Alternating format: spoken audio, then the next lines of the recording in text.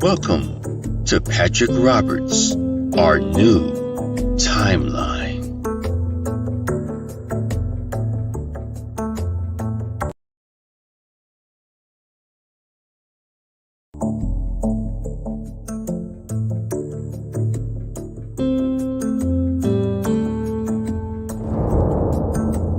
Welcome to Patrick Roberts, our new timeline.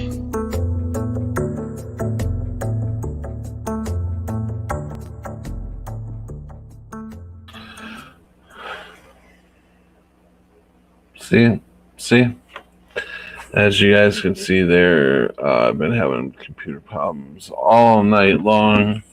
I didn't think I was even going to make it on tonight, but you know me, I just keep trying. I will fight. Finally got myself on. I don't know how long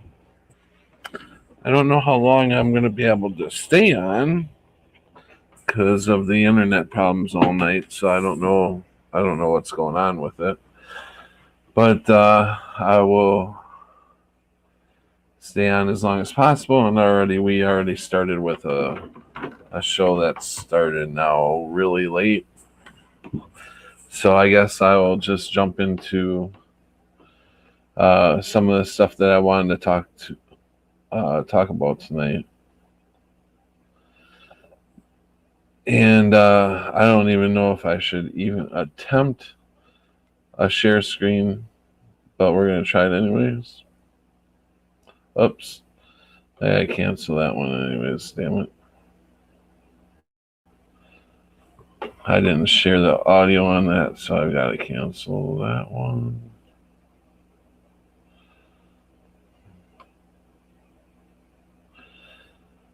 So we will start this over again. I tell you, between me and the internet being down, we haven't got a chance. We have not got a chance. So they are rolling the shit out really fast. And I tell you, it's getting so crazy out there, and it's getting crazy fast.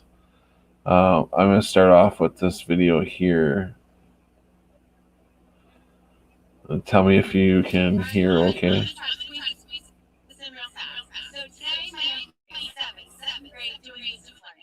I'm cleaning the house, cleaning up, doing my own thing, minding my own business. And I hear the guidance teacher, counselor, step in. I'm trying to mute myself. Not working. Jesus. What? So I look at my oldest son, and we're both like,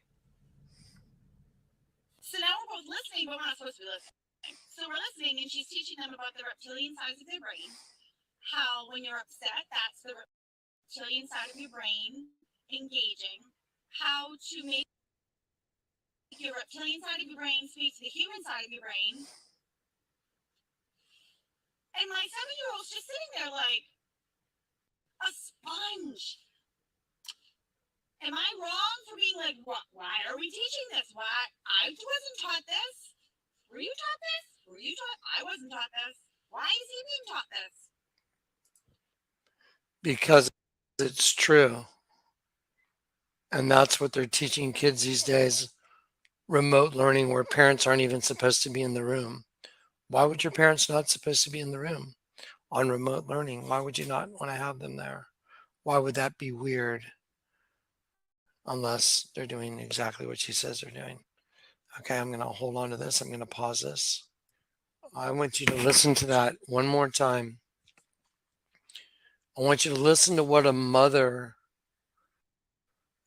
is saying after going by her child's room that's at home doing remote learning.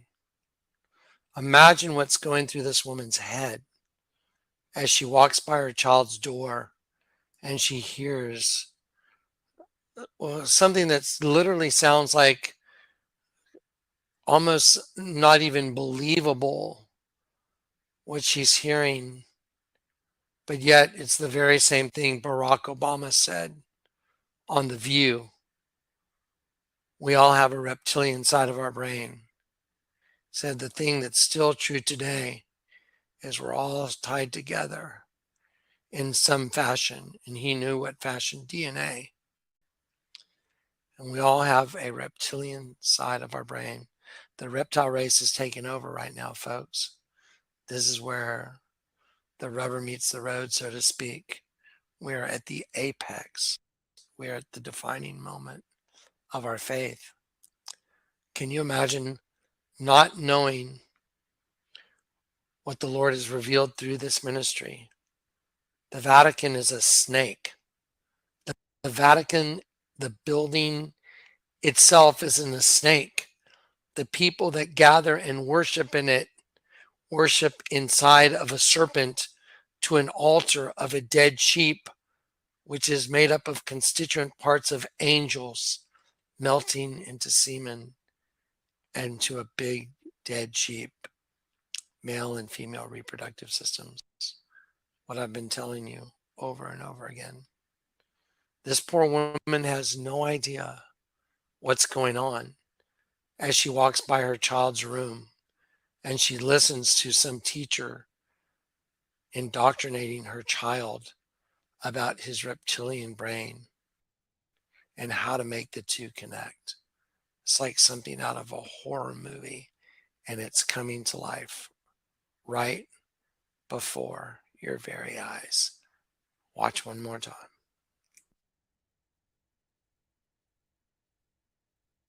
All right, mamas, I'm going to try to squeeze this in real fast. So today, my youngest, 7, second grade, doing distance learning. I'm cleaning the house, cleaning up, doing my own thing, minding my own business. And I hear the guidance teacher, counselor, step in, and she's telling them about today's lesson, which is they're going to learn about reptilians. What? So I look at my oldest son, and we're both like, so now we're both listening, but we're not supposed to be listening. So we're listening, and she's teaching them about the reptilian sides of their brain, how when you're upset, that's the reptilian side of your brain engaging, how to make your reptilian side of your brain speak to the human side of your brain. And my 7-year-old's just sitting there like a sponge. Am I wrong for being like, what? Why are we teaching this? Why? I wasn't taught this. Were you taught this? Were you taught? I wasn't taught this. Why is he being taught this? Is that still relevant today? I ask you, what are we? Who are we? Well, we are Americans. We share common hopes. We share common dreams. We share common aspirations. We're going through common struggles. I mean, the fact of the matter is that everybody here, and I look at this audience and it's representative of the country, everybody here is connected in some fashion. And our success and our children's success is tied up together. And so I think most Americans feel that way. Mm-hmm. But what is still true is that there's still kind of a reptilian side of our brain. There's still kind of a reptilian side of our brain, right? There's still kind of a reptilian side of our brain, right? I don't know that it needs to be any more clear than all the things that have been shown here to see where we're at now. And I just want to make this a real short video. Unbelievable. With what's coming right now, I'm going to do a video later tonight. I'll post it tomorrow. You guys keep your eye on the channel. Things are heating up big time. All right, guys. I love you guys. Peace and grace. Big bear hug.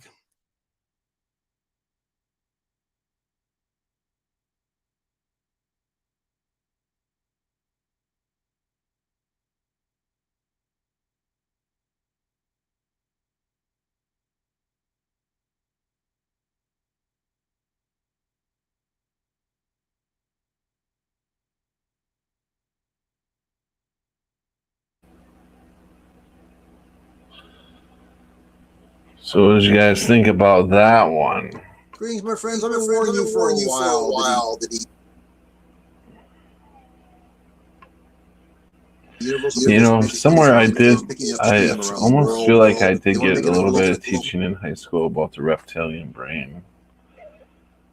That we had the little bitty piece of it, the flight, stay and fight or flight, something about that. I think that has something to do with the reptilian brain.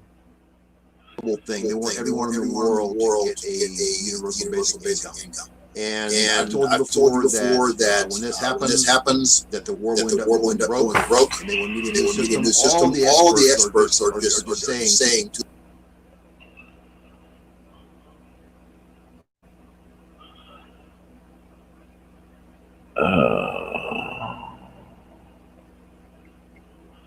I think I may have to kick this out of here. Stop screen. The video that I wanted to show. The video, I may just have to jump to the video that I wanted to show last night. Let me get that to stop now. This computer is running so fucking slow. I should never even tried any of this shit tonight. And that, my friends, is it's so weird how fucking some nights, very rarely you can get the fucking internet to work fine. You know, that's what makes me, I don't believe about this 5G and shit attacking, because this shit can't even get stuff working.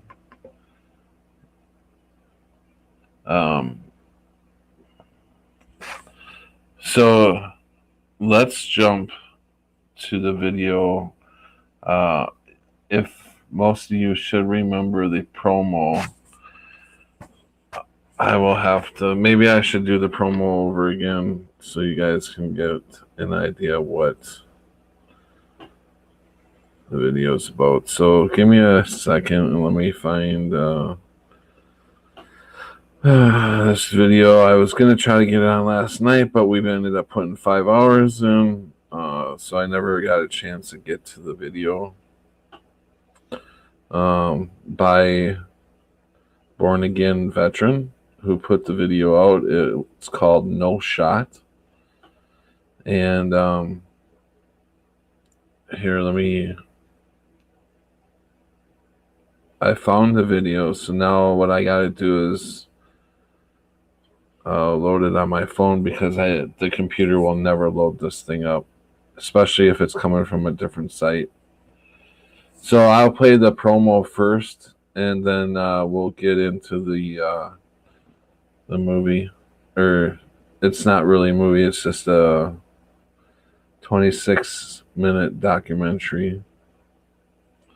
But here, I'll show you guys this first.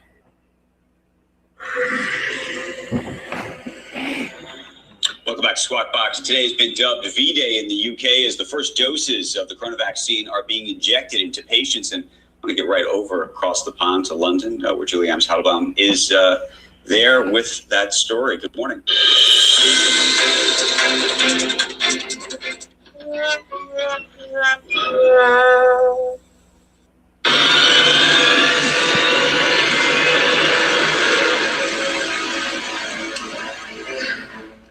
Here comes the money. Here we go. Money talk. Here comes the money. Money, money, money, money. Dollar, dollar. Dollar, dollar.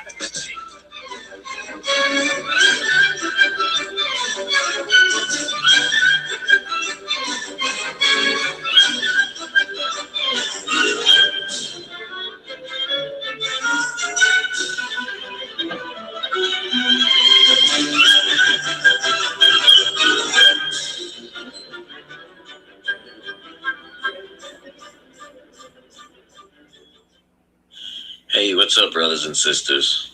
This is the crazy world we live in, where the government's going to pay you $1,500 to inject poison into you and your family. No, thank you. Anyway, I don't know if you guys have heard about this story, but I wanted to thank Brother Keith for sharing it with me. And also, if you can keep Brother Keith and his family in your prayers, that would be awesome. This is just so messed up because there are so many families out there right now that are hurting, that $1,500 to do this to yourself and to your child seems like a no-brainer, probably. I mean, if you're asleep, yeah, this sounds like a great idea. If you're sitting in front of your TV all day soaking in the fear, this sounds like a gift from the government. What a great government we have. They care about our health so much. It's so easy to look up the ingredients to vaccines. So many people have come out and said that vaccines harm their children. But the people that are asleep just can't wrap their minds around that. Can't wrap their minds around the fact that the people that they trust are actually the enemy. It's a tough pill to swallow. I wish people would just ask more questions like, why are they going to pay us $1,500 to get a shot? You know, why do they have to bribe you to take this shot? What are the ingredients in this shot before you give them to yourself or to your children? You know, questions like that and stuff. Anyways, this talk about the vaccines reminded me of my video No Shot that YouTube removed a few months ago. So I'm going to re-upload it. And I guess this is like bonus content before the video starts. Anyways, that's it for this first part of it. And I'm going to just play No Shot now. Hope they don't take this down. Love you all. Talk to you soon.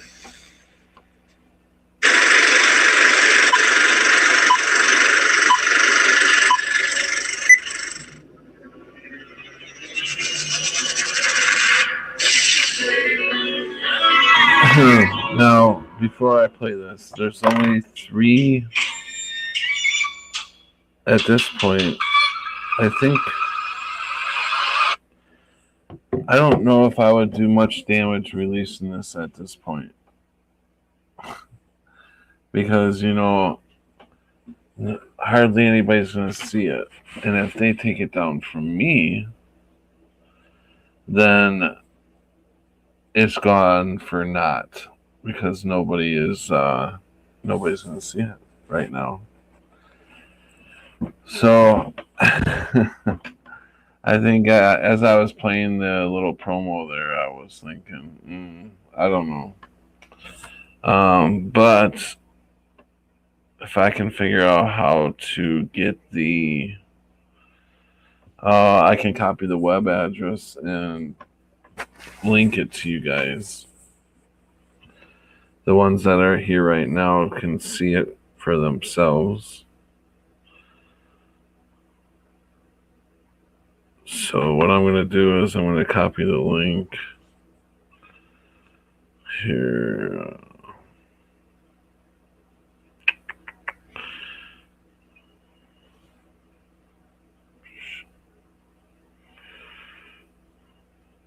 Okay, so I'm going to put his link in the chat, and you can go to his channel and see that the promo I just showed you. It's the last video he did, and he has the link in that video.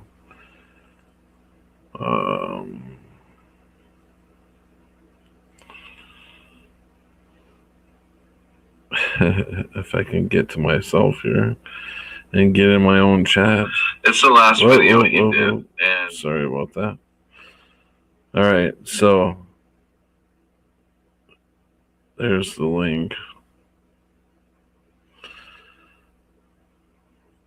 So go to that link and you can watch it for yourself. And I apologize. I should have thought about it beforehand. I almost played it yesterday. And it's probably a good thing I didn't play it yet. Because I probably would have another strike. And that video would not have been able to have been seen very much. And the link was not ever shared yesterday. So it was a pretty busy night last night. We had a lot of fun. And so I'm not sure how long I'll stay on tonight. Obviously, there's a reason why it did not want me on, or something did not want me on at my regular time. So I will take that as a, but I don't stop fighting. I gotta try to get on. But if it would have been much more longer, I probably would have just went to bed and said, screw it, I'll do a show tomorrow.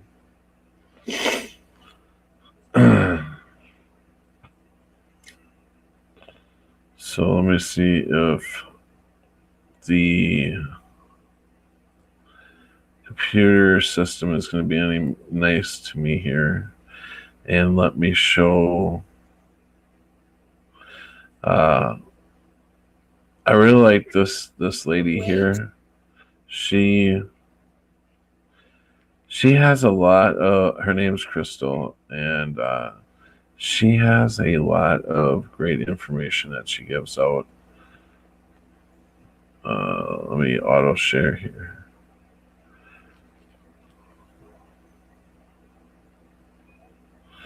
And I'll wait for it to get up on auto share. And hey, Jennifer, Doc Michael, how you guys doing? Okay, so you guys can hear me. I'm going to mute myself, and then I'm going to play this. Too long, we've been told to just trust the process, trust the process, trust the plan.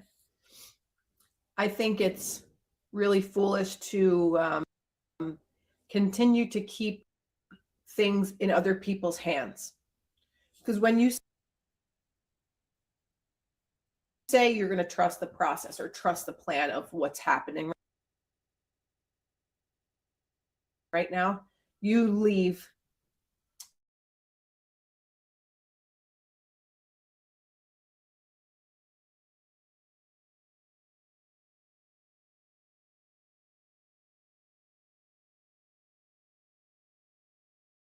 then allowing other people to dictate how you're going to get that freedom, how you're going to get that safety.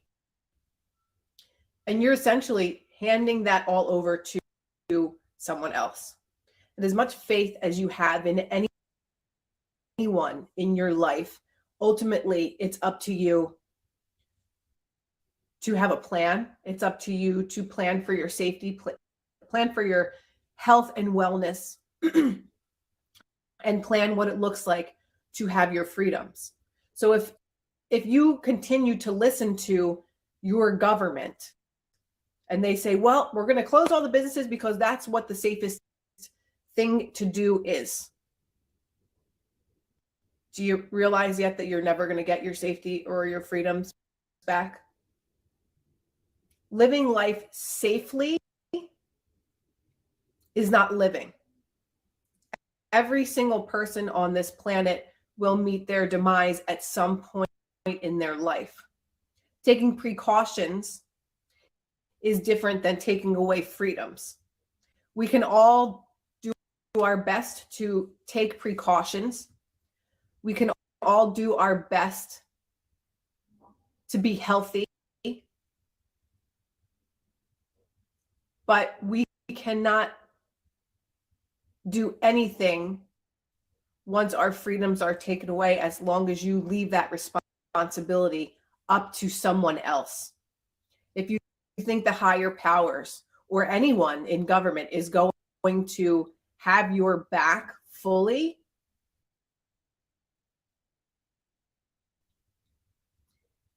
I don't believe that. The only person that has their back fully is ourselves. Are people that are very trusted, people that we know personally. So right now, I think the best and smartest thing to do is to be prepared. And myself and a lot of other people have been saying this for months. Being prepared is stocking up on food. Being prepared is having your own firearms or ways to protect yourself and your family. Being prepared is having the knowledge. Being prepared is doing the research and the work. So I always say, don't listen to me. Do the research yourself and you'll find the answers on your own. But listening to the mainstream media and listen to them gaslight you, you're doing yourself a huge disservice. We're being lied to on every level. And I do mean on every level. So when you want to continue to say, trust this or trust that, trust your intuition.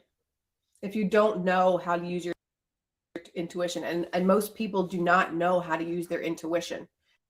Like, thankfully, for one thing about social media platforms is you can learn a lot. You can learn about anything that you search for. So when it comes to things like your intuition, you can easily search ways to decalcify your third eye. You can find ways how to meditate. And when you use those techniques that you learn from doing that, your intuition will become clear, because a lot of people don't know how to listen to their intuition or follow it. When you have that gut feeling, that's your intuition. But a lot of people don't know or recognize those feelings or triggers. There are a lot of people that are out of touch with nature. If we bring us all back to nature and our original roots, we will discover how powerful we actually are, which is the reason why we have been so far removed from nature.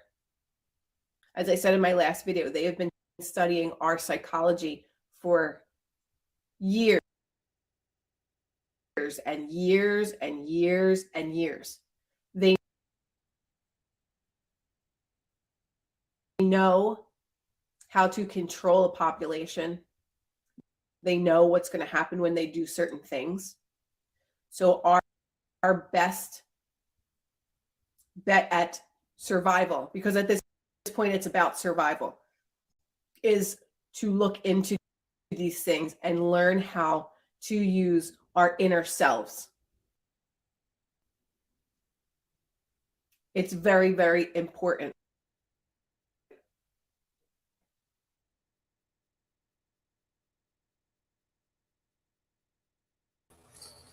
I guess it would help if I take myself off mute.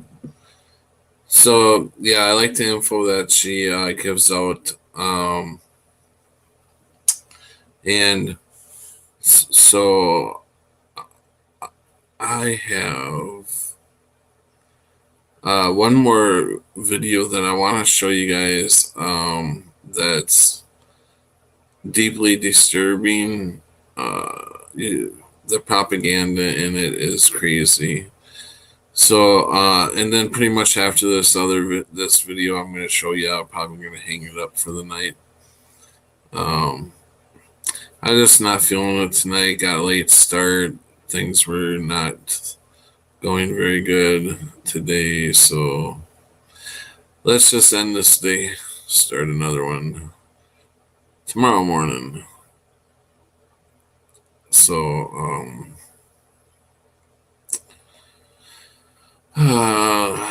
this other video, if you guys want to look Crystal up, her name is Crystal Tini, Tini, and Crystal is Krystal, Tini. If you want to sub to her. So here's this other video.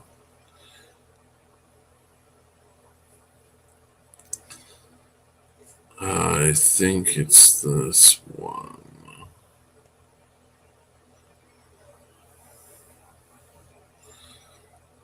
So I thought it was Christmas. Of the world, it's probably a good idea to stop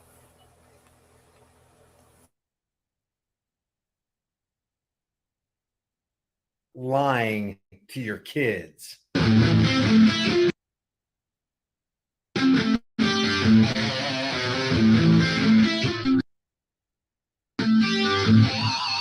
If you know anything about nutrition and exercise, you know that if you want strong bones, ligaments, tendons, muscles, hair, teeth, skin, nails, whatever, you need the 5 types of collagen in your diet. You can grab that through BioTrust. This stuff is awesome, guys. Click on the link in the description. If you don't know anything about it, you can watch a couple of the videos and get up to speed, but do yourself a favor and grab some. I wanted to show this yesterday because a lot of people were using this video right here to, matter of fact, that the top of this video says, and this was put out by the NRA. Guys, the NRA is decidedly anti-Second Amendment while they say they're for the Second Amendment. If it wasn't for the NRA, and this is according to Wayne LaPierre, the president of the NRA, if it wasn't for the NRA, we would not have the NICS instant background check system. I've done several videos on this. He literally says that if it wasn't for the NRA, we would not have the NICS instant background check system. What is the NICS instant background check system? It is a violation of the Second Amendment right to keep and bear arms shall not be infringed. It is an infringement. To have to go through a federal background check is an infringement. Oh, hold on a second. You got to fill out this application and you got to wait to get permission from the government before you can buy that firearm. That's called an infringement. NRA set that up. They're anti-Second Amendment while they say they're pro-Second Amendment. Unless something's changed in the last couple of weeks, the best gun lobby that I've seen is probably the Gun Owners of America. There's another one out there, but I always forget their name, and forgive me if I do. But if you guys have it, put it in the chat room. There's Gun Owners of America, headed up by Larry Pratt, and there's another guy, another organization out there. So NRA, if you're part of the NRA, you're actually part of an organization that hates your Second Amendment rights while they claim to love your Second Amendment rights. But here's what the NRA says. All this little patriot wanted for Christmas was a Nerf gun, and this anti-gun mall Santa chose to push his anti-freedom beliefs on this little boy and made him cry. This Santa had one job and he failed miserably. Someone get this boy Nerf guns. I'm going to play it for you, and then I'm going to give you my take on taking your kid to Santa. Watch this. What do you want for Christmas? No guns. Nerf gun. No, not even a Nerf gun. It's okay, buddy. It's okay. We're dad. It was a dick move on the part of the Renaissance Santa. It really was, man. You know the kid's not going to have a positive reaction. Nope, you can't have that. Nope, no guns. Nope. No, what do you want to do? Blow away people in malls?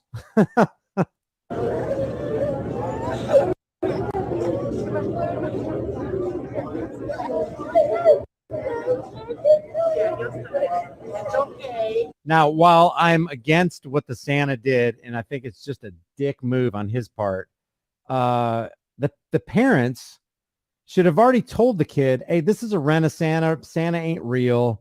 You know, people want to deceive and lie to their kids. And this is part of what's wrong with our society. You have parents out there, people think, oh, this is so fun. Let's play Kris Kringle. Put your shoes outside your door and snacks and treats will magically appear in your shoes when you get up, or the tooth fairy or something like that.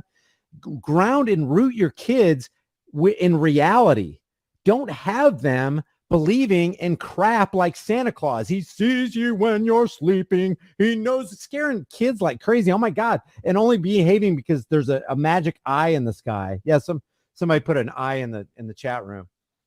Don't lie to your kids, because if you lie to your kids and teach them to believe the lie, even if it's for a short period of time, you're actually training them to believe in fallacies like government, fictions like government. That's why Bastiat said The state or the government is that great fiction by which everyone seeks to live at the expense of everyone else. And while that Santa was being a dick about the whole thing, and I don't usually say that, but he was, harden your kids to reality. Get them, have them seasoned for what's going on so that when you pass that Santa in the mall or whatever, they can go, man, that guy's fake as a $3 bill. Locals Gaming says, I refuse to tell my kids that there's fairy tale stuff. Amen. It's seasoning their little minds to just accept things just because an authority figure said it. Teach your kids to think critically, not just to take everything that comes down to the pike and believe it like gullible little lemmings. I mean, I may Toxic Costa says, well, the tooth fairy is real, bitch owes me. That's hilarious, man. Tell them about reality. Tell them there's fallacy out there. Tell them that people will actually try to manipulate you and lead you astray and control your minds over things that are not true, like the COVID 1984. Talk about completely made up, man. And people are all mad at this Santa. Man, they should be mad at. I can't believe parents these days are still telling their kids about Santa. Crazy stuff. Crazy stuff. So when I see this kind of stuff, I just look at I would have fought this guy on his opinions a long time ago, but he like is Operation Warp absolutely right. Speed here. It's a hard Listen pill to to what Mike swallow, Pence but says. he This is was right. tweeted out by Donald Trump yesterday. I meant to go over this in yesterday's live show, but listen, look at this. It's got 3.6 million views, was tweeted out by real Donald Trump. And listen to this nonsense. You told the American and people who are listening to Donald Trump and Joe Biden and all these morons, these psychopathic morons, are turning their minds off like that little kid did for Santa. It's really no different. You told the American people that we would have a vaccine before the end of the year, and some scoffed at that timetable. A vaccine by the end of this year, is that possible in your view? Oh, Brian, it's another day of POTUS in Wonderland here. It is preposterous. Could be January. Which is interesting because now all the mainstream media outlets are just hailing Operation Warp Speed and how successful it's been. And look how widespread we're going to get these vaccines, and look how fast we got them in. Look at our brilliant technology. Now we're going to help the world with the savior from Pfizer and Moderna. Could be later. We don't know. So the whole process is going to take a year and a half at least. They're certainly not going to be ready to start poking people in the arms real soon. I still think 12 to 18 months is an aggressive schedule, and I think it's going to take longer than that to do so. There's no prospect that there's going to be a vaccine available for the majority of the American people before the middle of next year. It is impossible to get that done by the end of the year. Operation Warp Speed is unequaled. And now remember, this was put out by Donald Trump. This is all from Donald Trump's perspective. Look, they condemned us. They didn't think we'd get the VAXX. They didn't think we'd be promoting big pharma like we did and have such success for them, not for Americans, not for Canadians, not for anybody in the world, but for big pharma. And look, we have succeeded. We've succeeded with Operation Warp Speed. Unrivaled anywhere in the world, the single greatest mobilization. Got the mood-moving music in the background. In U.S. history, pioneering, developing, and manufacturing therapies and vaccines in record time. Operation Warp Speed is doing something that's never been done before in history. The first Americans will get shots in arms in the second half of December. That's incredible, Elizabeth. The timeline has just been jaw-dropping. We were able to and empowered to make all the right calls. Do you know what that was? Do you know what Camerata was actually saying right there? That's just jaw-dropping.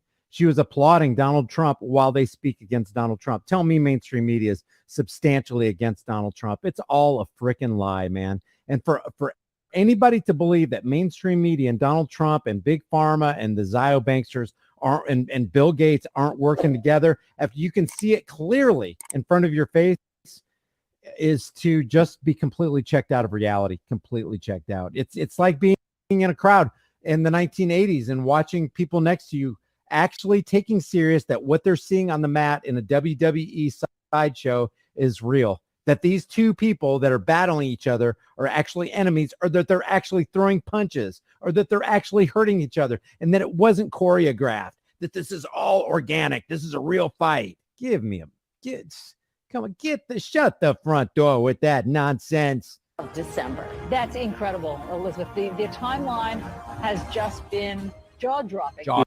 We were able to and empowered to make all the right calls and decisions. Well, this is a rather remarkable moment because it is true. This is warp speed. look at with the Jim Cramer talking. Look at the Moderna chart. Boom, parabolic. I wonder how that happened. I don't know. Hey guys, get in over here in February, because by the time December comes, you're going to triple, quadruple your money, and maybe buy some long calls. You'll make 10 times the money, man. Insider trading. It's just there's such a huge transfer of wealth and power. This kind of graph, if you know what's going on, this right here is going, just rubbing your face in it. We're making all the money. We're transferring your money and your power and your freedom into our bank accounts. Speed is being run in a non-political way, in a way we can be proud of. We believe we're going to have people getting vaccinated, millions of people. And look at it's all crazy. It's all crazy propaganda. Beat the virus. Wear a mask. Before Christmas this year, it's just unheard of in the history of public health, this accomplishment. Crazy, man. Hey, if you enjoy this content and you want to be notified every time I upload a video, just hit the subscribe button and that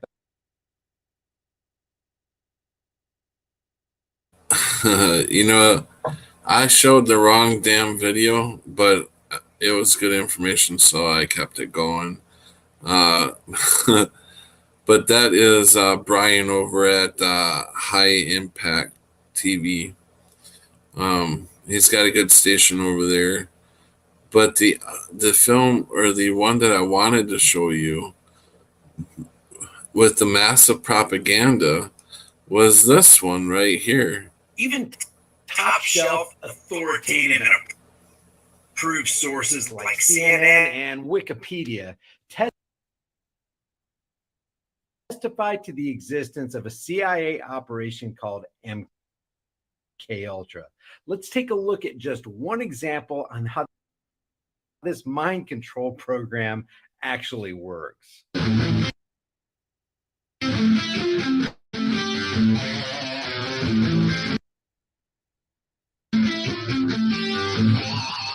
If you know anything about nutrition and exercise, you know that if you want strong bones, ligaments, tendons, muscles, hair, teeth, skin, nails, whatever, you need the 5 types of collagen in your diet. You can grab that through BioTrust. This stuff is awesome, guys. Click on the link in the description. If you don't know anything about it, you can watch a couple of the videos and get up to speed, but do yourself a favor and grab some. I want to show you this classic example of trauma-based mind control that was broadcast. I think it was either last night or the night before last on Jimmy Kimmel. And I am going to have to interrupt here. And I know people are like, man, dude, it's so irritating that you interrupt. Guys, the reason I got to interrupt is because there's such a thing as fair use. You can actually show something, but it has to be according to fair use. In other words, you can play somebody else's content, but you have to be making substantial commentary along the way. And believe me, there's plenty of commentary to make on this. I wish I could play it all the way through because I want to get your take on it before you hear my take. But nevertheless, here we go. Elf on a Shelf keeps it's first of all, and I want to tell you, it is funny. I suppose I have to give my commentary too on everyone. And I just want to prepare you for trauma-based mind control. But within the framework of trauma-based mind control, you have a couple players. You have Anthony bow down to the immunological god Fauci, and you have the common people who need to obey Anthony Fauci. Every rule that he gives, every edict that he issues is going to be backed by the threat of force from your local, state, federal, and worldwide government officials. So what you have is they'll mock Anthony Fauci, calling him, instead of the elf on the shelf, it's going to be Fauci on the couchy, which, it's kind of funny, but they're using humor to demoralize, degrade, and humiliate we who have to comply and obey, else we be punished. They're just rubbing it in our faces. And wait till you see at the end, here's a spoiler alert.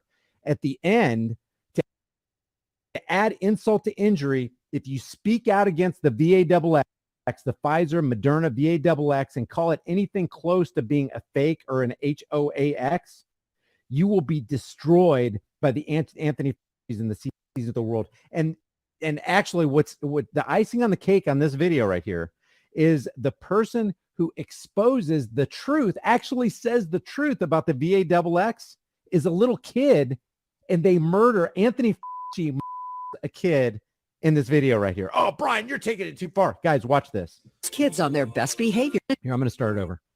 Elf on a Shelf keeps kids on their best behavior during the holidays. But in 2020, there's a whole new set of guidelines.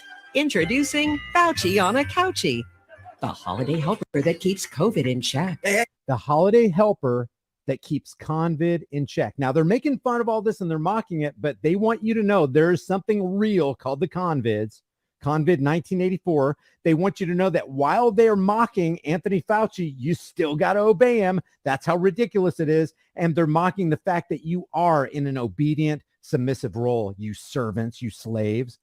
Hey, excuse me. Don't go outside without your mask. Nothing escapes Dr. Look, he Fauci's didn't go outside, did he? He went back in to go get his ritualistic shame muzzle. watchful eye.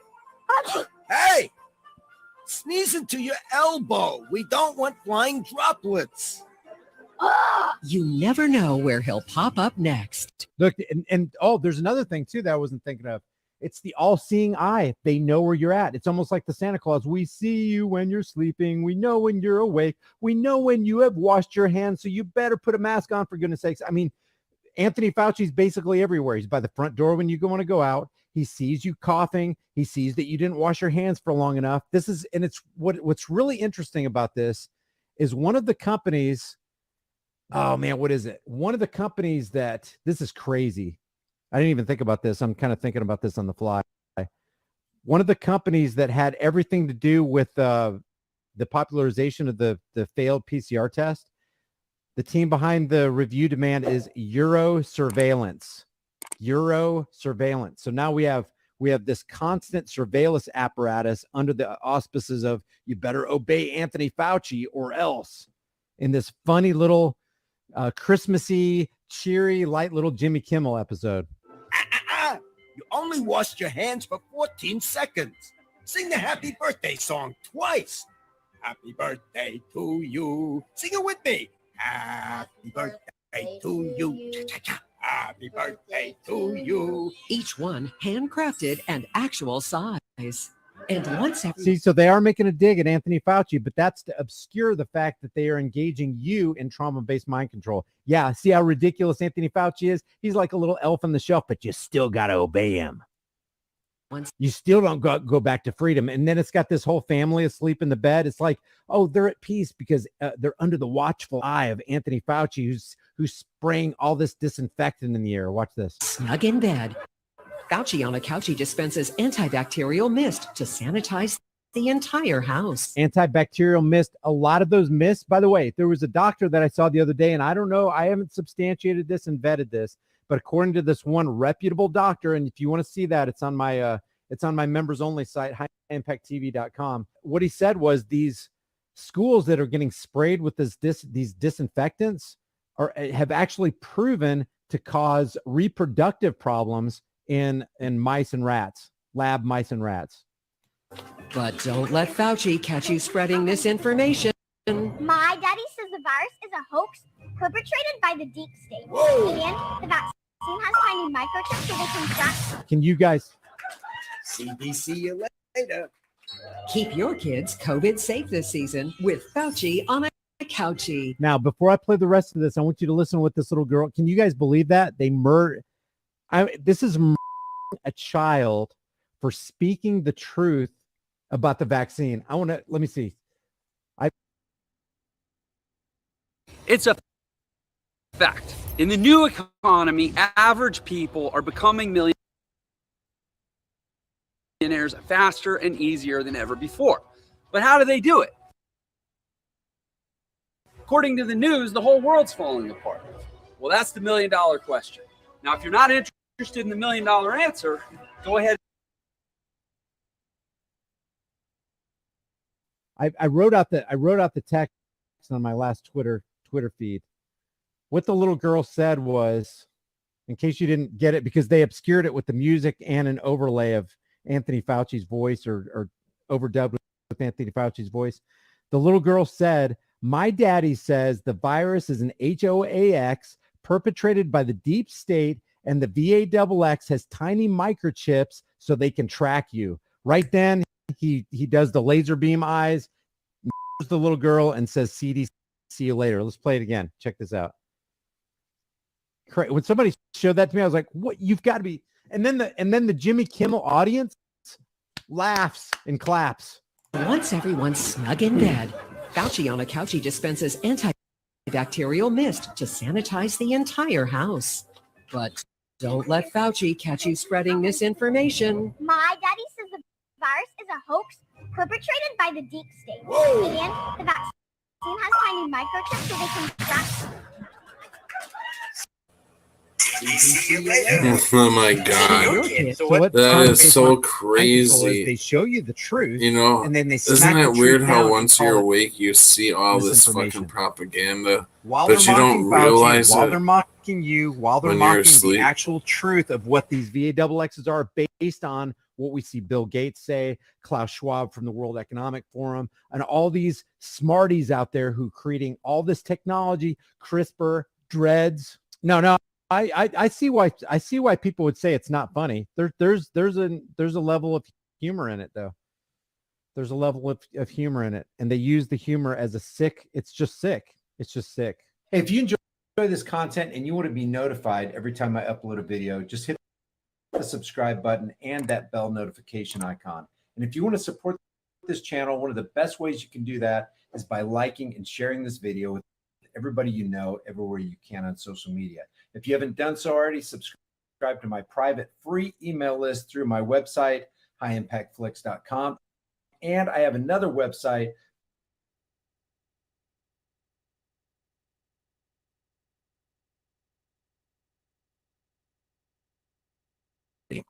They've been able to fool a few kids that don't understand history, that don't understand, for example, the 1968 Weather Underground agenda that's being played out again over and over.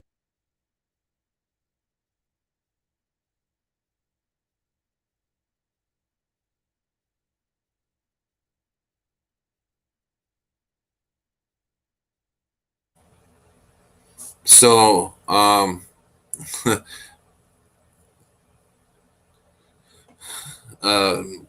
I've talked about Beyond the Veil before. I like these guys. I resonate with these guys in a way, and I don't believe everything that they talk about though. But I thought that this music was pretty good that they started the show with. And I thought, I'd like to play that on the show. So if I can get it going on here, it seems like the computer is like back to running real slow.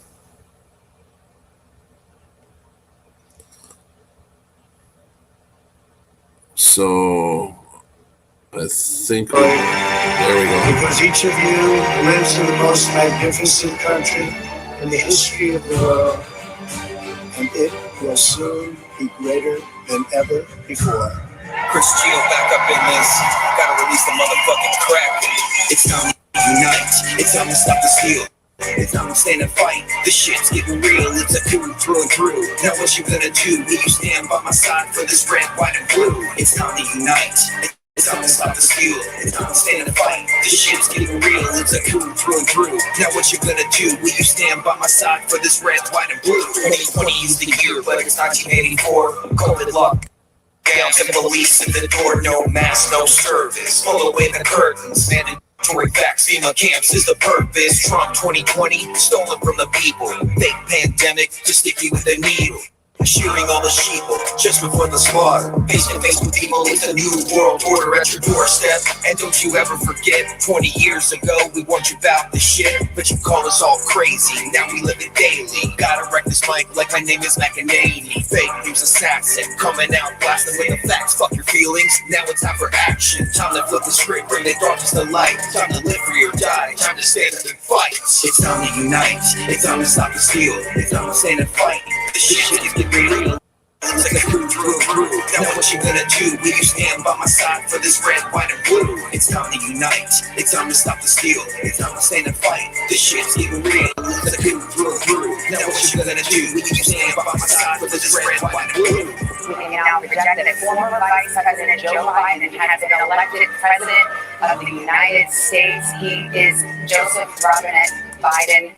I'd rather die on my feet, I won't live on my knees. But first I'm taking bitches out with this AR-15. So let's defund the police and take it out to the streets. I'll be sending out bullets, you'll be sending out tweets. Now do you really want to see civil war in the streets? Cause there'll be no surrender and there'll be no retreat. Now the global elite's thinking what the fuck happened? We're bringing the heat and then releasing the Kraken. Squash them like maggots and you better believe it.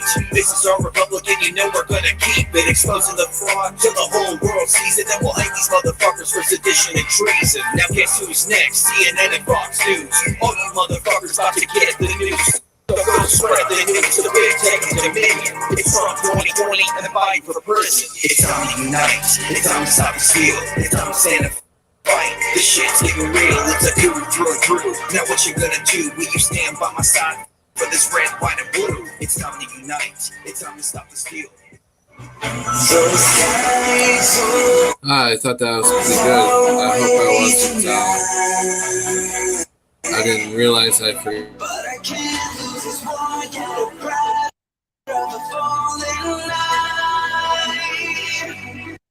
Thought that I was fit to fight for us to be. You gave me life for loving me. So I had to check that out and see what it sounded like. Anyways, let's listen to a little bit of this. Otherwise, I was just going to take off.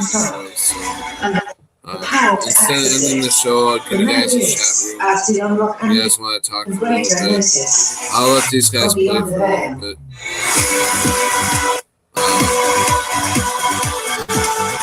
I'm sorry I'm not very talkative tonight, but from the at least we got to chat. I don't know, upside down Las Vegas, Nevada right now. It's kind of weird. Good morning, good evening, wherever you may be across the nation, around the world. I'm Chris Gio, Beyond the Veil. I'm joined, of course, by my lovely wife and co-pilot, Mrs. Gio. Good evening, everyone. We may be joining like Leak Project here in a few minutes. I don't believe we were everything scheduled to they do an say, interview with them, but I don't know they're where very fascinating. fascinating. So we may be veering off into that here shortly. Right here. And if Beyond not, the we'll be Veil. doing the Leak Project interview later. But I figured, hey, you know what? We're here. We're ready. We're dressed. Let's go ahead and do a show for our people, hang out with our people. A lot going on.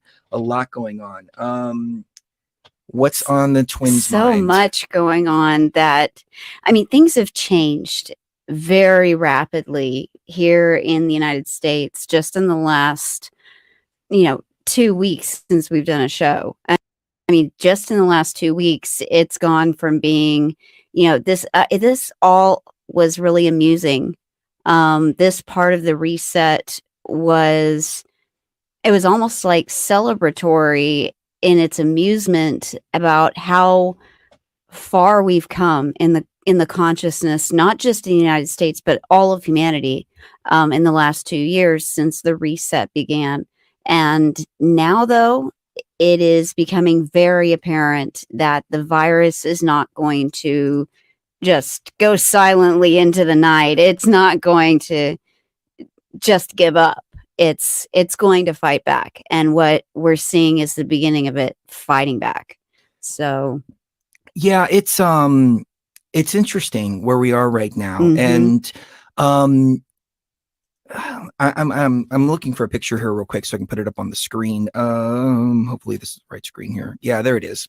So in Japan, they're actually doing protests about our rigged elections here. Oh, wow. Which is amazing. That I is mean, amazing. You know, it goes to what you were saying about this thing going in a worldwide level. Mhm. And we really are. I mean, you know, people understand that what we're up against here, it's not Trump versus Biden. It's virus versus antivirus. Exactly. And this is the future of humanity that we're talking about here. This is the future of peace and prosperity. And are we going to fall into a totalitarian new world order? We've been talking about this for years. We veered off into the consciousness thing for a while because that's very important. And, you know, we're here reprogramming the matrix right now during this whole reset. A lot of people that tune into BTV, they're also programmers as well. Us being here, manifesting reality, so on and so forth, is bringing us in the right direction.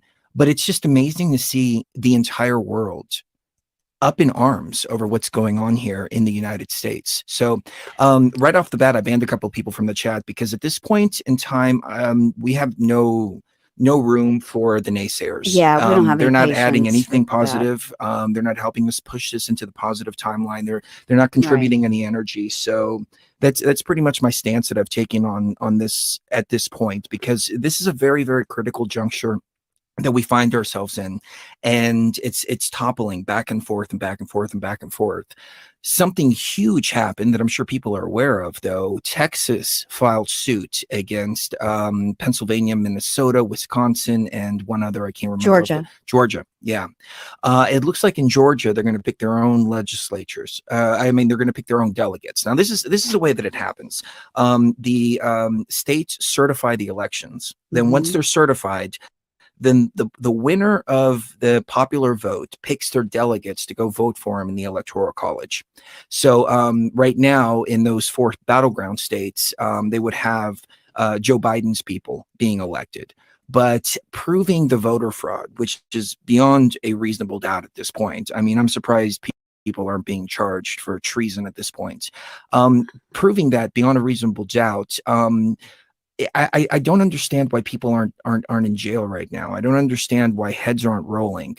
But my point is that what would happen is in a civil suit with the Supreme Court, which is what Texas is doing against these 4 states, and they're joined by 17 other states. I mean, we're talking about like Civil War 1776 type stuff. Not 1776. When was the Civil War? 1864, give or take. We're talking No, it was about 1861 to 1865. Sorry. Okay, yeah, we're talking about this type of split in the United States, because you have 17 states. That's almost half of the union right there. And pretty soon more are going to join. Last time I heard it was up to 19 states. And it's funny because it's like we're in like this time loop and we're replaying everything, but everything's upside down now. So before, the Democrats, they seceded from the Union because they wanted slavery. And they didn't like the abolition of slavery. As a matter of fact, looking over some of the founding documents, some of the founders were against slavery too. Absolutely. The problem is that it was such a big part of the economy, and it was a big part, especially in the South, that in order to get the Southern states to go in on this whole revolution, they wanted to wait a little bit to get rid of slavery. Which was something that came from England. And it wasn't just African slaves. I mean, there were Irish slaves, there were slaves. It's not really color specific or race specific or nation specific, even though here we tend to think of African American slaves, or African slaves, I should say, even though there were Irish slaves and there were slaves of all colors. But now we're coming to a point, and what happened during the Civil War is it was Republican controlled, and the Democrats seceded to try to maintain slavery and fight over slavery and a lot of other things that were going on at the time too. Now we're seeing a democratically controlled union, which has been stolen from us, no doubt about it. And we're watching Republican states now wanting to secede, because this is where this is going to lead to. You get 17 states together going to the Supreme Court demanding justice. And the standing that they have, in my humble opinion, is what the Attorney General stated, that the the fact that they didn't follow the Constitution, the U.S. Constitution, these 4 states during their election processes, and they changed their election rules, some going all the way back to 2019 about mail-in ballots. Now, this was before COVID, so you can see there was a plan, there was an agenda there already for this mail-in ballot hoax. As soon as they said mail-in ballots, everybody knew it was going to be a fraud, like no doubt about it. It leaves room for all kinds of stuff: fake votes, illegal votes, people that aren't qualified to vote, no voter ID, no voter registration, so on and so forth. I think they're talking about, like, in Pennsylvania, there were 140,000 votes that weren't on the registered voter list. So, we're talking about massive amounts here. But there's 17 states now that are saying, look, these states didn't follow the Constitution, therefore we're going to be directly affected by their actions. So we want redressability from the Supreme Court. And the Supreme Court can come back and they can say, okay, you have a valid case here. And if so, then what would happen at that point is they would tell those states, the state legislatures have to pick the delegates instead of the Democratic Party. And if the state legislatures pick the electors, then it's most likely going to go to Trump. The other path is if the Supreme Court comes back and says, okay, well, we're just going to give the states to whoever won them last time. So again, that would go to the Republicans as well. But it's an interesting time that we're in, because it looks like the Republicans are going to secede from the Union because they want to stay free, whereas the Democrats seceded because they wanted to keep slaves. It's amazing. It's amazing how this time loop is just, everything's upside down right now in the middle of all of this. People don't understand the seriousness of this, which is why I have zero tolerance for anybody that's here to manifest a negative timeline. I'm not here to do that. I'm not going to push that negative timeline. I'm not going to give any of my energy into the negative timeline. Somebody, as a matter of fact, just asked me the other day, he says, Chris, are you still pretty sure about the positive timeline? And I said, I have to be. This is not the time for ego to step in the way and say, oh no, what if I'm wrong? To start doubting myself, this and that. I would rather push all of my energy forward and find out I'm wrong later than to start doubting myself, pulling my energy away from the positive timeline manifestation, because my ego gets in the way and goes, oh, wait a minute, maybe I was wrong, so on and so forth. And then it takes that energy away from it. So until everything is said and done, I'm staying focused on the goal ahead, which is peace, prosperity, unity throughout the world, which is the exact same thing. Trump just made more peace deals just now. He's still making peace deals. Even I forget who it was with. I have to look it up, but I know he made peace deals with Israel and the UAE. He made peace deals with Kosovo and Serbia. Now he made peace deals with, there was one other country he just made peace deals with, and they've been Morocco and Israel, I think it was. They've been fighting with each other or somebody like that. I know Morocco was involved.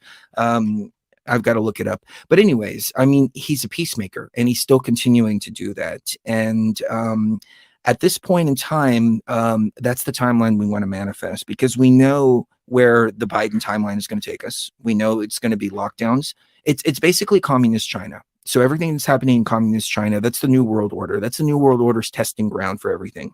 First, it starts in communist China. They put their plan all the way through. Then they bring it over and try it out in places like California, for example. And they try these radical policies and so on and so forth. But they're talking about total control of everything. You were just mentioning off air just a little while ago, Sheree, that they were talking about wanting everybody to inhale smart dust. So all the medical records and everything within your body is automatically transmitted to the doctors and to the medical facilities and everything like that. Yeah, it's just real quick. This is getting bad. That's from, let's see, weforum.org. And they are, essentially, they're basically part of the UN, I think, let's see, World Economic Forum. Yeah, it's the World Economic Forum. And what they said was, we need to, let's see.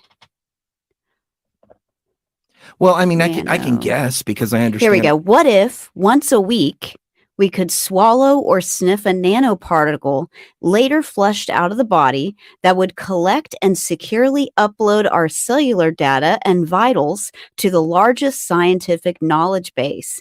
After consultation with an AI-assisted doctor, a personalized formula for medication could be downloaded to the person's mobile device to be 3D printed at a kiosk. Using this science fiction-like but totally possible model, personalized medicine could be delivered to hundreds of millions of people, rich or poor, without the need for building hospitals and training doctors.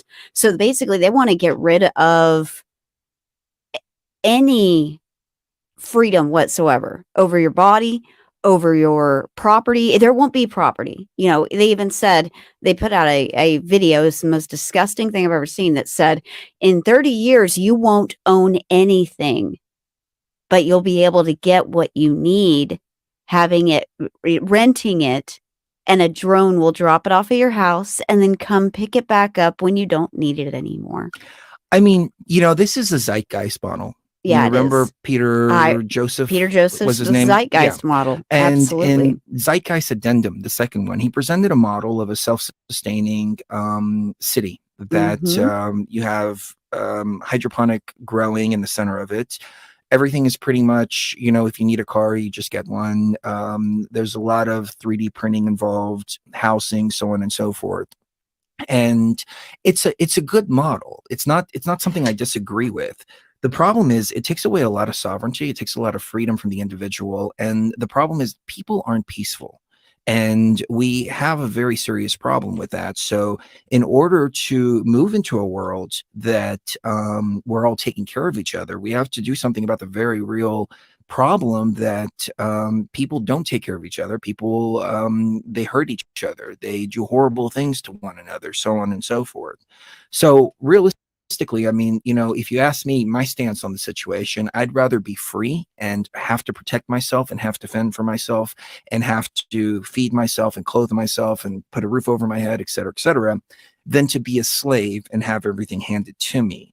You know, it's one of those things. But I mean, looking to the future, I used to be an anarchist, and I used to think to myself, anarchy would be the best way. And I'm not talking about anarchy as in a destructive mode or a destructive way. I'm talking about anarchy in the sense of self-governance, because I can govern myself. You can govern yourself. Most of the people listening to us can govern themselves.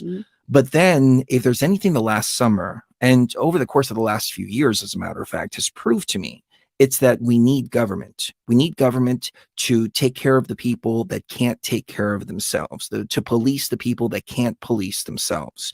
And there are a lot of people out there that can't do that. A lot of people don't respect other people's property. A lot of people don't respect other people's sovereignty. A lot of people don't respect other people's lives.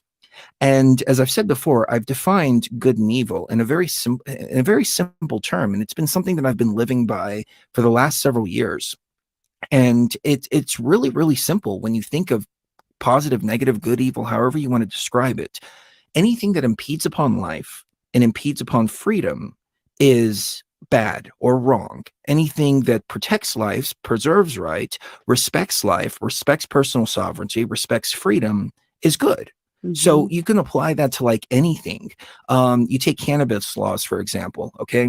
Cannabis laws. Is it wrong to grow a plant? No, absolutely not. Nobody should be thrown in jail for that. Throwing somebody in jail would be, in my opinion, in that situation, the act of evil, because you're taking somebody's freedom away for a plant. They're not hurting anybody with that plant. Now, if you go murder somebody, then you're impeding upon that person's life. If you rape somebody, you're impeding upon that person's sovereignty, so on and so forth. And if we just minimize these laws down to those very basic fundamental principles, then and we had people at the helm of all this that had good intentions, that wanted what was best for themselves and for everybody else, then we can move into a system like that. The problem is the people promising all of this are not there because they have the best interest at heart of everybody. they've been able to fool a few kids that don't understand history, that don't understand, for example, the 1968 Weather Underground agenda that's being played out again over and over and over again with BLM, with Antifa. It's the exact same agenda. We did a show about it. We even compared videos about what was going on back then and what happened last summer, for example. So you have all these kids that don't understand this, and they don't understand that the people promising them all of this stuff, all of this free stuff, et cetera, they're not doing it because they want to give them all that free stuff. They're doing it because they want to control the entire population. And we've lived through it long enough to understand that Trump is the first president, at least while I've been alive, to actually fulfill his campaign promises. And that's huge. I mean, you know, this is the world that we lived in up until 2016, to where there was it's called campaign promises. Oh, they're just campaign promises, nothing more. And people would dismiss them like that. Obama didn't do anything that he promised. Bush didn't do anything that he promised. Clinton didn't do anything that they promised. It's just campaign promises, campaign promises, campaign promises. So that's the same thing that they're promising all these kids. It's just these kids don't have the wisdom in order to understand the agenda behind everything. So they're essentially begging for their own enslavement. And it's really sad to see. It's really, really, really sad to see. And, you know, bringing it full circle back to this whole voting fraud situation, I'm appalled. I'm appalled at the amount of people, which is not very many. I have to give it, I have to say that, but I'm appalled by the amount of people that just simply don't care that there was a huge amount of election fraud. Okay, we know the elections were rigged up until 2016. We know the 2016 election was rigged too. We've been living under an oligarchy, and it's one puppet or the other. It doesn't matter who you pick. It's all part of the oligarchy. Finally, the power was given back to the people in 2016. So having the power back in our hands here and losing it is way, way, way bigger than what's happened before. And, you know, I hear people saying, well, Trump should just run in 2024. Well, if the elections are rigged, so much so that Trump gets 75 million votes, which is the most votes any American president has received ever in the history of the United States. A lot of those votes were also flipped from Trump to Biden. And they call them glitches, software glitches, 6,000 in Michigan, just one that they caught. But they also did a survey in Michigan of 100 ballots. They just got 100 random ballots. And out of those 100 random ballots, they found one vote was switched from Trump to Biden, and they found another Trump vote was thrown out. That's 2%. 2% of just their sample of 100 ballots, 100 random ballots, found two critical errors in them, human errors, which in my opinion is indicative of a fraud. But, you know, you take this on a global scale, look at what, not global, but rather on a much bigger scale, a statewide scale, you take a look at the margins here. What are we talking about? We're talking about like 20,000 votes. In some states, we're talking about like 4,000 votes. 2% is huge. Now, I also heard that the Trump team was able to get a court order to get some of the Smartmatic voting machines, the Dominion voting machines, and investigate them. And they did so over the weekend. And I heard from a rep on I was watching something, and I cannot find the source. So I'm just going to call in and confirm from now until I can verify the source. But other people were saying, no, I saw the same thing too. That what they did while they had access to these voting machines is they took an equal amount of Biden votes and they took an equal amount of Trump votes and they put them into the machine. The machine came back with a decimal point result, which means that the machines and a lot of these elections were coming back with decimal point results, which you can't do. You know, it's like it's like, you know, how do you get 1.2 votes? You don't. It unless there's an algorithm in there that's changing the votes. So they did a test on one of these machines, and it came back with Biden having a 26% lead when they put in two equal amounts of votes into this voting machine.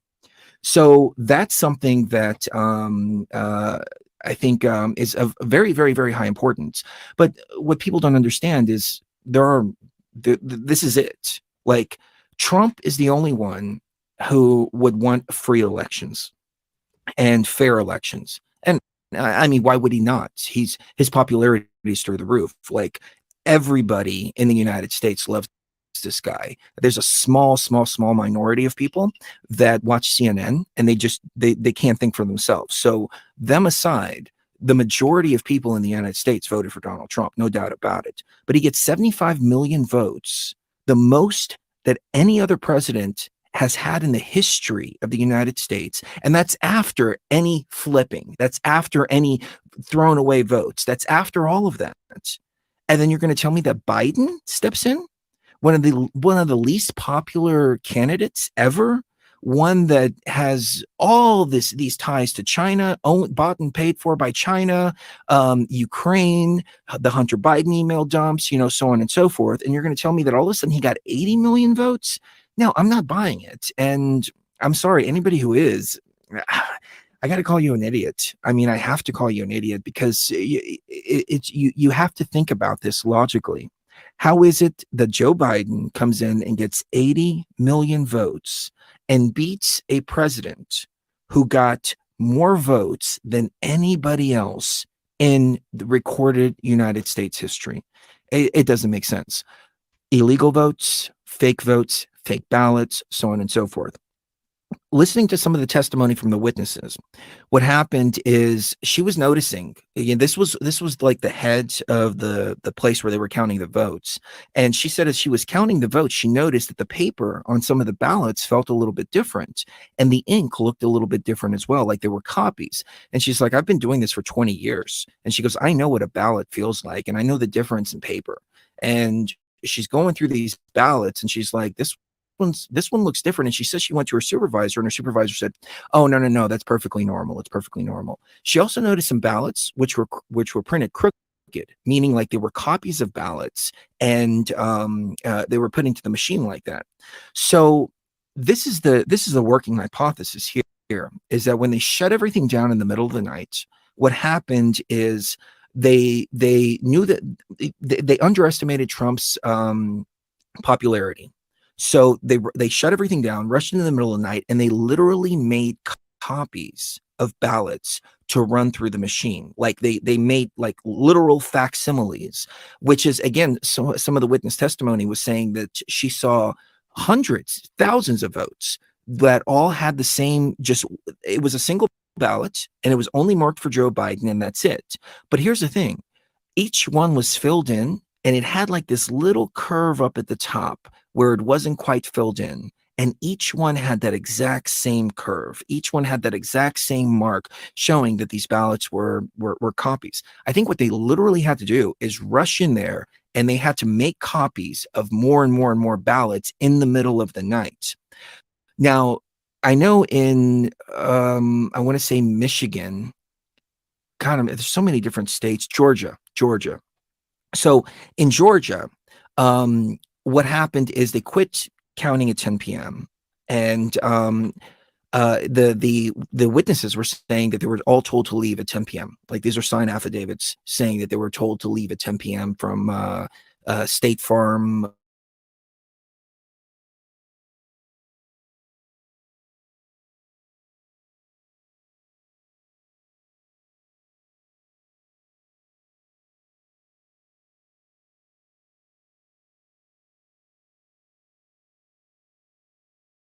Now, here's the kicker, though. The thing is that first they were claiming there was a water leak, so they had to evacuate everybody. Then they found out that the water leak was an overflow toilet, so they changed their story up, and they said, no, we didn't kick everybody out. It's just, the votes were all counted. They just hadn't been run through the machine yet. So all these ballots there were taken out of the envelopes in front of the inspector, so on and so forth. And all they were doing from these ballots that were hidden under the table was running them through the machine. And they said they never kicked anybody out. But here's the thing. ABC News posted that counting had stopped and the poll workers were told to go home at 10 p.m. So now we have three corroborating situations. We have the video, we have the affidavits from the people that were there, and we have the mainstream media reporting that the poll watchers were told to leave. So Texas is bringing a huge suit against them, and which the Supreme Court has rejected.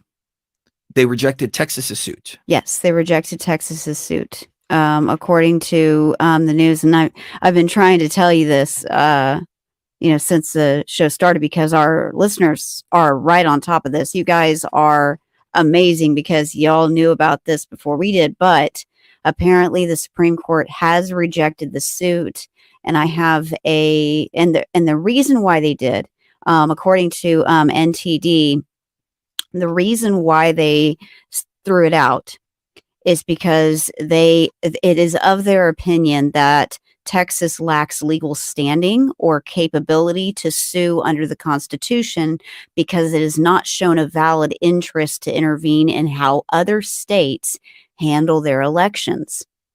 So, in other words, Texas doesn't have anything to do with how Georgia or Pennsylvania or Michigan perform their elections. They have no say. They have no authority, like basically, I said earlier, to interfere with that. Here's the standing, in my opinion. The standing is that the outcome affects them. Right. That's basically, this though sounds a lot like the states are their own entities already. So the Supreme Court may have worded this in a way that rejects this one lawsuit.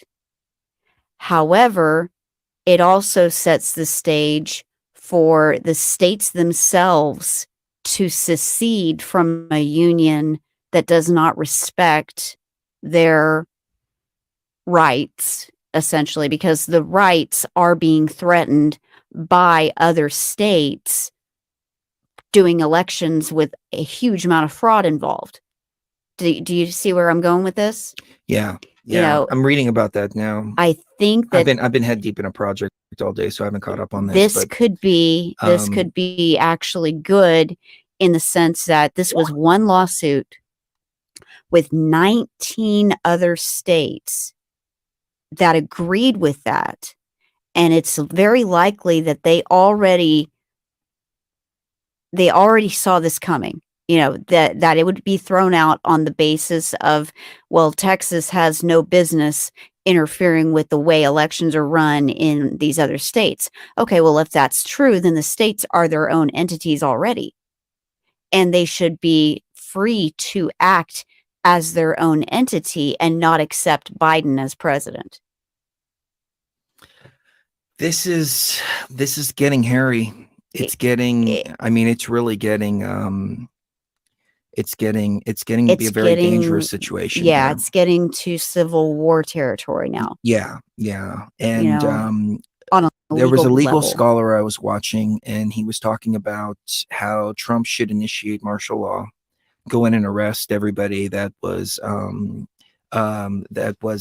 involved in the election fraud, and postpone the electoral college vote, which sounds like a dictator move, in my opinion. But there's people calling for that. Yeah, I'm calling for that. I mean, at this point, I couldn't argue with a situation like that. I mean, no, me either. The point of martial law would be to secure the streets, because the left is going to cause all kinds of violence. Mm-hmm. They're already calling for Trump supporters, for violence against Trump supporters. These are elected officials. Cynthia Johnson. I think she's on the state Senate. Yeah, she's in the state Senate Michigan. of Michigan. She put out a tweet and she told people, go out and make Trump supporters pay. If Yeah. you're a soldier, you know what to do. Go out and make Trump supporters pay. She's basically calling for violence in the streets. Yeah. So this is pretty much what we're up against here. And it's that's interesting. I didn't know the Texas lawsuit went through so quickly. Well, it the fact that it went through so quickly tells me that it was not a decision that the Supreme Court made. It wasn't something they even thought about making. They right off the bat are saying, screw you. That is, that means that the only remedy at this point, I think the only remedy at this point is secession. And I really, really hate that. I really hate to say that. I hate to, you know, if we're talking about jurisdictional issues, somebody said, well, could Texas sue Colorado for having legalized weed? No, they can't. But weed being legal or not doesn't determine what happens in Texas. Weed being legal in Colorado or California or Nevada has nothing whatsoever. It does not affect Texas in any way. These election results are affecting everyone that lives in these beautiful United States of America. Every single citizen of this country is going to have to deal with the consequences of the massive amounts of fraud that were committed in these states. So yes, this is completely different than weed legalization or drug decriminalization or anything else, gay marriage or any of those things having to do with those states in which they are legal. The two are completely exclusive of each other, and just to even suggest that the two are it's a good analogy means that you're a statist and probably a communist out there, and you want to take advantage of the fact that this country is so united that it is very, very difficult for any state to secede from this union. We set things up in a particular way so that doesn't happen every 100 years or so, but unfortunately, it's been 150 years, and it seems like we're at that point again where, things are going to happen, and it could be violent, it could be bloody, it could be difficult economically, but it has to happen in order for us to stay a free people. I mean, that's really what we're talking about here. And there's a lot of people cheering for the destruction of their own freedom. And it's sad to see, but I just chalk it up to ignorance, lack of understanding, lack of wisdom, lack of knowledge. You saw what the Antifa people were getting away with during the summer. And they got away with it because the police weren't enforcing it, because the governors of those states were telling them to stand down and not to charge any of these people. Once Trump stepped in and did executive orders, for example, 10 years automatic in prison for tearing down statues, that was the last statue that you saw torn down. We're talking about the same people who have told all of these people to stand down, or who have told all of these cops to stand down. We're talking about the same people in control of everything. They have no bounds. They will have no bounds. I mean, this is, it's going to be total control, because you see the way they acted when Trump was president. Now imagine if they successfully stole an election. The American people don't do anything about it. The people of the world don't do anything about it. And the hubris that they will have afterwards to pass whatever totalitarian legislation they want. For example, mandatory lockdowns and masks. That's just step one. The federal government has no constitutional authority to do that, which is why Trump never did it. The federal government doesn't have any constitutional authority to intervene in state issues unless it's called, which is why we saw places like Portland on fire for 100+ days, because the governor of that state would not call the federal government. And Trump knew that he couldn't send troops, National Guard, in there to stop it, even though the people of the states wanted it. Right. He sent them to other states that called for it. I think it was Minnesota. Right. And they quashed that in a matter of 2 days. Exactly. But see, Trump knew his bounds by the Constitution. He Yep. knew what he could do and he could not do. Right. These He's always people- acted constitutionally. Right. These people don't care. Right. And that's the issue here. These people don't care. They will do all kinds of unconstitutional acts against not only states, individuals, so on and so forth. So yeah, I think it's about time we move back to Texas though, because like I think somebody so said in the too. chat, Texas doesn't play. And Yeah. so And they're the only state that's Yeah. big enough and has the resources to secede safely and not the reason why. Let me tell you the reason why why the Civil War was lost by the South. They were able to be blockaded from getting any ships with supplies in their ports. Their ports were blockaded. So there goes all of the ammunition and artillery that was supposed to come from places like France. Britain was in support of the North. The Rothschilds supported the North. The Rockefellers didn't really even exist yet, but the Rothschilds funded the North against the South. But at the very beginning, they inflamed the South into getting into this war. And they put their little propaganda artists all over the place saying, "Oh yeah, you need to secede, you need to do this, you need to do that," knowing full well that it's kind of like Rhett Butler said in Gone with the Wind. He's like, all you've got is cotton, slaves, and arrogance. You have no way of growing a whole lot of food, at least not enough to feed your armies. And any supplies that you rely on are going to be blockaded from coming in.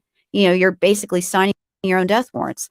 Texas is the only state that could reasonably secede from the Union and survive because they have what they need there to support their population, to support any militias that are fighting for freedom, basically. And somebody pointed that out. Jimmy Morton in the chat, he said, "This is not a civil war, it's a revolutionary war."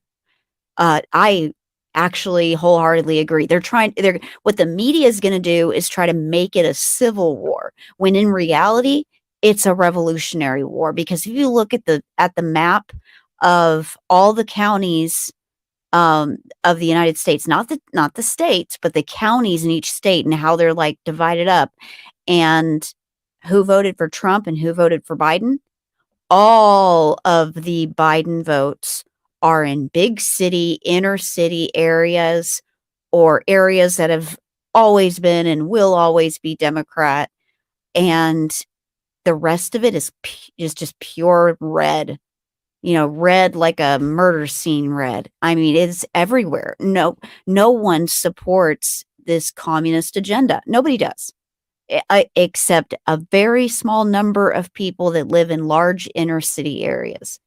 That's the truth of the matter. So it's not a civil war. It is a revolutionary war. It's the Second American Revolution. And frankly, there's another lawsuit that is going to be heard tomorrow by the Wisconsin Supreme Court. They've agreed to hear President Trump's appeal. It says was agreed to hear it Friday. So that was supposed to be today. I don't know if the Wisconsin one went through or not.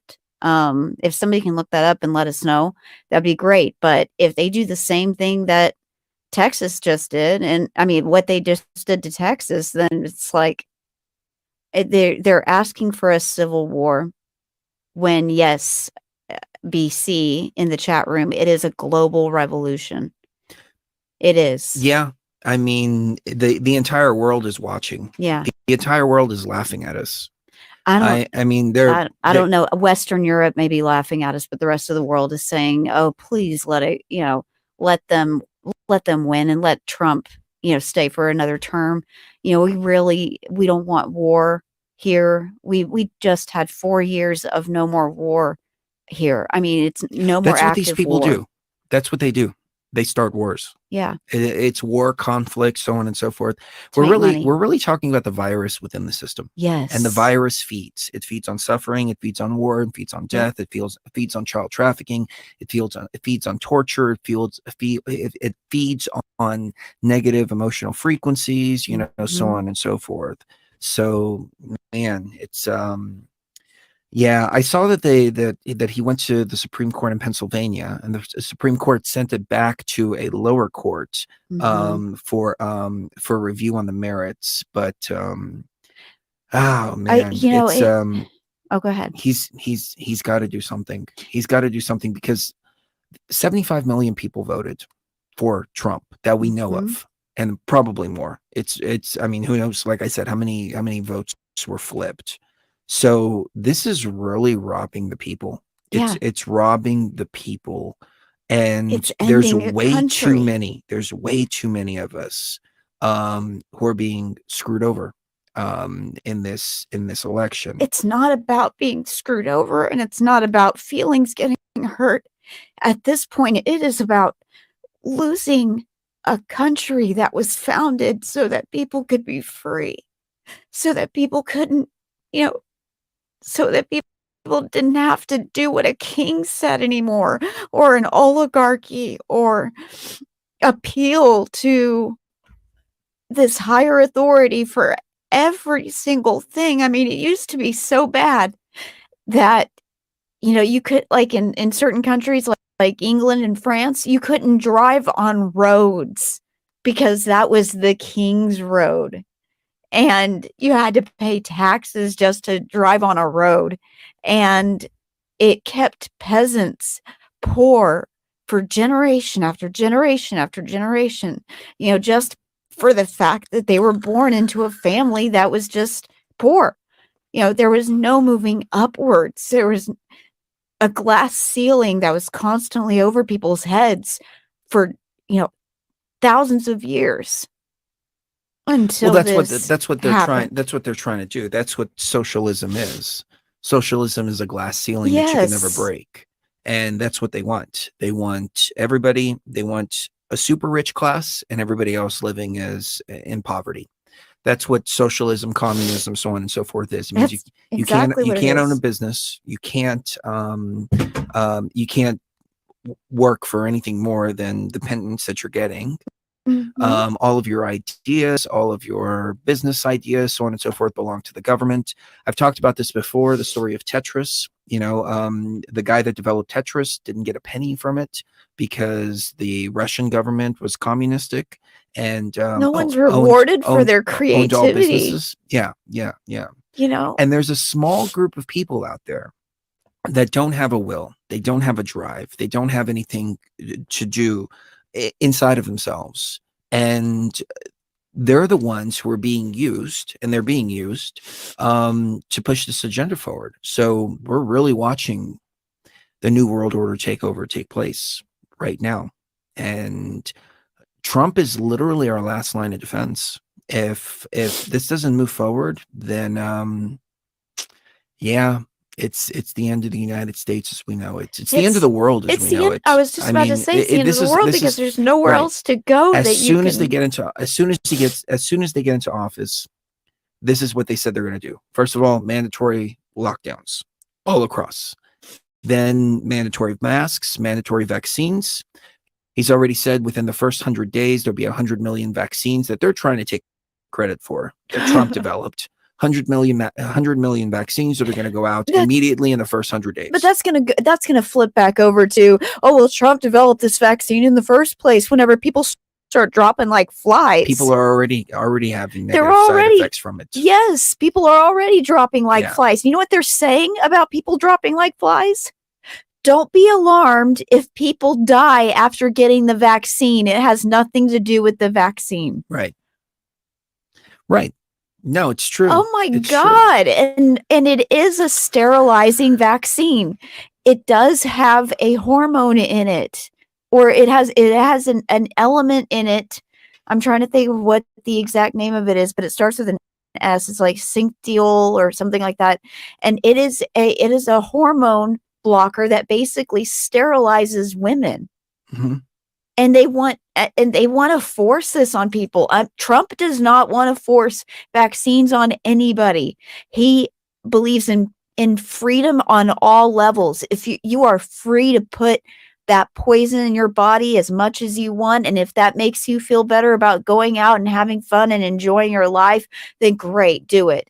But let me warn you, he's not the head of Pfizer research. Somebody in the chat said that the Australian vaccine was found to have AIDS virus in it. I haven't heard that one, but this He's is from it's the Rothman. Okay. Yeah, he lives in Australia. So get this. No, this is what we're up against here. No, and so it's literally like a matter of, are you going to fight for your life at this point? it's not just that what we're up against, but it's also the propaganda about what we're up against. Because listen to the way they're playing this. No, head of Pfizer research did not say COVID-19 vaccine causes female sterilization. Conspiracies around the pandemic are becoming more commonplace as time goes on. This is James Gutman a week ago in babygaga.com. It's for women who are having children and who want to have babies and are trying to get pregnant.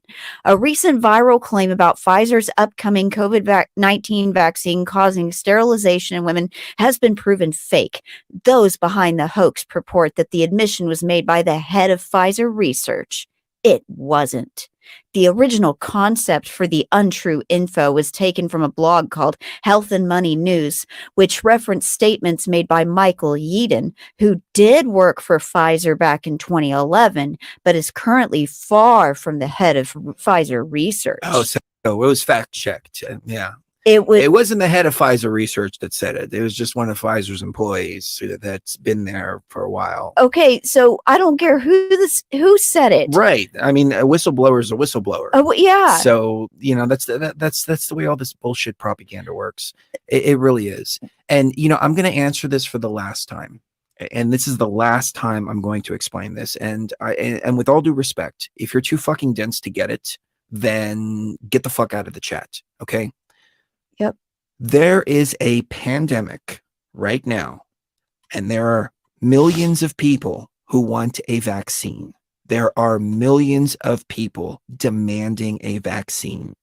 So Trump was trying to deliver a vaccine to those people. Okay? He would be a fool not to create a vaccine.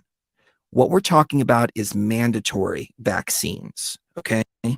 Trump has never pushed a mandatory vaccine, nor would he. He didn't push a mandatory mask. He didn't push a mandatory anything, period. So get it through your fucking head, okay? You are a fucking idiot. I'm sorry, I shouldn't even be talking like this, but I'm just tired of this fucking same bullshit. The same bullshit coming up over and over. Trump's doing the warp speed. Trump's doing the warp speed. Are you fucking stupid? Okay? Yeah. Are you fucking stupid? I mean, I'm No, they're sorry, just but trolls. are you fucking stupid? That you don't Nobody's that understand that there's stupid. millions of people out there who want a vaccine. Yeah, nobody's that So that's stupid. the last time I'm going to fucking answer that fucking question. Yeah. I don't blame you, babe. I really don't. I'm really tired I of mean, that these people argument. are fucking idiots or they're fucking trolling, one or the other. He gave Gabby money. He gave Gabby money. What about the $1 billion he gave Gabby? He Okay, did show not- me. Show me where he gave Gabby money. Yeah. Show me. Show me. Oh, that says USAID. Is Trump USAID? No. Does Trump have anything to do with USAID funding? No. Did Trump have anything whatsoever to do with a 20-year deal that we have with that USAID has with Gavi to provide immunizations, yes, that kill little kids all over the world? No. He has nothing to do with that. But that's one of the reasons why he got us out of the WHO. Because by getting us out of the WHO, that gets rid of a huge chunk of all of the horrible things that we do to children and families all over the world. Right. Huge chunk. They no longer have our taxpayer money. He was dismantling the New World Order. He- Everything that he yes. dismantled is going to be remantled. Exactly. It's going to come back together. WHO, so on and so forth. It's not just going to come back together. It's going to be like if CPS,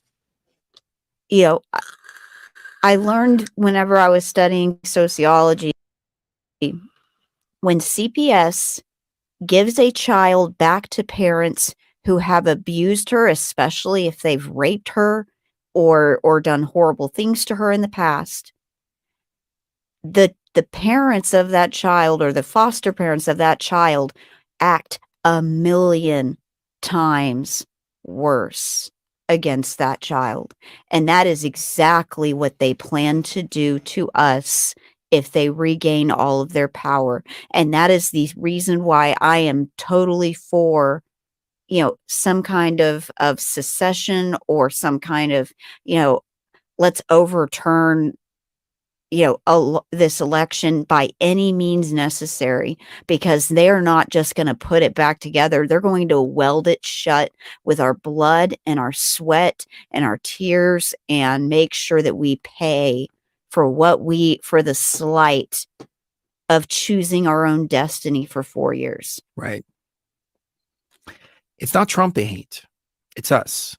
And I got news for everybody that's the naysayers out there. You're not one of them. I've said this before. It's the noose being tied around your own neck too. So that's why at this point I have zero tolerance for that kind of bullshit. I mean, people are just, oh my God, I can't take the stupidity anymore. It's driving me up the wall. Trump jumps in the middle of this mess. All these different ties. We'll talk about Gavi here for just a second. Something that Obama started. It was Clinton. It was Clinton. Something that's been going back to the Clinton 20 years. 20 years. And then they turn around and say, oh, why didn't Trump give Gavi money? Because it's something that's been going on for 20 fucking years. Yeah. That was started by the fucking Clinton administration. What did he do? He came in and he defunded the WHO. He told Bill Gates, go fuck yourself. Mm-hmm. But for some reason, like that, it just doesn't click in people's heads. Right. Like, hey, this is a ball that needs to be untangled here. It's a tangled mess of bullshit. Mm-hmm. It needs to be untangled. Yeah. So, he was probably gonna do that next year. Start dismantling. Oh, of course he was. Start dismantling USAID. Of course he was. I mean, he's been systematically dismantling everything. Yeah. USAID has its own. I mean, it is so independent from the executive branch and the judicial branch and all these branches of government. It basically, nobody can tell, for some reason, nobody gets to tell USAID what to do with their funding. And that's actually been a point of contention by the State Department. Yeah, the State Department is supposed to work with the executive branch and with USAID, and all three are supposed to work together to figure out, okay, where's the funding supposed to go? And the State Department's been getting really pissed off because they're doing their own thing, and they're just, they're funding Gavi, they're funding all these other organizations that they know are hurting, especially mostly children around the world. And they have no say in it, and they're pissed off about that. So why are people even bringing up the issue of Trump and Gavi? That's totally beyond me, because if the State Department can't even have any say over it, then of course Trump can't. Sorry, go ahead. No, that's true. I kind of feel bad for talking to a listener like that, because I can't be mad at ignorance, and a lot of people haven't bothered to do research. A lot of people don't have the facts. They don't have the same data set that we're working with. So, they don't understand these things. I'm tired of repeating myself over and over and over again. We are at the most critical time of our history as a country. I mean, we're at the most critical time of our life right now. Yeah. And, people sitting back on the sidelines. Like, I got a call from a friend of mine the other day, one of the hosts on TFR. And he's like, oh, it looks like Trump is going to lose in the Supreme Court and this and then blah, blah, blah, blah. And I'm like, okay, well, you might get the martial law that you were so afraid that you were going to get back during the whole COVID thing. He wrote me and he said, I got an email from a guy that said that he's being deployed right now, and a friend of a friend of a friend of a friend is on a National Guard, and he's being deployed for martial law during the whole COVID lockdown and this and that. All the same conspiracy bullshit that you hear recycled over and over and over and over again. And he calls me up and he's like giddy about this. And I'm like, dude, so I don't understand. He has that Trump derangement syndrome, and he hates Trump. And that's really what it comes down to. That the Trump derangement syndrome gets so far in your face that you can't see your freaking nose at that point. Well, you know what somebody told me, I'll just go ahead and say who it was. I mean, because it's public anyway. He came to one of my posts, and it was Peter Gorman, somebody we've had on the show in the past, that we had never had an issue with whatsoever. I mean, he was a good friend. He even invited us out to, down to South America to drink ayahuasca with him. It's not like, we had any issue with him before. But suddenly, after we started supporting Trump and, indicating in our Facebook feeds that we did, it's almost like a Jekyll and Hyde situation. He turned into an asshole, and he just says the most horrible things about Trump without any evidence whatsoever to back it up, without any facts about why he's bad, that are actual facts. And I basically had to tell him, this is, what was it that you just said? I'm sorry. I went off. No, we were talking about Peter Gorman, and No, before that, you had said something, and it reminded me of something Peter Gorman said.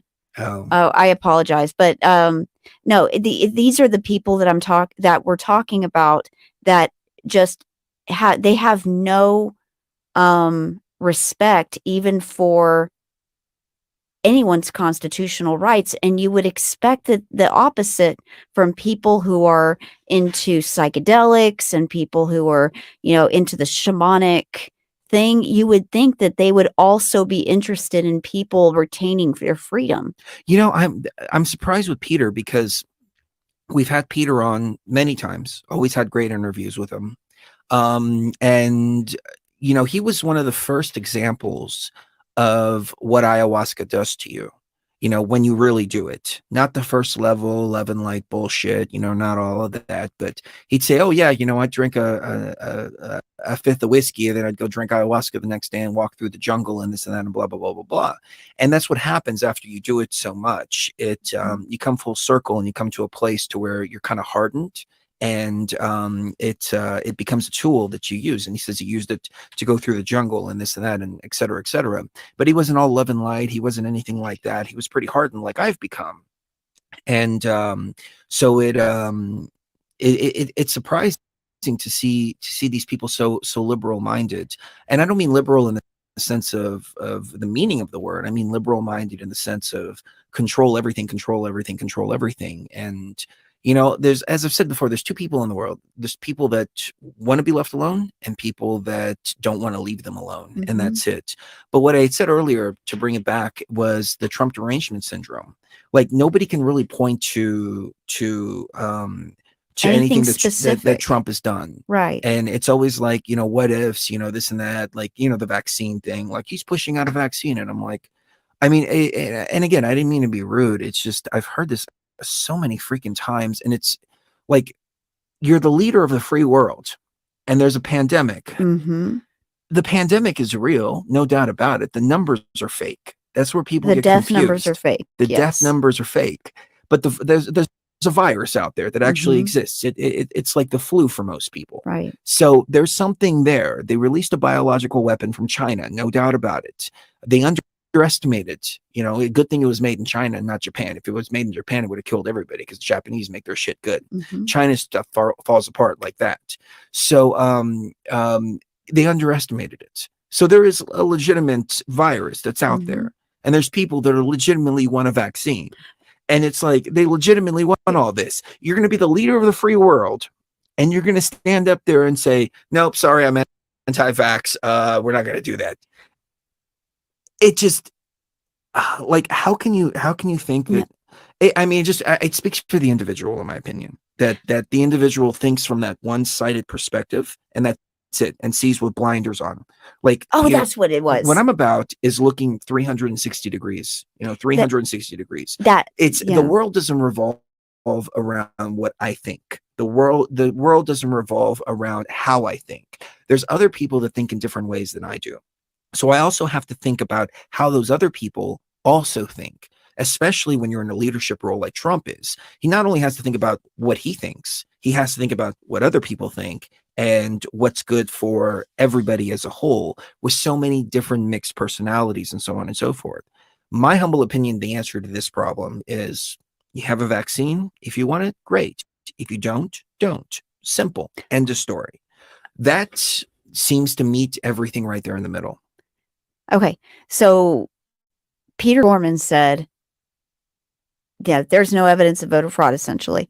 And so I posted a meme about, with it was from that Bird movie, the Bird Box movie, where she's got the blindfold on and she's like, I'm like, that's you, Peter. And he said, I'd rather go through life with blinders on. I would rather go through life with blinders on than to look at everything with a microscope like you Trump supporters do. I said, how can you possibly understand what the reality around you unless you allow yourself to have a 360-degree perspective of it? You want to go through life with blinders on. You want to. That makes no sense. Somebody asked in the chat room, I thought you guys were shamans. When did you become politicians? Who said we were shamans? Who said we were shamans? A few people have said that. A few people have called us shamans, but do you know what I am? I am a shaman. I'm also an astrologer. I'm also, a teacher. I'm also a librarian. I'm also a person that understands this reality so well that I understand that things like politics are important because they determine, number one, the amount of energy in the form of currency that I have in order to provide for the basic needs of myself and my household. I also understand that politics determines what's available to me as far as psychedelic use and things like that, so that I can also be a shaman. Well, and not only that, but what people fail to realize is that what we're talking about here is energy. We're talking about the energy in the matrix, whether it's virus infected or not virus infected. And the more suffering, the more war, the more chaos, the more child trafficking, all of that, we're living in this virus infected cesspool. So at the end of the day, it's really an energetic battle that's taking place here. Now, we're not really talking about politics here. We're talking about life. We're talking about our future as we are going to exist within this matrix from here on out, which affects everybody all up and down the line. I mean, you can choose to tune out of it, and that's fine. It's not going to make a difference. It's still going to affect you, whether you can't just turn around on this and just pretend that it doesn't exist, even though a lot of people have been trained by the new age and stuff like that to ignore the darkness, and ignore the darkness.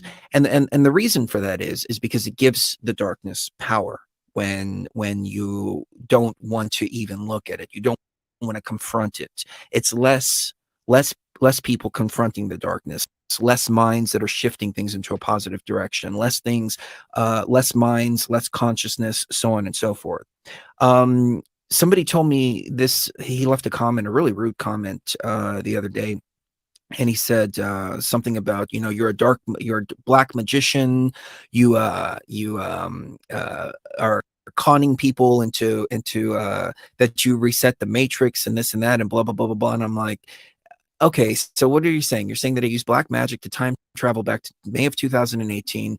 I said I was going to reset the matrix. Then I time traveled back here after doing years of archives about resetting the matrix. And here we are in the middle of the matrix reset, blah, blah, blah, blah, blah, blah, blah. And he said, the only thing that exists is unconditional love. And I said, so you unconditionally love evil. Right. I can't respect somebody that loves evil. That's what I'm fighting against. I'm fighting against those that love evil. So if you love evil, well, then you're on the opposite side of where I am, because I don't love evil. I can't love evil. I can't love children getting raped. I can't love children getting trafficked. I can't love wars and people dying indiscriminately over resources. I can't love that. Yeah.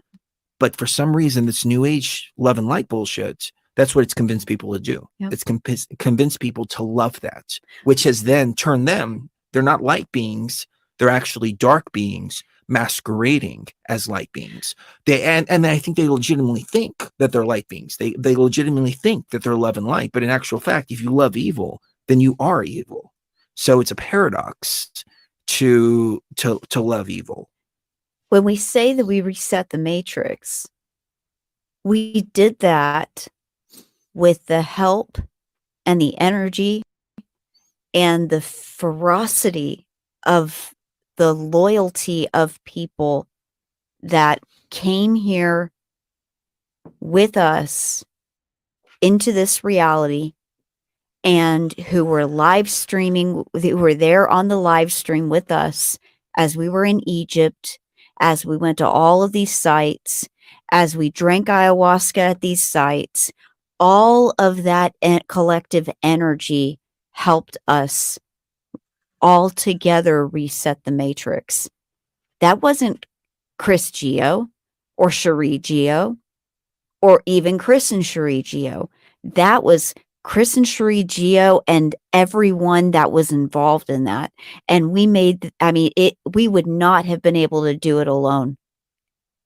And it was so beautiful how that energy, especially from the crystals that we put in every order of iLife, you can get that at iLife.com. But no, seriously, that energy, that collective energy was what did it. That collective energy is what accomplished the resetting of the matrix. And what the virus is now doing, starting in June of it was June of 2018. They started talking about how we need a reset. We need a reset. We need a reset. We need a reset. That virus is trying to hijack the reset and make it a reset into global slavery, into global tyranny, into global control on a level that George Orwell or Aldous Huxley could never have even imagined. Yeah, I mean, Brave New World, that's preferable to 1984, obviously. But well, yeah, for obvious reasons. They're not moving towards Brave New No, World. they're not. They're moving towards 1984. Yeah. It was interesting because I posted a meme because they did the California lockdown rules for Thanksgiving: no singing, no dancing, no this, no that, et cetera, and there's a quote out of 1984 saying everything was forbidden: getting together, dancing, singing, et cetera. I mean, it's really, you're right. It's we successfully hit the reset button, no doubt about that. We're at a point now where the virus is trying to hijack the reset. They're calling it the Great Global Reset, so on and so forth, et cetera. That's their reset. See, it's like it's up for grabs right now because everything's kind of equal. And that's why we've been pushing all of our energy forward and pushing it into the positive timeline. And like I said, I'm still not doubting that we're moving towards the positive timeline. I'm not going to do that. I'm putting all of my energy into that positive timeline. And if it doesn't work, it doesn't work. If it works, though, then it works. But at this point in time right now, the only thing that I'm concerned about is pushing my energy in the direction that needs to be pushed in, which is why I just, I don't understand. How are these people gloating about this? I don't understand. They're gloating over world slavery. They're gloating over world communism.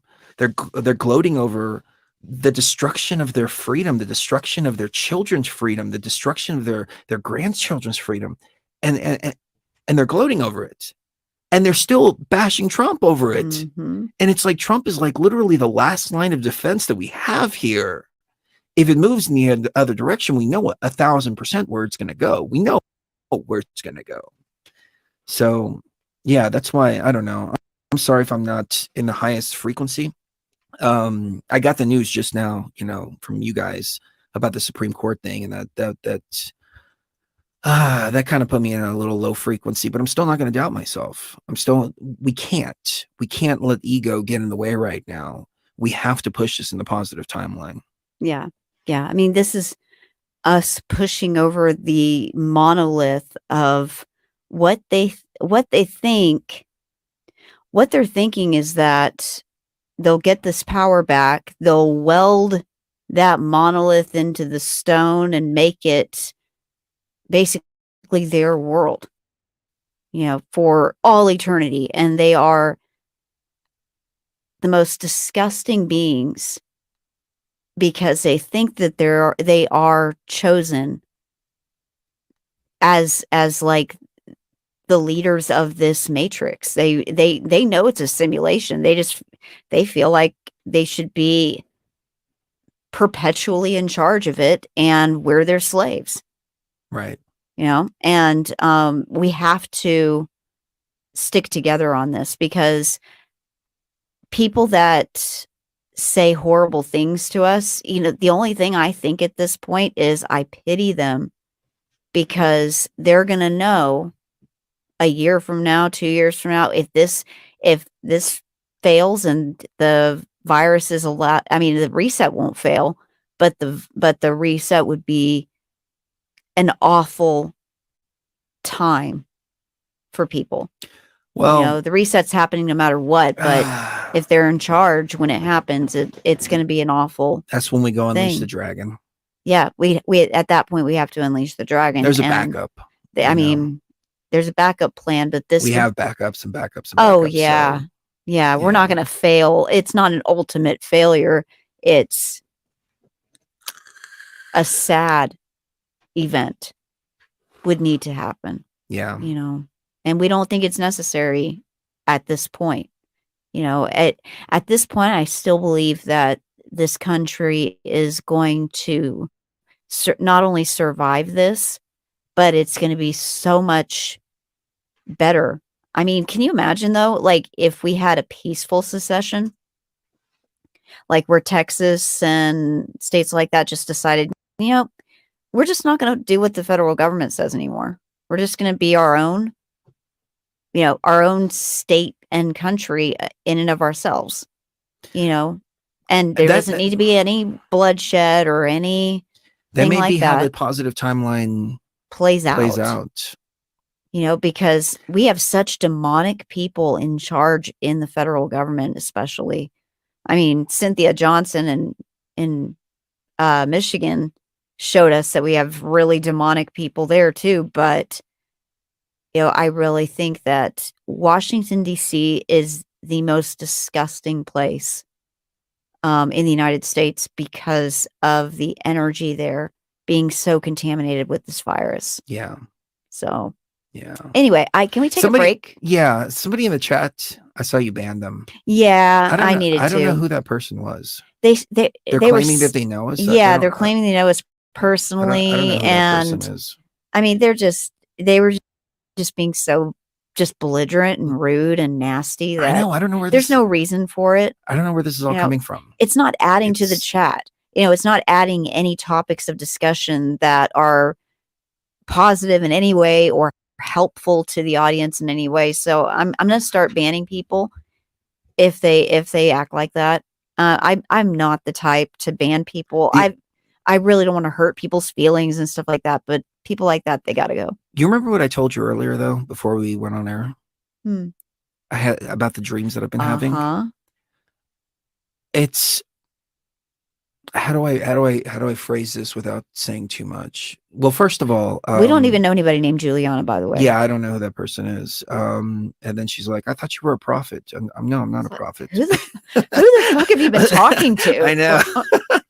Like, I want to meet these people. We get the occasional comment too, like, "I can't believe you support Trump," and I'm like, "Have you not been watching any of our latest videos?" Like, right, exactly. It must not be a listener. It's all been about manifesting the positive timeline. Yeah, he's been having dreams. Yeah, no, I've been having these very strange dreams, and what I'm gathering from this is what I told you earlier was, you and I, our BTV tribe here, we play a very, very key role in the manifestation, the reprogramming of this reality, in my humble opinion. And the way we think, is what we manifest. And we're all coming together to manifest a positive timeline. And there are elements that are trying to get us to doubt ourselves and trying to get us to doubt our own manifestation powers, because once we start doubting those, and then we take power away from the manifestation. And it's funny because even in dreams, I've been having all these different elements, including in the chat, several places, trying to raise that doubt. And it's like, no, I'm not going to raise that doubt. But it's funny the amount of trolls that we've gotten lately. Yeah. We've still been It's doing the weird. exact same thing, trying to manifest a positive timeline, Yeah. et cetera, et cetera, et cetera. The only thing I can think of, they're virus They're spots, virus particles. virus particles Yeah. coming in to try to interfere with consciousness space. So I think it's Yeah. important not to Maybe we should play let's play the new WTF bra video. It was a massive dump. Oh, okay. Yeah, because I really need to use the restroom. Oh, okay. I'm sorry. I've been drinking a lot of iced tea, ladies and gentlemen. So All right, we will be right back. Thank you. This may be the most important speech I've ever made. Well, it's about time. It was a massive dump, and to this day, everyone's trying to figure out where did it come from. Massive dump, wow, in the Senate, and this is just the tip of the iceberg. Massive dump, and to this day, everyone's trying to figure out where did it come from. Massive dump, wow, but I went from leading by a lot to losing by a little. We used to have what was called election day. Now we have election days, weeks and months. Lots of bad things happened. What can I say? Wow, it was a massive dump.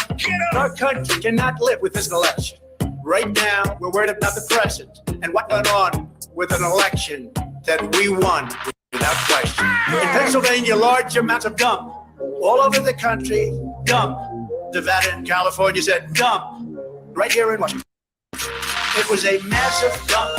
And to this day, everyone's trying to figure out where did it come from. Massive dump. Wow. In the Senate. And this is just the tip of the iceberg. Massive dump.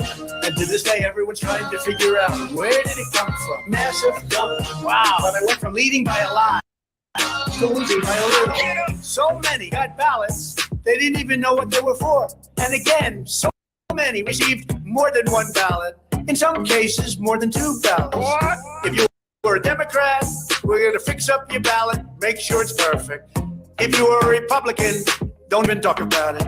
Can you believe this? The hardest thing I have to do is dump. When they're irregular, dump. Let's go on to the next dump. It's because they know they are hiding with a massive dump. And to this day, everyone's trying to figure out where did it come from. Massive dump. Wow. In the Senate. And this is just the tip of the iceberg. Massive dump. And to this day, everyone's trying to figure out where did it come from. Massive dump. Wow. But I went from leading by a lot to losing by a little. What the fuck?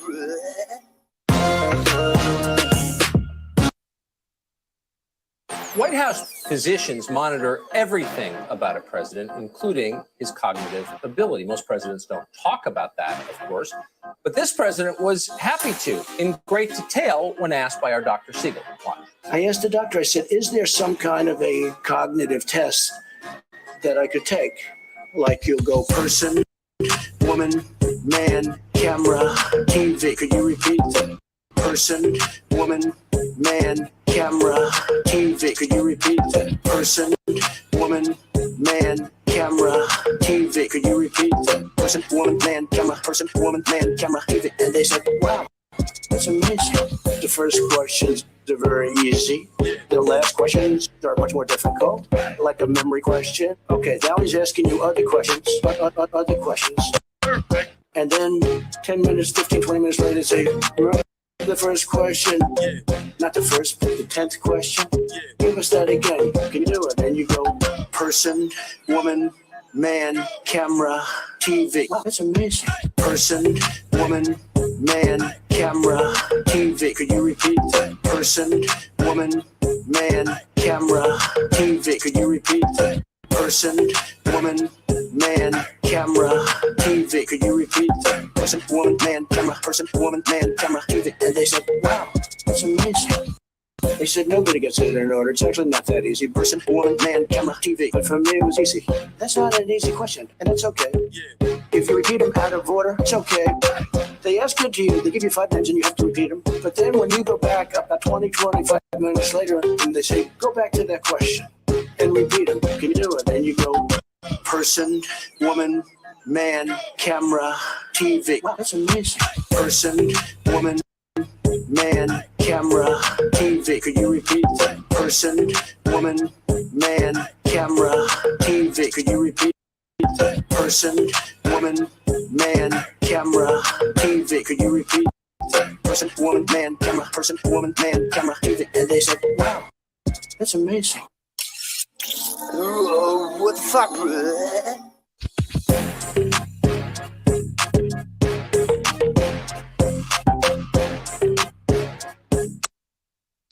All right, so Mrs. Geo is still taking a break.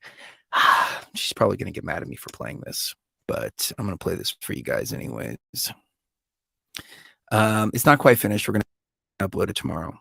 I'm doing the text for it right now, but I have the video finished without the text overlay. But let's see, what did I do with it?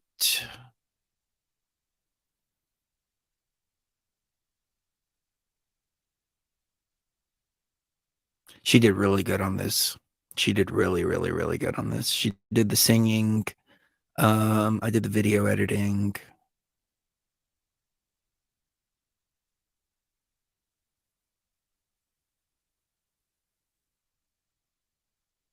Man, I don't know what I did with it. I have to start organizing my computer better. But I think this is it. All right, yeah, this is it. Oh, she's back. Uh-oh.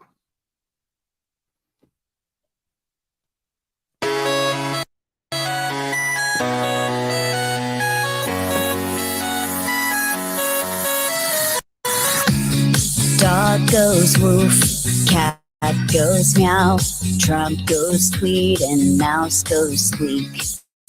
Cow goes moo, frog goes crow, and the elephant says toot. Ducks say quack, and fish go blub, and the seal goes ow, ow, ow. But there's one sound everyone hates.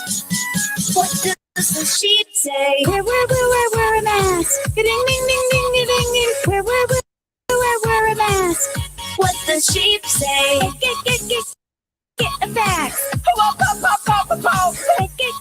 Get a vax.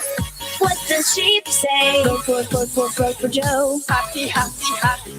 Go for Joe. What the sheep say? There's no proof of any voter fraud.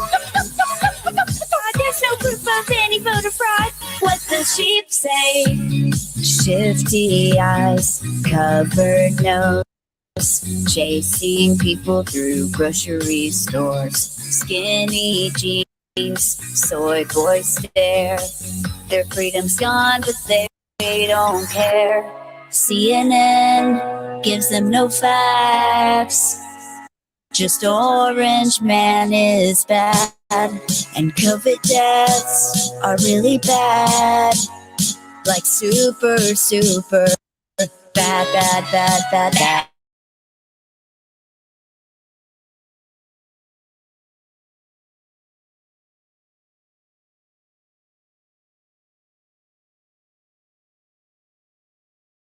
Does the sheep say everyone should stay at home? Wear your mask while you're at home. What the sheep say? 14 days to flatten the curve. 6 more months to flatten the curve. What the sheep say? College should be free. Everything should be free. What the sheep say? Trust the hoop and trust what you do. What the sheep say? The wokeness of the sheep, draped in PPE, somewhere deep in your house. I know you're hiding. Where are your brains? Do you even think we'll always be a mystery? What's your IQ?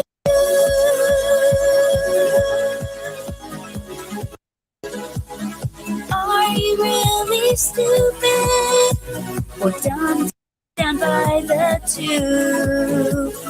What's in your mind?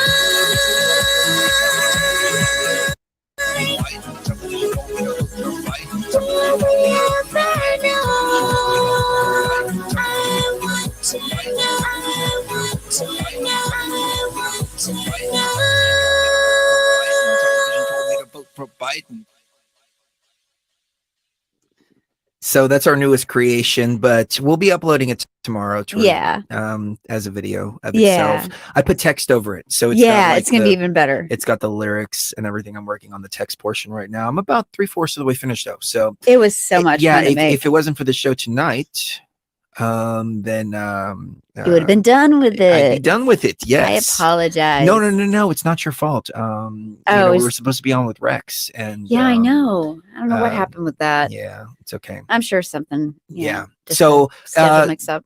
keep an eye out for it. It'll be uploaded probably tomorrow, and Yeah. in its full. And people are asking where they can buy it, and we'll probably just have a free download. Oh, it's for you gonna be a guys. free download. Yeah. You know, there's no reason. Well, the insanity needs to stop, and if this helps the insanity stop, because these governors and the people that are making these ridiculous rules. See, people, as I was going to say earlier, you were going on and on about the way these people are, and somebody pointed out in the chat room, the sheeple are begging for a vaccine.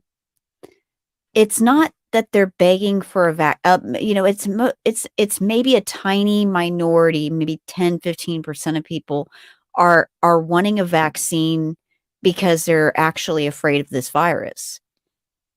I would say 85% of the people that are begging for a vaccine aren't really begging for a vaccine as much as they're begging for normalcy to come back. Because they're thinking, okay, if I just get this stupid vaccine, then I'll be able to get back to work, and there won't be these ridiculous lockdowns anymore, and maybe we can get back to real life because I've lost my job already. I used to work at the casino here in Las Vegas. I've lost my job already. I'm about to lose my house because I'm behind on the mortgage. This is ridiculous. I just want to get back to life. And so they're not really begging for a vaccine as much as they're begging for their lives to be returned to them. And let me tell you something, their lives are not going to be returned to them, regardless of whether there's a vaccine or let's a not mask. manifest that reality just yet. Well, that's what they want to do. They just want it to be perpetual. Yeah. So I'm not giving up. I'm ever, not. Oh no. Ever. So no, me either. If it doesn't go in the right direction, then we're gonna go in a do different another direction. site. Yeah. And we're gonna make sure that we do it again and do it again and do it again and do it again. Exactly. We've done it many times before and it's gone in the wrong direction. So, we're gonna do it until it's done. So but I think this time we have it. We're getting to the critical point here. And things are really, really, really turning upside. They're rocking back and forth and back and forth and back and forth. But no, I'm not putting my energy there. So yeah, me either. It's not. Yeah, don't invest your energy in that outcome, but realize that it's not. It's not that people are stupid enough to want a vaccine to be injected into them, because we saw that in 2009 when all of that swine flu stuff was going on. There were very, very few people that wanted to get the vaccine. The majority of people that I talked to did not want to have anything to do with the swine flu vaccine that they were pawning off on the public. So I think it's going to be the same case here, where not a whole lot of people want the vaccine, but they think the vaccine arriving means that they'll be able to get back to work and back to life. Oh, What's up? okay. I'm sorry. And I know who the Juliana person is now. She's been sending me all these weird messages on Facebook, claiming to be possessed by Oh. somebody and speaking as John or something like that. And she's okay. No, I know who that Juliana person is now. Oh, I might read okay. some of the messages because she wanted to create a spectacle on in the chat. I might pull out some of the messages because they are Yeah. fucking crazy. I posted one actually on Facebook. I just didn't put the source of it. But I posted and I said, if this is the reason why you guys don't get answers to my private messages sometimes. And I posted the craziness that was being sent. Anyways, I didn't mean to go off topic, but no. She's definitely 1000% infected. If that's the same person that's been sending me these messages, then yes, 1000% infected. If you want to pick it up, I'll try to find this message. Definitely. Somebody just said, sorry, the majority are fear-mongered, ignorant fools who are begging for a vaccine. I don't think that's true. I think just like the majority of people that I know wouldn't accept the results of this last election. It doesn't make sense to them. And even if they're Democrats, even my dad, for instance, even my dad's a Democrat and he hates Trump, but he also doesn't want an election to go to the wrong person simply because of fraud. He wants it to remain a free country. And in order for that to happen, the law needs to be followed, and the law wasn't followed in that case. And but the media makes it sound like everyone's in agreement that this election was totally, above board and there were no irregularities, or even if there were irregularities, that doesn't mean that it could overturn the election if those irregularities all came to light. It was just a little bit of fraud, which is not true. I don't think the media, just like the media is not allowed to call elections, they're also, in my mind, not allowed to tell me what my fellow man is like at this point. They're not going to be able to do that anymore. The reason why the media has gone downhill, especially like Fox News, it used to be like where all Republicans got their news and stuff, and it's just not anymore. Those same people are no longer looking to Fox News for news. They're going to OAN, or they're going to Newsmax, or they're going to TFR, or they're going to NTD. They aren't allowing these people that have proven themselves to be utter liars to determine their reality anymore. And that is also part of the reset.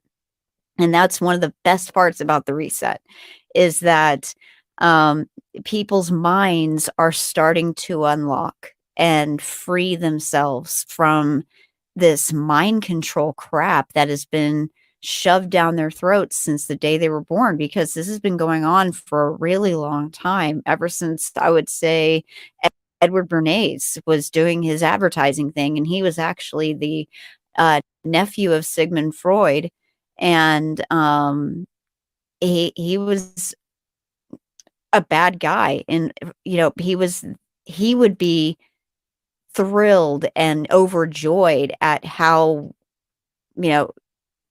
fervently the media has defended the fraud in this election. I mean, he'd be so amused watching that, because that is they're using the exact same techniques that he used, and that he developed back in the turn of the 20th century.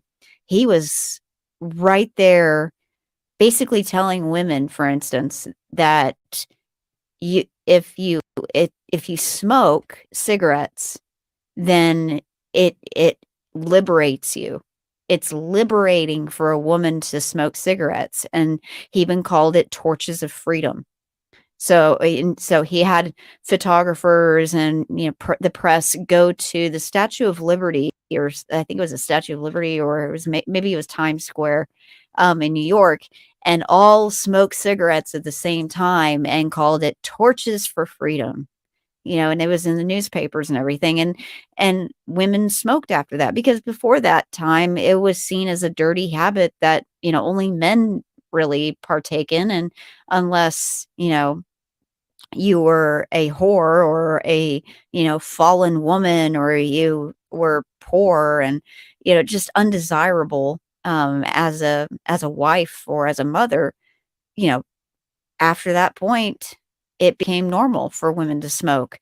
There were a few other campaigns that he was involved in that were just really awful, and it set the stage for that to not only continue, but to become more and more refined over time, to the point where a normal Democrat in the South really believes that they are the libertarian kind of party, as opposed to the Republicans. The Republicans are just horrible people that, want to do conversion therapy on every gay person in the world. And which is not, I mean, I none of that's true. I mean, it's true for, like, it's the same for everything. It's like 10% of a people are, bad people in that sense, and so they paint everyone in that group as that.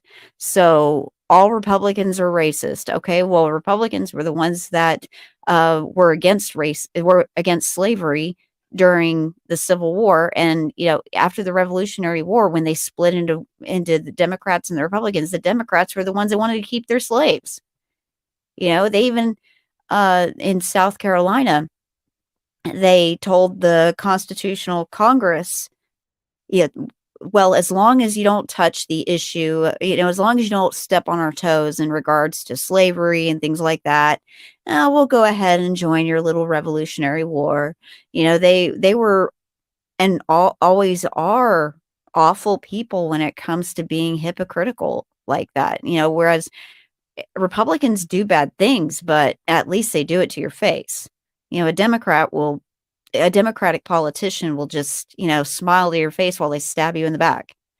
And they've done that to all minorities and all these, people that are in danger of being picked on, for lack of a better word, throughout history, for being gay or for being a different color or for being a certain religion. It's really sad.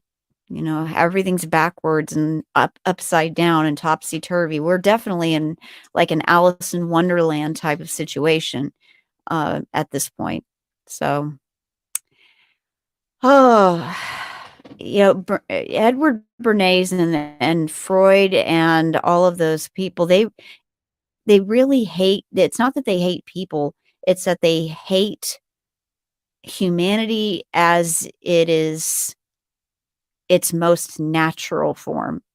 They believe that people are animals, are just glorified animals that can be prodded with cattle prods to do what, and to think and to feel even what they desire. And they, meaning the government, the institutions, and the huge corporations.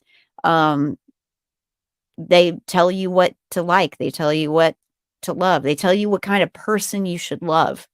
They tell you what your desires should be. And it's very rare that if you're a big, TV watcher or something like that, and you just watch, these canned shows and movies and stuff like that, that really don't have any substance. I mean, I only watch like historical documentaries, and I watch like shows like The Tudors, or The White Queen, or The Spanish Princess, because these are a little bit more historically accurate. I can't stand watching stories that have no substance or meaning to them. I can't do that, because I just can't get interested in them. I understand that that makes me different, but I've always been a little bit different. But I love to read, and I think that that has a lot to do with it too. I think if you enjoy reading, especially if you enjoy reading things that are controversial or that have a controversial element to them that made them illegal at one point, that's a sign of an organic consciousness that is here for a purpose that's a little bit higher, a higher of a purpose. And I think the majority of the people listening to this broadcast would be in that category where we're weird because we're not even from here. We're weird because we're not carbon copies of other people that feel like we have to act and think and be like everyone else, because we're not even from here and we're here on a mission. I don't think there's any organic consciousness on this planet anymore that is just here to exist at this point. I think we all have a mission, and our job is to find out what that is and carry it out, because this is the end of this reality as it has been for the last several thousand years. This is the end of it, and we all play a part in this. So I just want to say thank you for joining us on this several thousand-year-old journey that has brought us to, some of us, it's brought to our breaking point at times, and others, it's been easy up until this point, and it's just now starting to get difficult. But it's not going to be an easy thing. It's far easier than unleashing the dragon, though. So whatever agree. we need to do, let's get it done, guys. Do you want to see some of this madness here? Yes. All right. Okay. All right. So this is the person who was blocked earlier. It makes sense now. I was like, I don't know this person. This is the message here. Son, little one, Bill here. Yeah. She's possessed by somebody named Bill. The daughter of light is amazing, sharing her mind space with me. Pay attention. You are forgetting my legacy. My idols out of sacred medicine. You know better. As a shaman, you have responsibility. You have made a covenant, son. Keep your covenants. Be impeccable with your words, my son. No taking this personally. No making assumptions. Be skeptical, my son. Listen, 10 p.m. I said, we did a film called Pizzagate because I saw her previous message. How'd you come across the stuff about energy harvesting and so on and so forth? But anyways, it goes on with a bunch of this Yahweh infected bullshit. So yeah, it makes sense as to what was I know who you're talking about now, and yeah, and it's like, oh my god, I blocked these people and they keep on freaking yeah, she's insane. And I know who this is now, and yeah, she's literally insane. And she thinks she's possessed by somebody that we used to know. And oh, when she says Bill, that's who she's referring to. Oh, when we never even called him Bill. Oh, she's, I didn't know that. She's insane. Yeah. Oh, so she thinks she's possessed by William Whitecrow. Yeah, she thinks she's possessed by William Whitecrow, and that William is sending us messages through her, saying things that William Whitecrow would never even have said to us, especially to us, because we knew him on a level that was different than what we have on the show or anything like that. I was wondering why the energy was so just dirty. Okay. So it's Tom. Sorry, it's tying in a lot of stuff that we should be tying into. She is a virus. Let's just remove that. Okay. And let's move on. Good job for that. So so yeah, let's change the subject up a little bit. So, yeah, please. The dragon. The dragon. I'm ready. Fuck it. We have the painting behind us. That was a beautiful work that Camilla. Am I saying that right? Camilla? Yes, Camilla. She sent us, and it's basically a portrayal of the dragon program that she didn't know about, that we didn't talk about. Yeah. And she basically outlined it all right there in one of her paintings. That's it. So, and she sent it to us. She did this last January. It came in August or September. and she had sent it in April, so it took several It months to took a get long here. time because of the COVID nonsense. But yeah, I mean, It's beautiful. let's look at this from the positive side. If the timeline doesn't flip in the right direction, still got more to do. So that's a why plus side. I think that's why that was a soul trap. I think they were impersonating as us At the Luxor Pyramid? at the Luxor, and I pulled you out of a soul trap. And fortunately, because you need to be here in order to do that. If things for one reason or another do not shift in the positive timeline, then that's going to have to be the reality. And I don't think we could do that without you. All right. So since we're getting that deep, maybe I shouldn't have brought it up. What if I was supposed to go? And what if that's how I fucked up?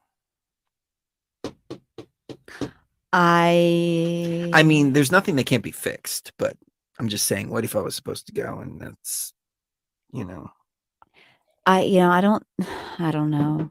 I don't know either. Maybe, it's funny. I've been thinking about this a lot lately. You have the pyramid behind you, and I have the dragon program behind me. Yeah. That's kind of telling. So we'll see how that goes. But worst case scenario, we'll go and we'll do that one, and we'll see, how that manifests. So, I mean, I'm pretty certain that at the Luxor Pyramid we closed a portal. Oh, I know we did. Yeah. And that was for sure. Yeah. I'm not going to doubt myself as far as that goes. I saw it close. Yeah. I watched it. Oh, and I did asked you everything. Yeah. if you closed it. And you said I did yes. everything that needed to be done for sure. I don't know what miracle, for lack of a better term, is going to pop up, but I know something's going to pop up.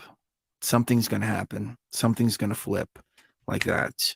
And all of a sudden, this whole Texas lawsuit, I'm really disappointed about that. I'm disappointed, but it did bring me to a little bit of a low frequency. But again, I don't want to doubt anything we're doing. I don't want to doubt, the positive timeline manifestation. The other thing I've been thinking about, and this is, I'm thinking, what if this is the positive timeline, but it's got to get negative first? And the only reason I say that is because Trump, as benevolent as he's been over the last 4 years, and he has. I mean, this is one of the things that I respect about him. He downgraded his life to become president. He didn't upgrade it. Most people are upgrading their lives, but he downgraded his life significantly in order to be president. He took several financial losses instead of financial gains. But what if the deep state would have done something in the Trump timeline that would have been way more disastrous than what the deep state is going to do if they're in control? So again, that's another thing to think about. It's something it's something I've been thinking about. I'm trying to figure all this out, just like everybody else is here. Everybody else is trying to figure it out, like going, hey, what's going on here? Do you want to hear what Giuliani said? Yeah. He said the legal battle will go on despite the Supreme Court rejecting a bid Friday from Texas's Attorney General to block the ballots of millions of voters, blah, blah, blah. The case wasn't rejected on the merits. The case was rejected on standing, Giuliani said Friday. The answer to that is to bring the case now in the district court by the president, by some of the electors, alleging the same facts where there would be standing and therefore get a hearing. The court's order was issued with no public dissent. The Electoral College will convene Monday to affirm Biden's win. The worst part of this is basically the courts are saying they want to stay out of this and they don't want to give us a hearing and they don't want the American people to hear these facts, said Giuliani. That's a terrible, terrible mistake. These facts will remain an open sore in our history unless they don't get resolved. Or I guess unless they get resolved. They need to be heard. They need to be aired, and somebody needs to make a decision on whether they're true or false. And some court's going to have the courage to make that decision. Well, I mean, in my opinion, there's no doubt about the validity of the election. Oh, fraud. yeah. If you've bothered to watch any of these legislative hearings, it's disgusting what's going on. Yeah.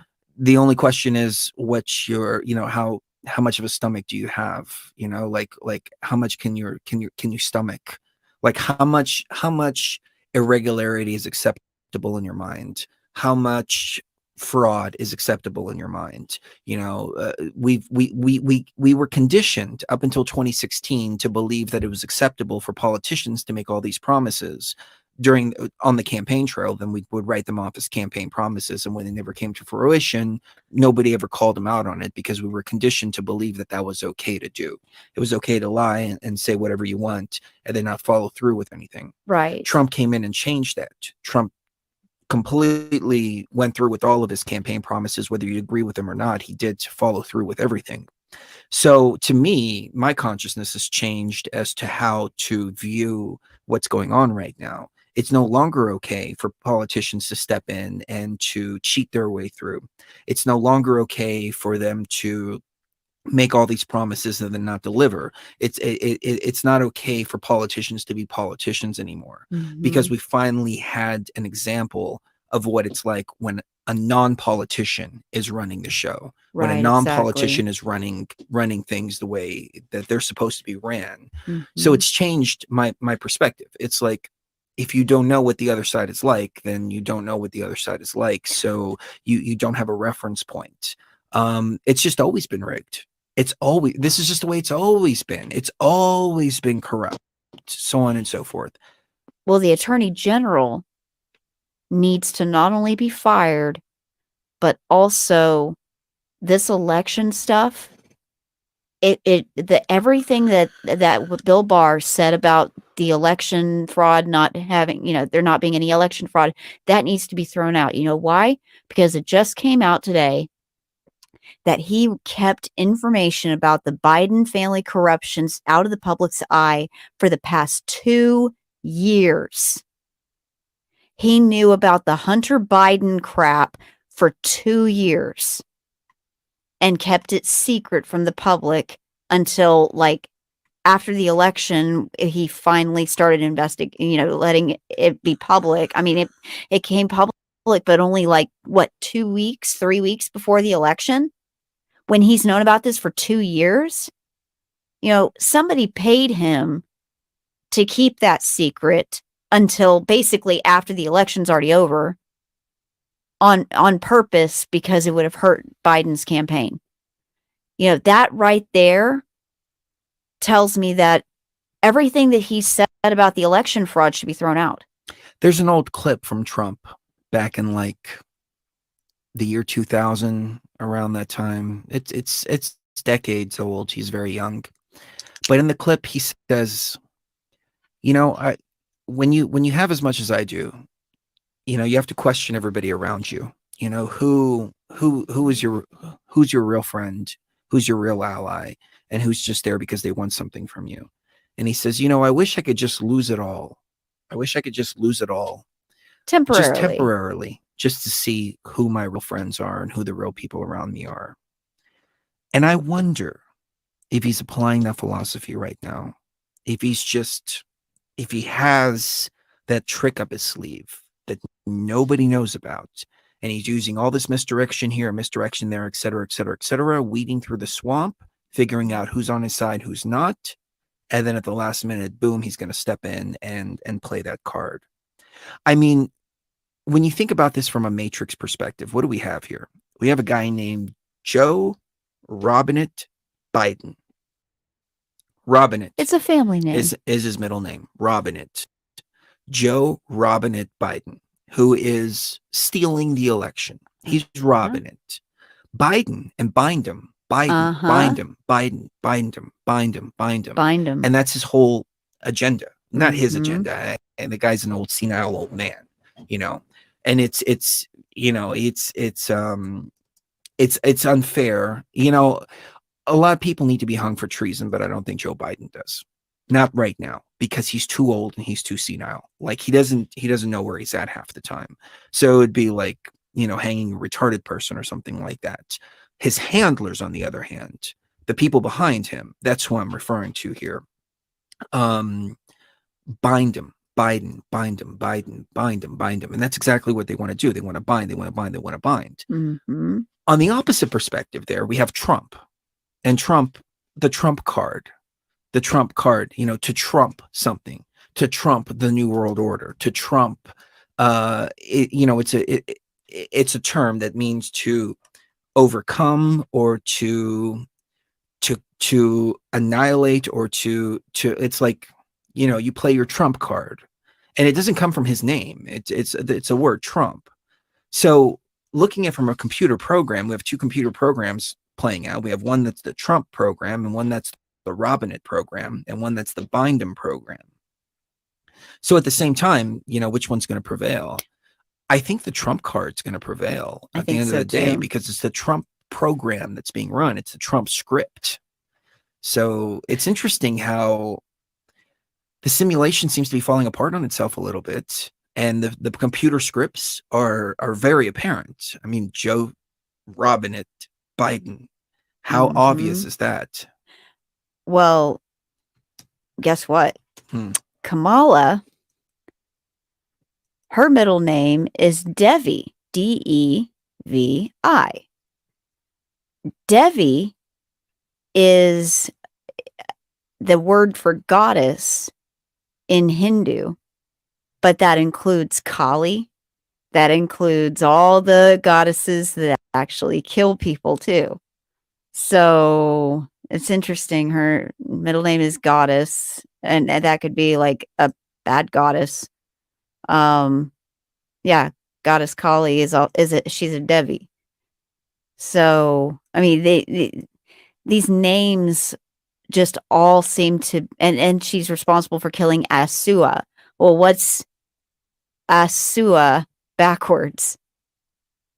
AUSA. Here's the weird. Here's the definition of Trump right here. A card of a suit of any whose cards will win over a card that is not of this suit. The suit whose cards are trumps for a particular hand, often used in plural. A decisive overriding factor or final resource. A dependable and exemplary person.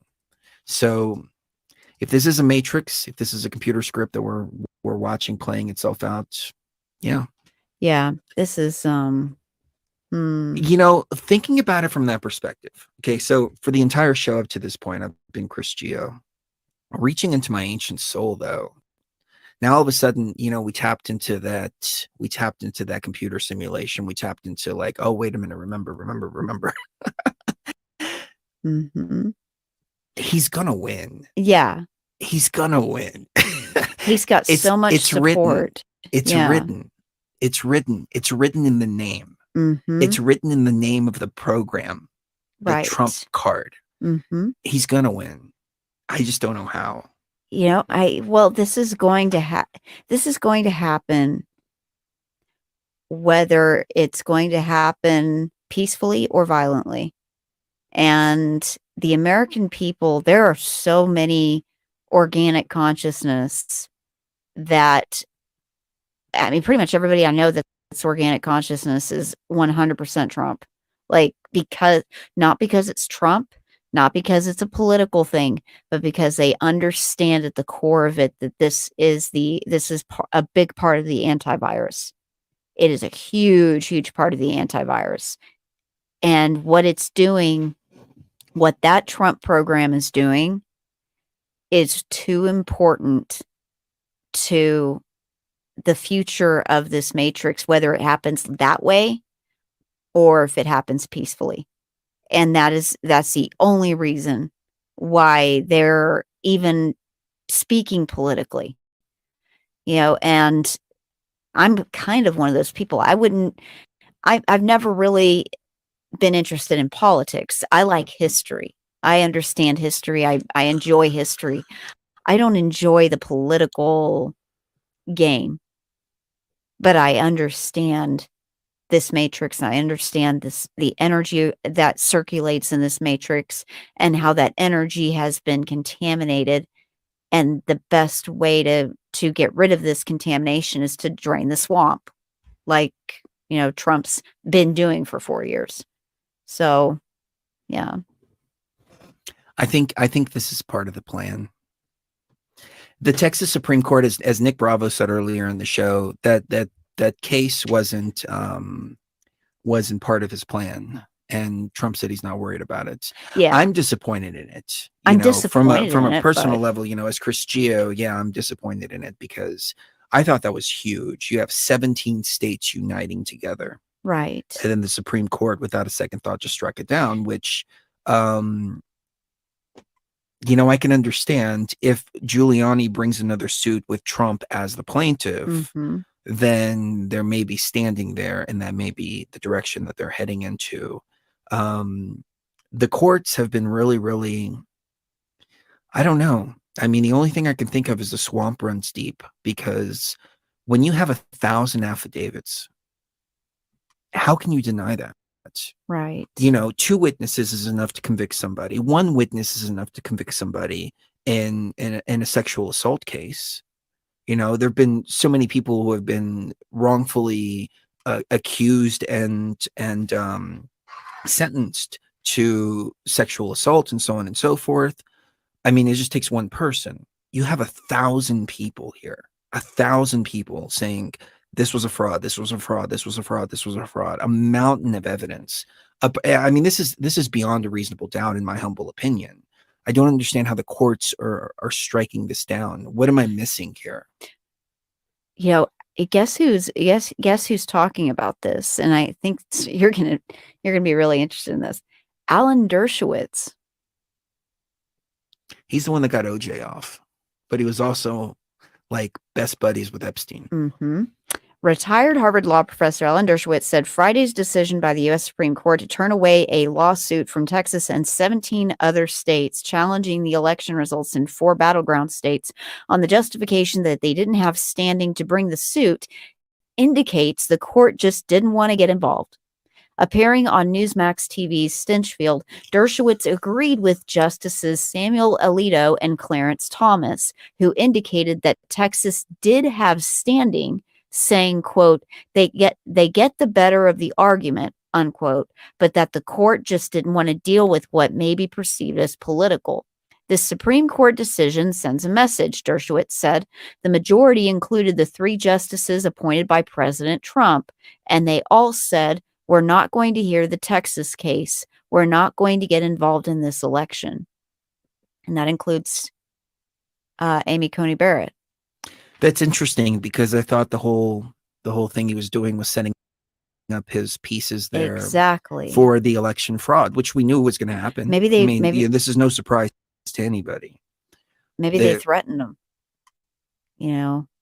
Amy Coney Barrett and all them. Maybe they got threatened. I think this sends a message. It's not a legal message, but it's a practical message. The Supreme Court is out of this game. The Texas suit claimed that officials in Pennsylvania, Wisconsin, Michigan, and Georgia used fears of the outbreak of the novel coronavirus as a justification to disregard election laws, which the Constitution grants only to the various state legislatures. It argued that by weakening laws intended to curb fraud, the officials in the 4 states denied citizens in Texas and other states equal protection of their vote. Dershowitz said he believed the argument was valid, but the Supreme Court, in essence, said that citizens in other states were not harmed by the actions of officials in the 4 states. Well, that only applies if the president for Georgia and Michigan and Wisconsin and those 4 states was not the same president as for those 17 states. Right. That's why I thought this would have some headway there. That doesn't make sense. Their argument, in my opinion, is valid. It affects their representation. Everyone. It affects everybody up and down the line. Right. And so if it's going to affect everyone, then we might as well have already seceded. Right. And I have think we're our going own. to be moving back to Texas. I think we're going to be moving back to Texas. This is ridiculous. Like literally within the next few months. Yeah. This is getting absurd. It's going to be the case probably where we see states starting to secede, and it's going to be done as peacefully as possible. But the military is a question. Which way is the military going to go on this? Are they going to follow Trump and let these states secede peacefully. And, I mean, the best, maybe the best thing to do would be for Trump to declare martial law, and basically stay where he is and order the military to protect these states, and like go to the borders of these states, protect these states while they secede on a legal level. And then the states that want to stay, with that horrible Biden timeline, they can do that. But the states that want no part in it and refuse to concede this election to Biden and follow Trump, they secede peacefully. That's best case scenario that I can think of. Yeah. That doesn't have any bloodshed. There doesn't need to be. But what they're saying, what the Supreme Court is saying with this decision is that states can decide on an individual level who they want their president to be. Because it does, obviously, if Texas did that, it wouldn't have any bearing on Georgia. It wouldn't have any bearing on Michigan and all these other states. They can have whatever president the fuck they want. But for Texas or for these other 17 states, their president is Trump.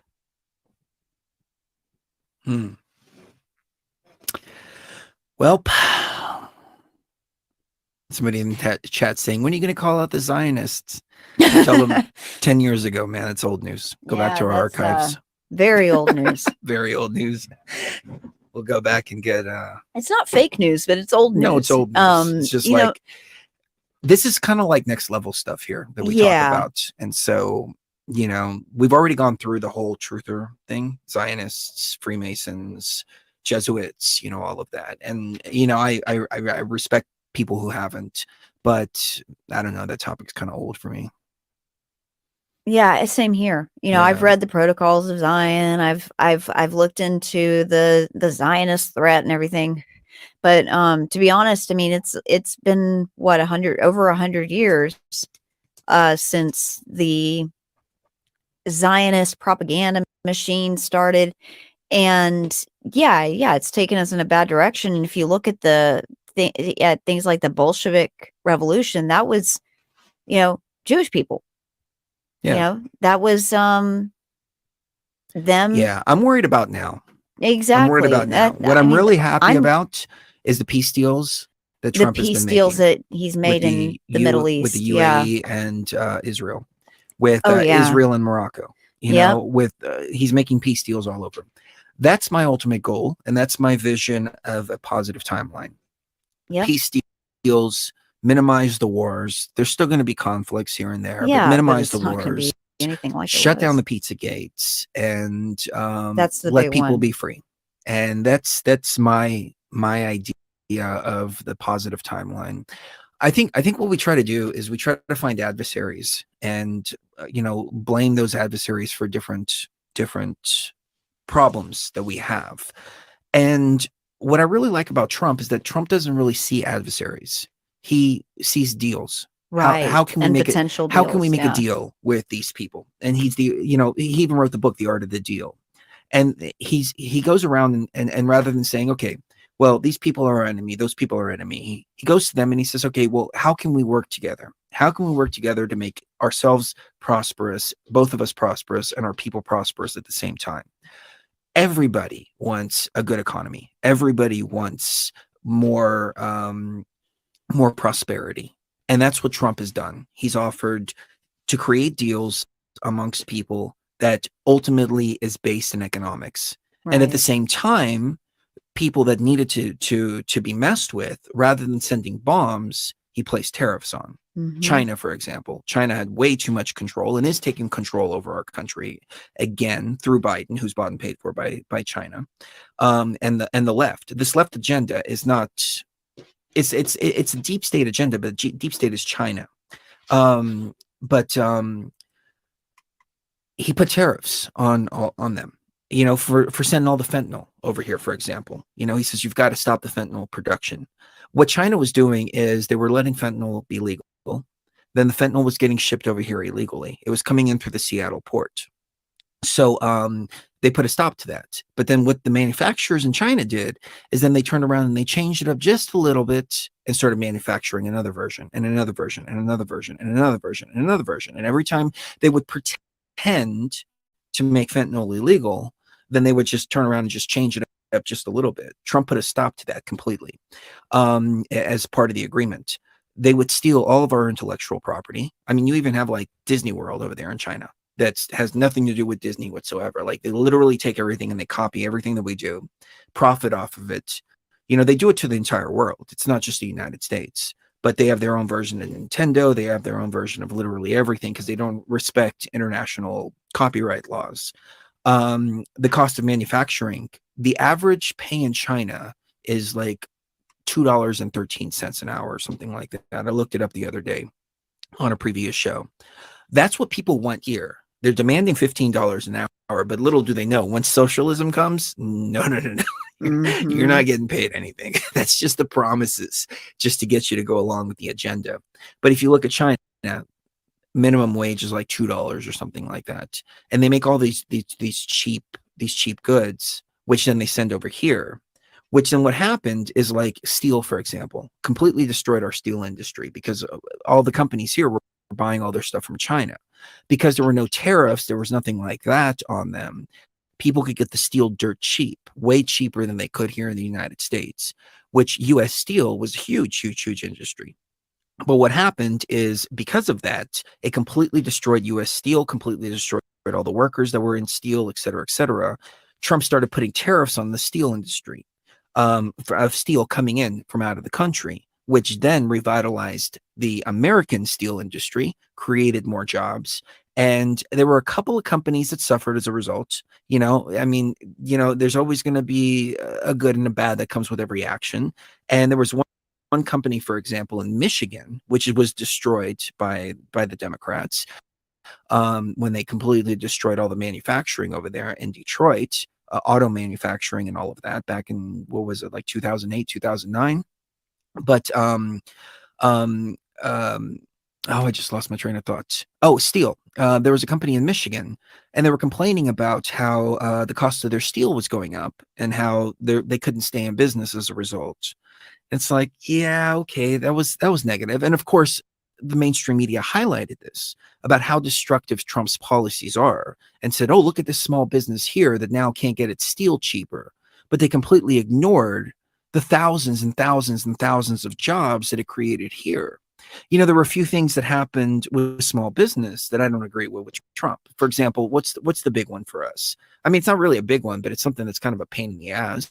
We used to be able to write off all of our meals as business expenses. Oh, yeah. Yeah. And then Trump passed some new tax regulation stuff, and now you can only write off 50% of a meal instead of 100%. That kind of sucks. So, you know, there's some bad. It's give and take, though. It's give and take. Is it enough for me to hate the guy? To No. go, I hate him because now I can't write off my entire meal. I can only write off half the meal now for my business and blah, blah, blah, blah, blah, blah, blah.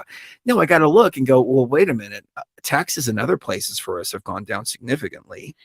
And not only that, but our business has been much more prosperous while we've had Trump at the helm of everything, because more people have had jobs, more people have had income, more people have been able to buy our product, Higher Life.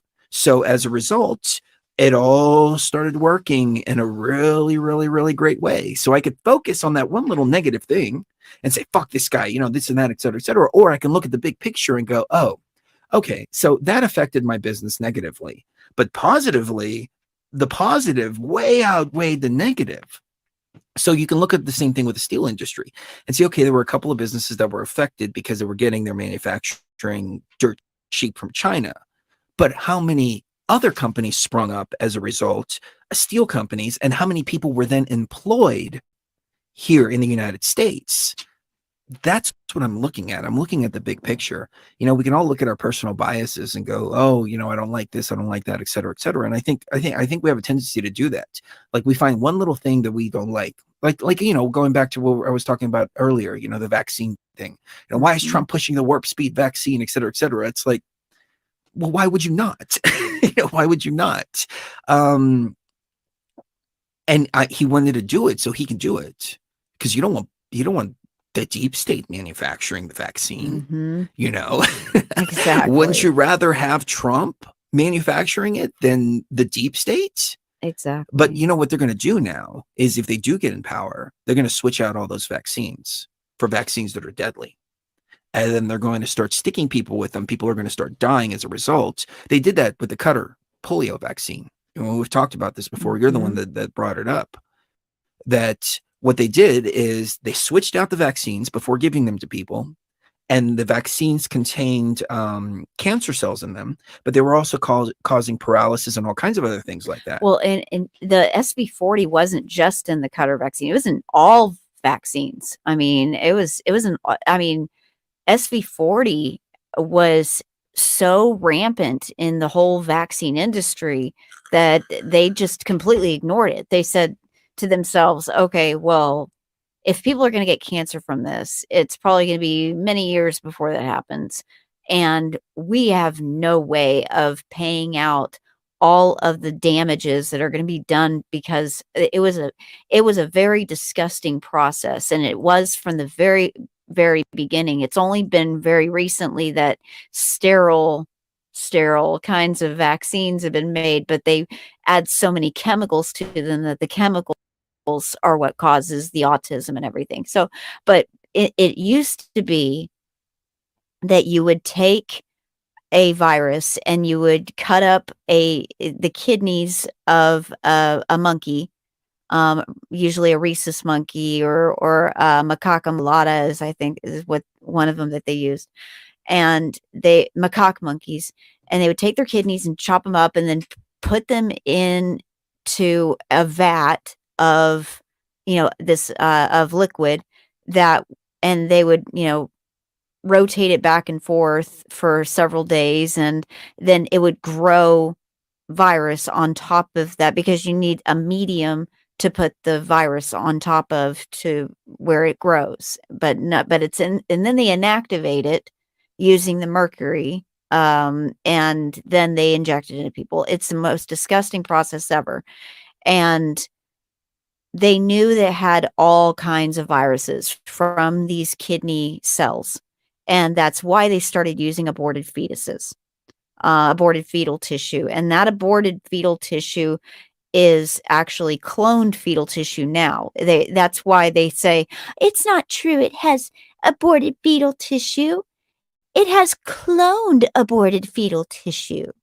So if anybody tells you it doesn't have fetal tissue, yes, it does. It just has cloned fetal tissue. And they grow it on that, and that way it doesn't come with those viruses. But whenever they were using monkey kidney cells, it had all these horrible viruses, and they knew back then that that was going to cause cancer in people. But instead of admitting that, they needed to make the money from the vaccines, and they felt like it was going to prevent disease in children, and that's the doctor's reasoning for accepting it. And so everybody was conned up and down the line except the people who actually made the vaccine. And that's how AIDS started. HIV started from them taking chimpanzee kidneys. Chimpanzees are way closer to humans as far as viruses go than regular rhesus monkeys or macaques are. And so because of that, a virus that they carry, and that's the simian immunodeficiency virus, mutated into where it was transmissible between humans. And then it was started in the Congo. They were doing an oral polio vaccine trial, and they fed it to about 1 million people orally, the oral polio vaccine. And it was Hillary Kaprowski and the Wistar Institute. So the Wistar Institute, when this guy, I forget what his name is, but he wrote it's Ed Hooper.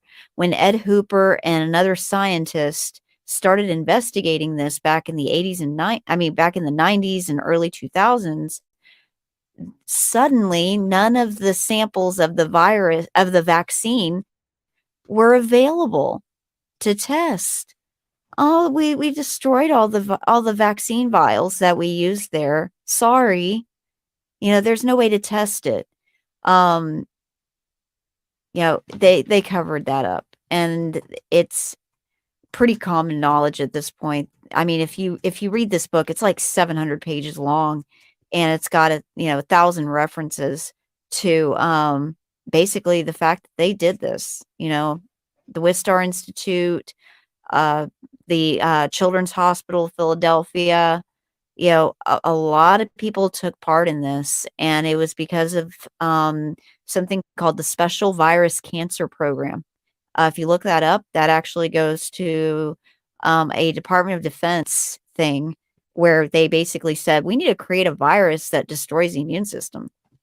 Well, it's from I mean, 1960 or something like that. Yeah. 1970. Dog Mother's posting a bunch of stuff in the chat. Some I'm following along with, some I'm not. He's posted a lot. He's some people were like, give it a rest, but kind of caught my eye on this.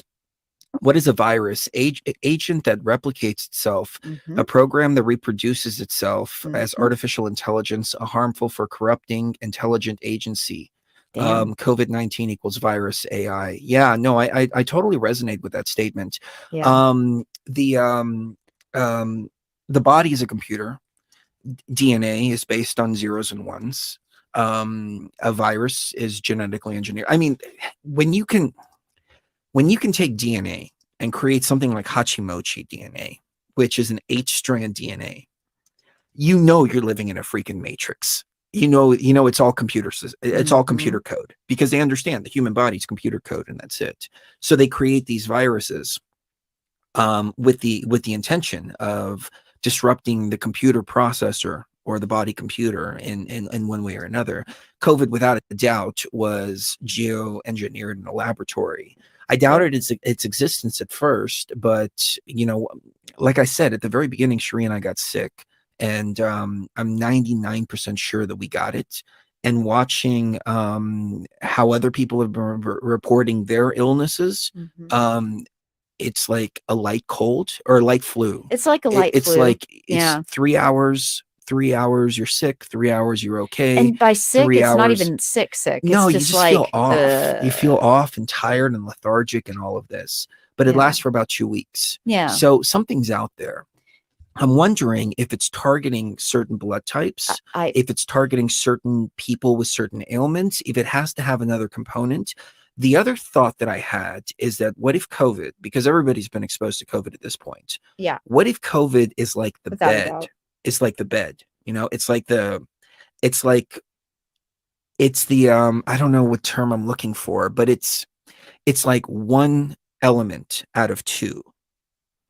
Once you release the second one, then the two interact together. Yeah, it's a piggybacking effect. Right. What if it's like whatever base? It's the base. Maybe we'll just call it that. The What if base it's the molecule. base molecule Yeah. that everybody's infected with now? Which Yep. once they release the second wave, then it's going to hop onto that first wave, and then that's when it's going to start causing You know what? I problems. told my grandmother something very, very similar today, except it was more in the context of what if it is. I didn't want to scare her, but at the same time, I mean, I was just talking out loud, and I said, what if it mutates? That happens, especially when so many people get this virus. It's got an R naught of 4. What if it mutates into something more deadly? With an R naught of 4, that's like really, really bad. I mean, that would be very horrible. Or if the vaccine makes it revert to virulence and mutate.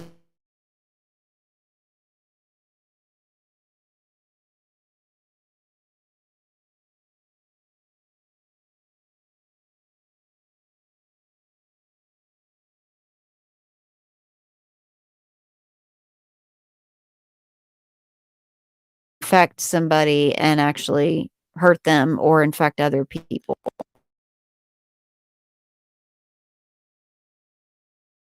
We are on the positive timeline, and the Trump would have been the negative timeline. I mean, just for a moment here and think outside of the box, and it's not anything that Trump would do, but what if the next action would have been some kind of a real pandemic. Yeah. Like really something that really caused the death toll that they were looking for, and that was averted, or suitcase nukes being detonated, et cetera, et cetera. I don't even want to start thinking down that No, line let's now. not even I don't even want to entertain entertain that. that. No, I don't want to. I would like to entertain a. We've got to have at the helm of this. We've got to have our people at the helm of this. We Yes. can't have the other side taking control of this. That's we can't. why. That's what we need to push that timeline towards. Yeah. And it's not just about speaking it into existence. It's about believing that that's what's going to happen, and just pushing it forward in your mind space. Your mind space is something that the media and the government and all these horrible, fuckers that have been trying to steal this from us, they can't get into that mind space unless you let them. And that's the point I'm trying to make here is anytime you read a news article, anytime you watch a YouTube video about this, anytime you hear us speaking, even keep that mind space pure so that you can differentiate between what's real, what's not, and what's a possibility. That realm of possibility in your mind space can be shifted into that positive, and it has way more effect than anything that they can do. I've had a couple of recurring dreams. I didn't want to talk about this, but I'm going to talk about this real quick. Can Maybe I get some people. Can I get some ice and use the restroom real Yeah. quick? I'm sorry, I really have to go. Oh, no problem. I'll be right back. So, I'll wait till you get back. Oh no, okay. Can you grab some coffee while you're out? Thank you. I guess I'll skip to a quick break real quick. I don't know what to play. Let's see.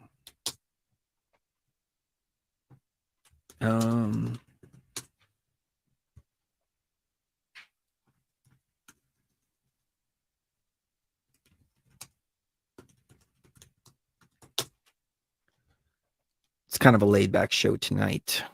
So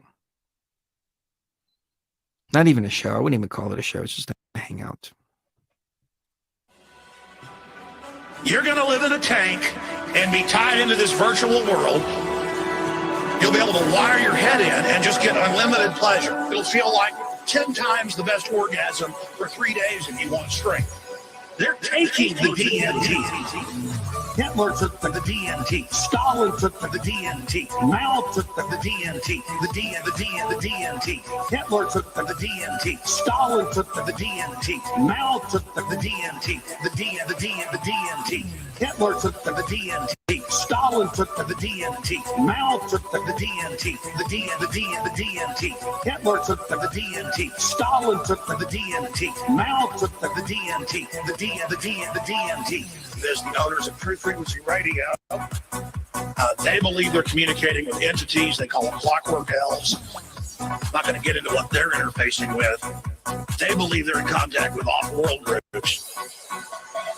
Chris Geo, True Frequency Radio, he takes it. You see the elves, little green hats. We're in trouble, ladies and gentlemen. We're in trouble. The clockwork elves, all of it, I shouldn't even get into it.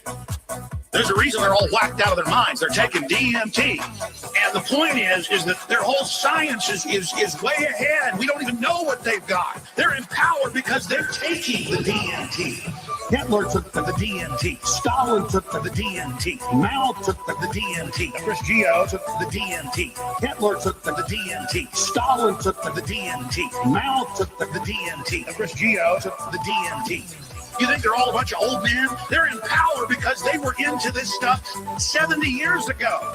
The DMT. They were jacking DMT 70 years ago. They were injecting it. They're taking the DMT. Hitler took the DMT. Stalin took the DMT. Mao took the DMT. Chris Geo took the DMT. Hitler took the DMT. Stalin took the DMT. Mao. Oh, here we go. This is a good one. I don't like them putting chemicals in the water that turn the freaking frogs gay. Do you understand that? Turn the freaking frogs gay. Serious crap. Gay. Frogs, freaking frogs. It's not funny. I'm going to say it real slow for you. Gay. Frogs.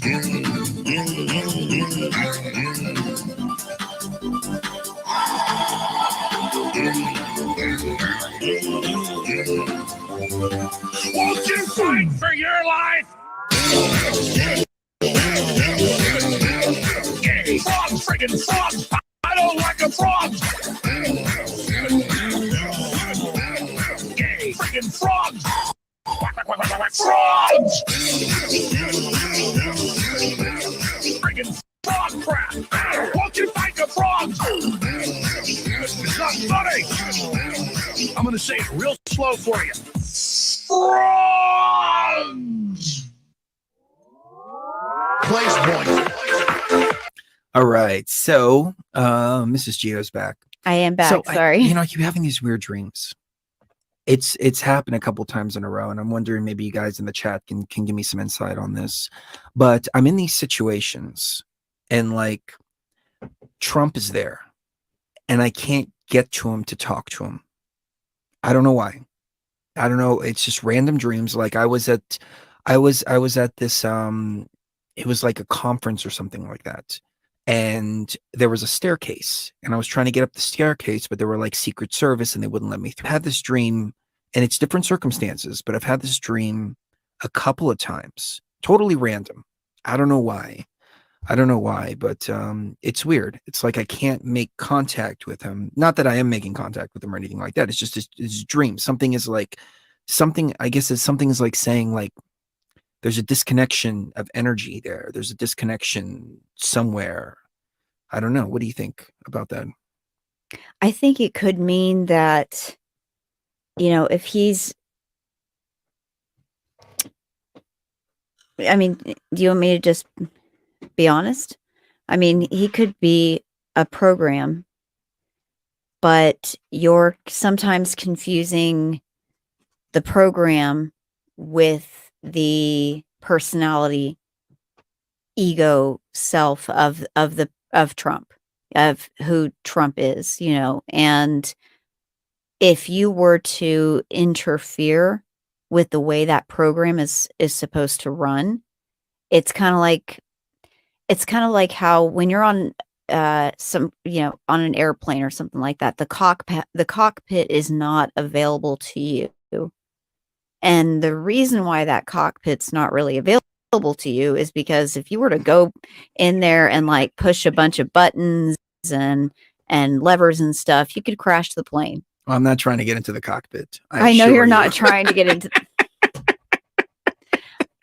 But the it's trolls a good are analogy, though. It's a good analogy. Okay, submarine. All right. If you're on a submarine and you're not the submarine, driver or whatever it's called, then you don't need to be in there messing with stuff.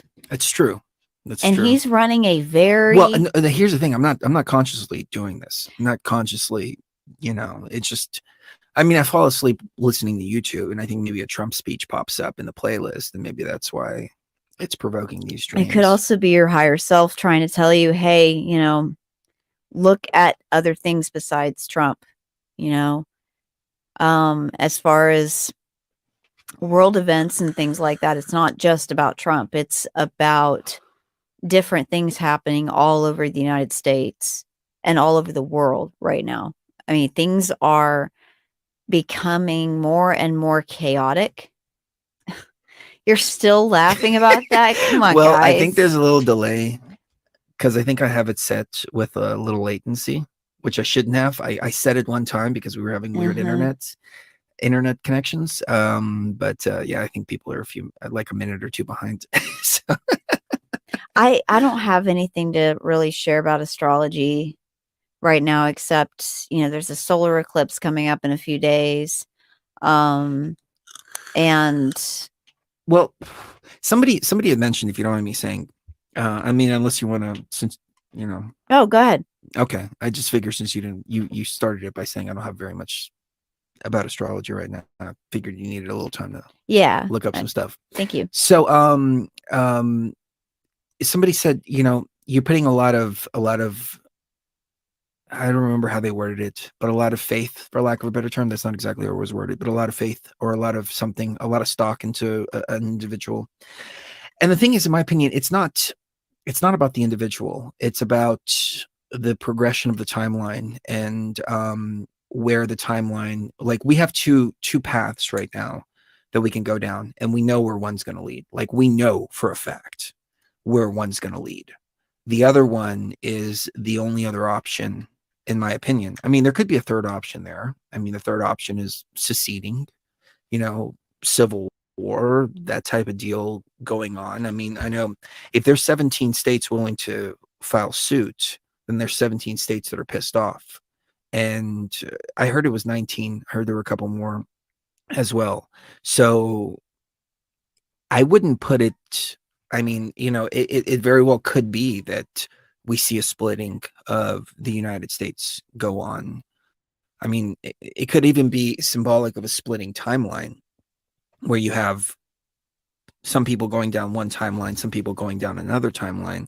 I don't know. All I know is that I know if it goes down the Biden timeline, there's assured destruction, assured destruction of liberty. And it's not even that it's going to be something new. It's going back to the old.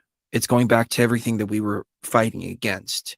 It's going back to normal, but it's going to be ramped up though. And it's going to be they have 4 years to catch up, and they have all this dismantling to redo, and then they have the fact that they lost their power. And just like you had mentioned earlier, Cherie, it's like an adoptive parent or an abusive parent who gets their child back after the child, told on them for abusing them. Right. They're going to be even more abusive because they Right. think they can get away with it. Mhm. And so we see the hubris that they had just even with Trump in office. So we know the lengths that they're willing to go to. We know that these are very violent people that we're dealing with. These people are completely and totally lawless. They don't care about the Constitution. They hate the Constitution, as a matter of fact. They think the Constitution doesn't apply to them. They think the Right. laws don't apply to them. We see this all over with the governors, the Democratic governors, who do these really totalitarian lockdown orders and then turn around and go out and dine at a Yeah. restaurant with their family. Yeah. You know, Not just any restaurant, the most expensive restaurant in the world. yeah. And then we see this also, in Detroit.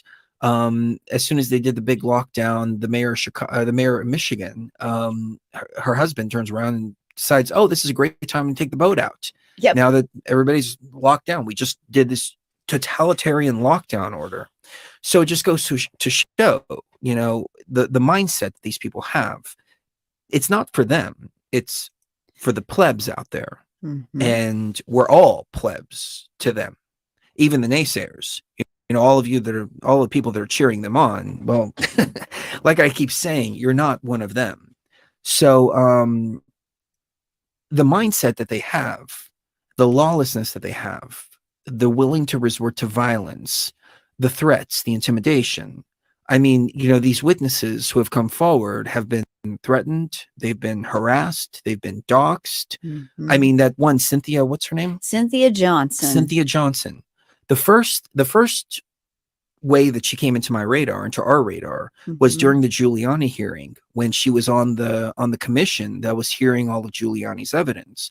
One of the whistleblowers came forward, and she asked, the only question she had is, what is your name? What's your maiden name? And then she asked, what's your maiden name? And that's it. And she put her maiden name out there on the record.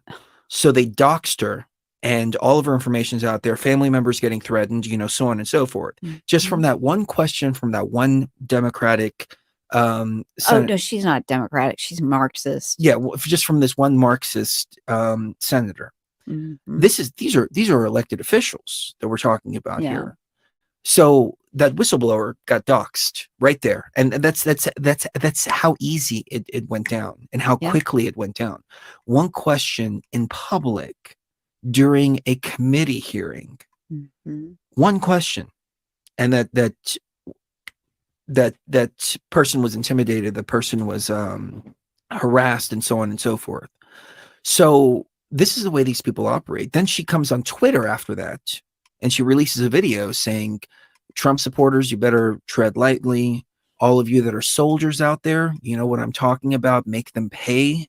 I wish that I could talk to you privately, but we're in a public forum. But you know what I mean when I say make them pay. Disgusting. These are our elected officials who are talking like this.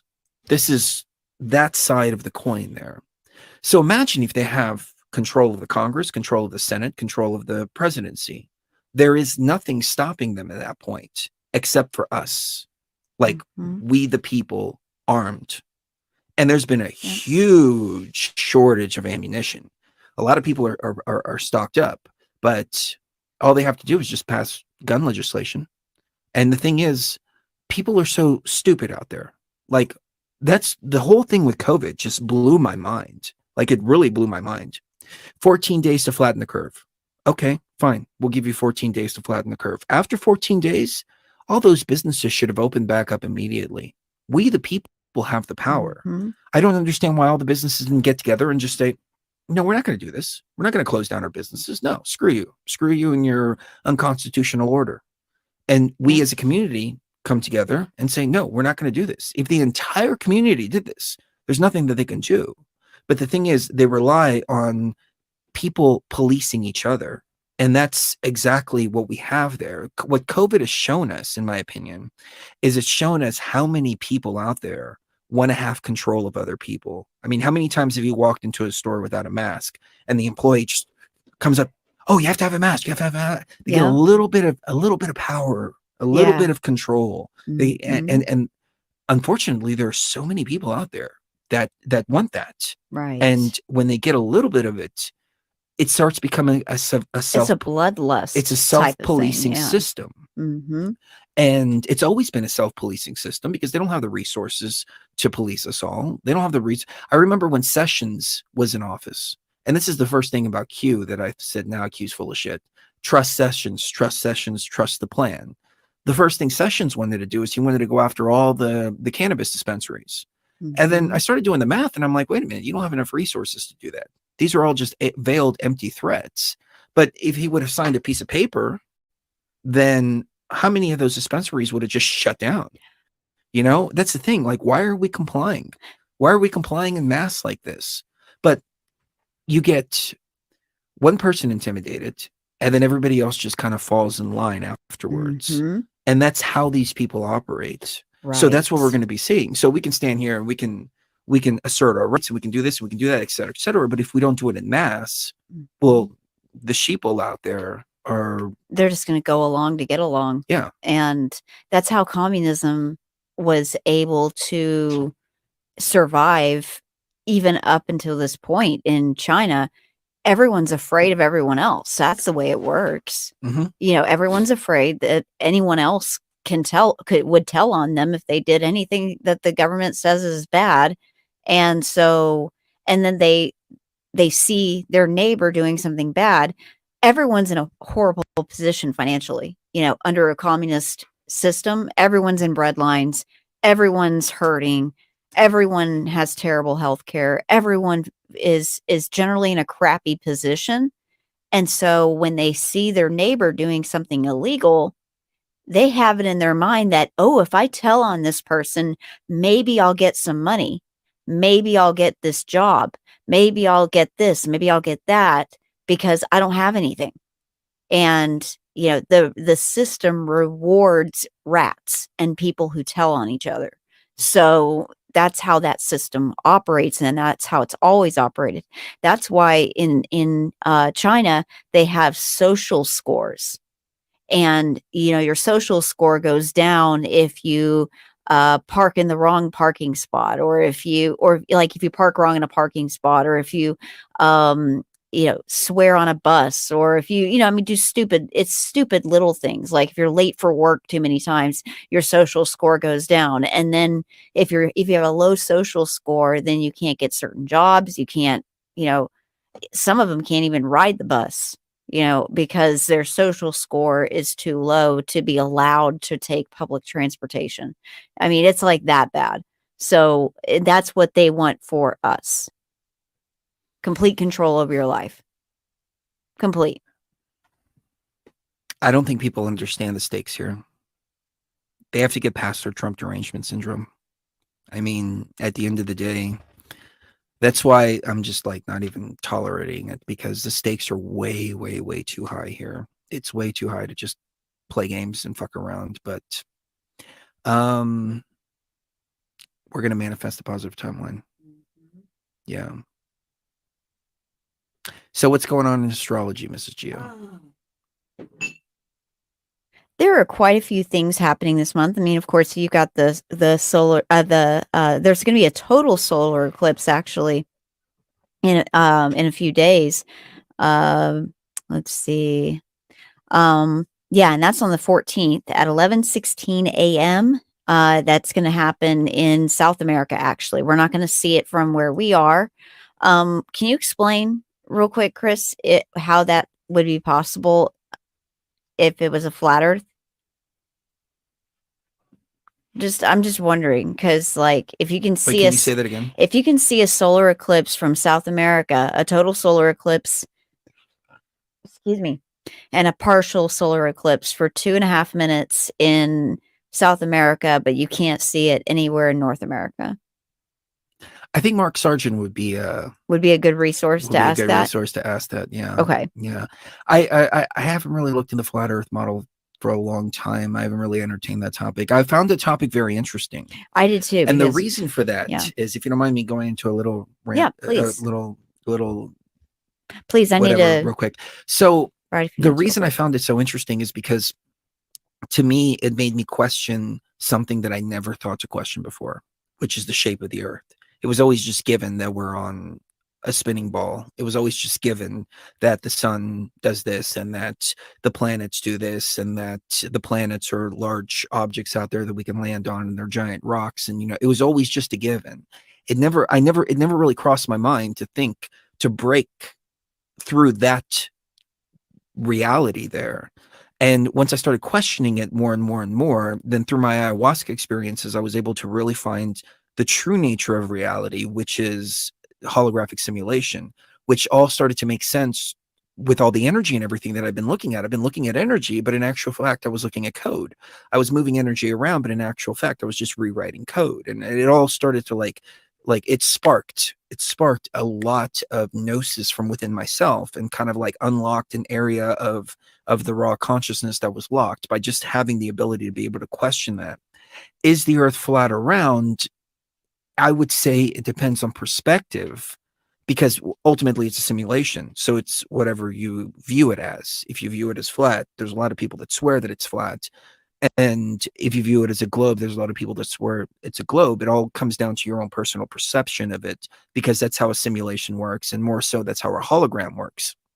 So a hologram is a three-dimensional illusion projected on a two-dimensional space. So some people are seeing the illusion, some people are seeing the space, some people are seeing the zeros and ones behind it. I found the topic to be really, really fascinating. And the way that I came across it was I kept seeing it popping up on my timeline on Facebook, and I'm like, are people freaking nuts? Like, actually, one of my friends who was a 32nd degree Freemason, Donnie Gilson, he was a host on the show. He did 32 Degrees of Insanity. He was a host on the station. He came to me and he said, "Hey, Chris, you know, have you looked into this flat Earth theory?" And I'm like, "All right, man, this guy's really lost his mind here." I remember that because this was in like 2014. And I was like, all right, yeah, because he was already going on some crazy stuff already. I'm like, no, dude, this dude's losing it. But he was my bro, though, so you know, I didn't say anything. But I was just like, you know, and then I kept seeing it popping up over and over and over again, and I'm like, God damn it, I'm gonna look and see why so many people are talking about this. Then when I started looking at it, I started to learn a lot of things that I didn't know before, like the fact that every single photo from space, well, the majority of photos are all fake. They're all like either computer generated, or they're what they call composite images. So we don't really have a picture of Earth. We have composite images of satellites taking Earth like this. And then you also have the interview with Mr. Blue Marble. I don't remember his name, but in the interview, he said, it's my job to take flat images and fit them into what we expect, which is a ball Earth. So he takes all these flat images and then makes them into a globe. And that's how he comes up with the blue marble. And then I noticed that all these pictures of Earth were changing. Like some looked like fake, some looked realer, you know, all of this. And I never asked myself these questions. Like, how are they getting these photos? And then I realized they're all photoshopped, like literally. Even if you want to say that satellites are taking individual pictures, you still have to use Photoshop or some other program like that to compile all those images together. So they're all composite images. And then I asked myself, why don't we have any real images of Earth at all? Period. And then once the flat Earth movement started to take off, then NASA all of a sudden happened to find all this lost footage from the moon landing. Just all of a sudden, they just happened to find it. It's been missing for 50 years. They couldn't find the original footage. They couldn't find anything. I mean, all the equipment was just lost, just oops. The biggest event in American history, speaking in terms of aerospace technology, we just happened to lose everything. Then all of a sudden they found all these photos supposedly from the moon, all super high quality too, like 4K quality, taken in like 1950. The only issue that I took up with those, though, is that the in the sky, when you look at the photos, you can see the Earth, and the Earth is a certain shape. So, and it's a certain size too. The problem is it's the same size as the moon, but when you think about it, like I'm trying to find something for reference. Okay, I just dropped it. What do I have for reference here in my drawer? I don't know. You got a lot of stuff in that drawer. Yeah, I know. You need to organize. Yeah, I know. All right. So I've got a little screw here. All right. So this is the size. This is the size of the moon. Just for this example. And this cup of water is the Earth. Okay. So these are the two sizes, and they're equally apart from one another. So when you're standing on this piece right here, when you're standing on this is going to look a certain size in the sky, right? Because it's a certain distance away, so it's going to look a certain size. Well, if you're standing on this should not look the same size. This should look much, much, much larger, because it is much larger and it's still an equal distance away. So in these moon landing photos, you see the Earth, but it's the same size as the moon, as we would see it from our sky. And I started asking myself, why is this? Shouldn't we see this huge Earth when we're standing on the lunar surface? Like, it should be huge in the sky. It shouldn't be this small, tiny little ball way off in the distance. If Earth is that much bigger than the moon, if they're both the same size, then yeah, we're going to see them both in equal perspectives. So I started asking myself these questions and started going, hey, wait a minute, this is kind of strange. Why is this? Why is that? Et cetera, which ultimately led me to the gnosis of the simulation. But what do you think about that, Sheree? Why is that? Why is it that when we stand on these two objects that are so vastly different in size and equal distance away from one another, when we're standing on the surface of either one, both of them look the same size in the sky? I mean, you're the astrologer. You tell me. I don't think it's flat or round. I think it's such a simulation that it's whatever you make of it in your mind. And I think people are just failing to realize that the sky itself is more like a here's the picture that I'm talking about here. Yeah. That's how we would see a close moon. We've seen the moon even larger than that. So shouldn't the Earth from here take up pretty much the entire freaking sky if it's that much bigger than the moon? You would think so. I would think so. I don't know. All right. So I have not had a chance to really go over this. So I'm just gonna try my hardest. Okay, so coming up, crap, I had okay, here it is. Actually today we have Sun trine Mars, which is what's giving us a lot of enthusiasm for our cause. It's a lot of political activism happens when Sun is trining Mars, and it's a motivating kind of aspect. So we feel confident, we feel courageous and strong. And I know that the news about Texas and the Supreme Court throwing that out, I know that is it's disappointing, but at the same time, I think it's strengthening a lot of people's resolve that no, we're not going to let this happen. This is our country. It's beautiful. The Constitution's beautiful. We need to stick to this. And if the Supreme Court itself is saying that we are independent states and that our actions don't affect other states, then why can't we just be our own country at this point? That's the greatest argument for secession has come from, that Supreme Court decision today, in my mind. Then tomorrow, no, I'm sorry, on the 13th, so in 2 days, Mercury will be squaring Neptune. So you're going to see a lot of illusions and a lot of distortions going on the 13th. It's going to be the day before the Electoral College votes. It's going to be a lot of bullshit in the media, especially, and a lot of bullshit from the people that are trying to get away with this. They are master entertainers, and they're going to try to entertain you using, they've already started it, but Project Bluebeam is definitely a thing. And I can't believe they're going for something so pathetic, but it makes sense that they would. They're basically saying that the Galactic Federation of Light is real, and that it's like a top Israeli scientist or something like that. And he's saying that extraterrestrials are real, and they've been visiting us for a long time, and it's all part of the Galactic Federation. So that's also going to be one of the arguments that the New Agers are going to be fed about why we need a world government, because the Galactic Federation has demanded that we be a world government before we can be accepted into the Galactic Federation or some bullshit like that.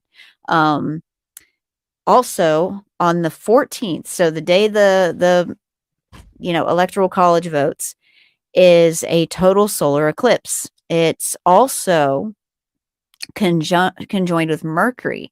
So the spiritual meaning of this means that, okay, so what's the sun about? The sun is about light, about shedding light on the issues. And I know this is not going to sound very positive, but Mercury conjoined with a sun that's going to be eclipsed this may not be a good sign for the Electoral College thing either. It could be that the Electoral College day doesn't turn out the way we would like, especially because it's in harsh aspect to Neptune as well. Neptune is dreams, it's spirituality, but it's also nightmares and spirituality that's kind of circling the drain. So all of that put together means that the 14th may not work out the way we'd like, but we just have to prepare ourselves for that, but put all of our hope and all of our positive energy into making that not be the case. That could be helped by Venus sextiling Jupiter that same day on the 14th, because it makes people warm and generous, and you may even see some not politicians, some celebrities coming out and talking about how this is all bull, that the election was stolen, and they may be raked through the coals for it, but the warmth and generosity that people usually associate with the Christmas season with their family and friends and everything, I think it's going to become more of an issue of seeing the whole country as your friends and family, because we're all Americans, and we all deserve to have our say in who gets, who's going to be the leadership of this country. And it may get to a point where it's so bad The fraud is so obvious and the government's being so tyrannical that you see celebrities more and more start to turn coat on these people, you know, despite the fact they've always been Democrats or something like that. They may decide, you know, I care about this country. I do. Well, if I can interject for a Yeah, second, please. you know, they're constantly turning on each other. Yeah, So that's the that's thing. another thing. Yeah. That was, I mean, you see the NBA, for example, they painted Mhm. Black Lives Matter all over the place and they lost, I don't know, 3/4 of their viewership. Yep. And then, I mean, even Black Lives Matter and Antifa are turning on Joe Biden. Yeah. I mean, you had Antifa.com, which was being rerouted to Joe Biden's donation page temporarily. We proved that here by going to the Wayback Machine on a different show. Mhm. But now they're even saying that, oh, Joe Biden's one of them and this and that and blah, blah, blah, blah, blah. And it's like, whoa. And you know, they're constantly turning on each other. Yeah, So I can see them turning on the celebrities. Well, another good aspect that day is Mercury trine Mars. When Mercury is trining Mars, you've got mind plus male energy that's just like strong, you know, strong male energy, and along with the mind. So it's a mind that is, you know, up to the task and is quick and witty and charming, but, you know, to the point and making sense. So you're going to see Trump probably doing a really good speech on the 14th, despite whatever, you know, whatever happens with the Electoral College. He's going to give a speech, I think, on the 14th that is just going to knock everyone's socks off, because, or something's going to happen as far as probably a male, it could be a female, but probably a male, you know, speaking truth that is so hardcore that, I mean, it's going to be used in songs just like so this is on the 14th. On the 14th when the Electoral College meets. No, they meet on the on December 14th. Yeah, Oh, I thought December you were talking 14th. about January 14th. Okay. Yeah, this on the 14th. Okay. Because what I'm thinking is, I mean, what we really need, this is what we really need. We need indictments. We need indictments to come down. There's We another need possibility. people arrested. We need people hung For the for treason. 14th. Yeah. And you know, the thing is, it's one of those situations right now where Trump's in, Mhm. where if he does something like that, he would have every justification to do it. Right. But the thing is, that's what a dictator does before taking power.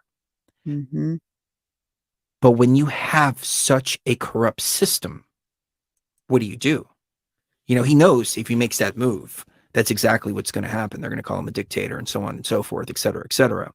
And then the mainstream media is going to convince the sheeple out there that, oh, he's a dictator, he's taking over, we have to go in there with military action, et cetera, et cetera. And Pelosi's been trying to provoke that action, in my opinion. I mean, that's we've been talking about this for months now, how their plan is a military coup. And they're trying to push him into a military coup. So he understands this. He's trying to sidestep all of that. But I mean, indictments need to come down for this. These people need to go to Yeah. jail for what they've done. And the fact that the courts aren't stepping in, this is what's making me really apprehensive about the whole situation, is like, why is the Supreme Court not stepping in and saying, hey, there's a huge amount of fraud? I mean, I understand the mainstream media parroting no evidence, but we did a watch party with all the evidence they presented. It's there. It's crystal clear to anybody that's paying attention. It doesn't make sense. Maybe there's a bigger game being played here that I don't quite grasp just yet. Well, there is, you know, what they call it the Great Conjunction, but it happens every 19 years. It's not that big of a conjunction. Jupiter conjunct Saturn is on the 21st, on the winter solstice. And it's interesting that it's on the winter solstice. But some believe that the biblical Star of Bethlehem was the Great Conjunction of 7 BC. Throughout history, it's been closely observed by astrologers and been linked to the rise and fall of royalty. According to astrologer Daniel T. Ferreira, when a great conjunction occurs during an election or inauguration year, the president is likely to die in office. The table at the end of the article shows this has been the case. This has been the case since 1940, except for the last two great conjunctions. However, there were assassination attempts against both of those presidents. So basically, that means if Biden gets in office, then he's most likely going to die. And I've been predicting that since day one. He wouldn't last 4 months. They were already setting it up. Yeah. Remember when they were saying when Trump got COVID, they were talking about some article in the Constitution. I don't remember which article it was off the top of my head, but it's if the president is incapacitated, then the vice president takes over. And they were already talking about that. And it's like, wait a minute, we don't even know what's going on with Trump and COVID right now. Right, exactly. And the vice president is the one that has to enact that. They weren't talking about Trump. They were talking about Biden. As soon as Biden gets in office. Right. He's going to die. And well, then, he doesn't even have to die. All they have to do is just find him. just article. Yeah, whatever, mentally unfit. Right. And Kamala Harris goes to Nancy Pelosi and says, you know, Biden's having these problems, et cetera, et cetera. Pelosi says, okay, now you're the president. Right, exactly. So again, we're not talking about Biden as the president. That's why I said Biden, leave him alone. I don't care about him. I don't give. I mean, you know, if we want to hang him just for shits and giggles, it's fine. But he's an old senile. He's a senile old man. Yeah, he needs to be he's in done a lot. home. He's done a lot of horrible things in his time. He is responsible for crime bills that have filled up the prison with the black community, And for example. destroyed American families. I mean, he wanted death penalty for drugs. Yeah. You know, and he didn't want his kids to grow up in a racial jungle, for example. You know, so there have been stuff from decades ago that that are a concern and that he should have to atone for, but he's a senile old man for all intents and purposes. What we're really talking about is Harris and all of her handlers there. Right. And which include, I mean, her mother was an MK Ultra scientist. I mean, it's very, very, very likely. Her mother was a scientist at UCLA during the years that they were doing MK Ultra experiments at UCLA. And she was like a mind scientist. She was a psychoanalyst or something like that. But yeah, look it up. MK Ultra, an MK Ultra victim would be the president of the United States in that regard.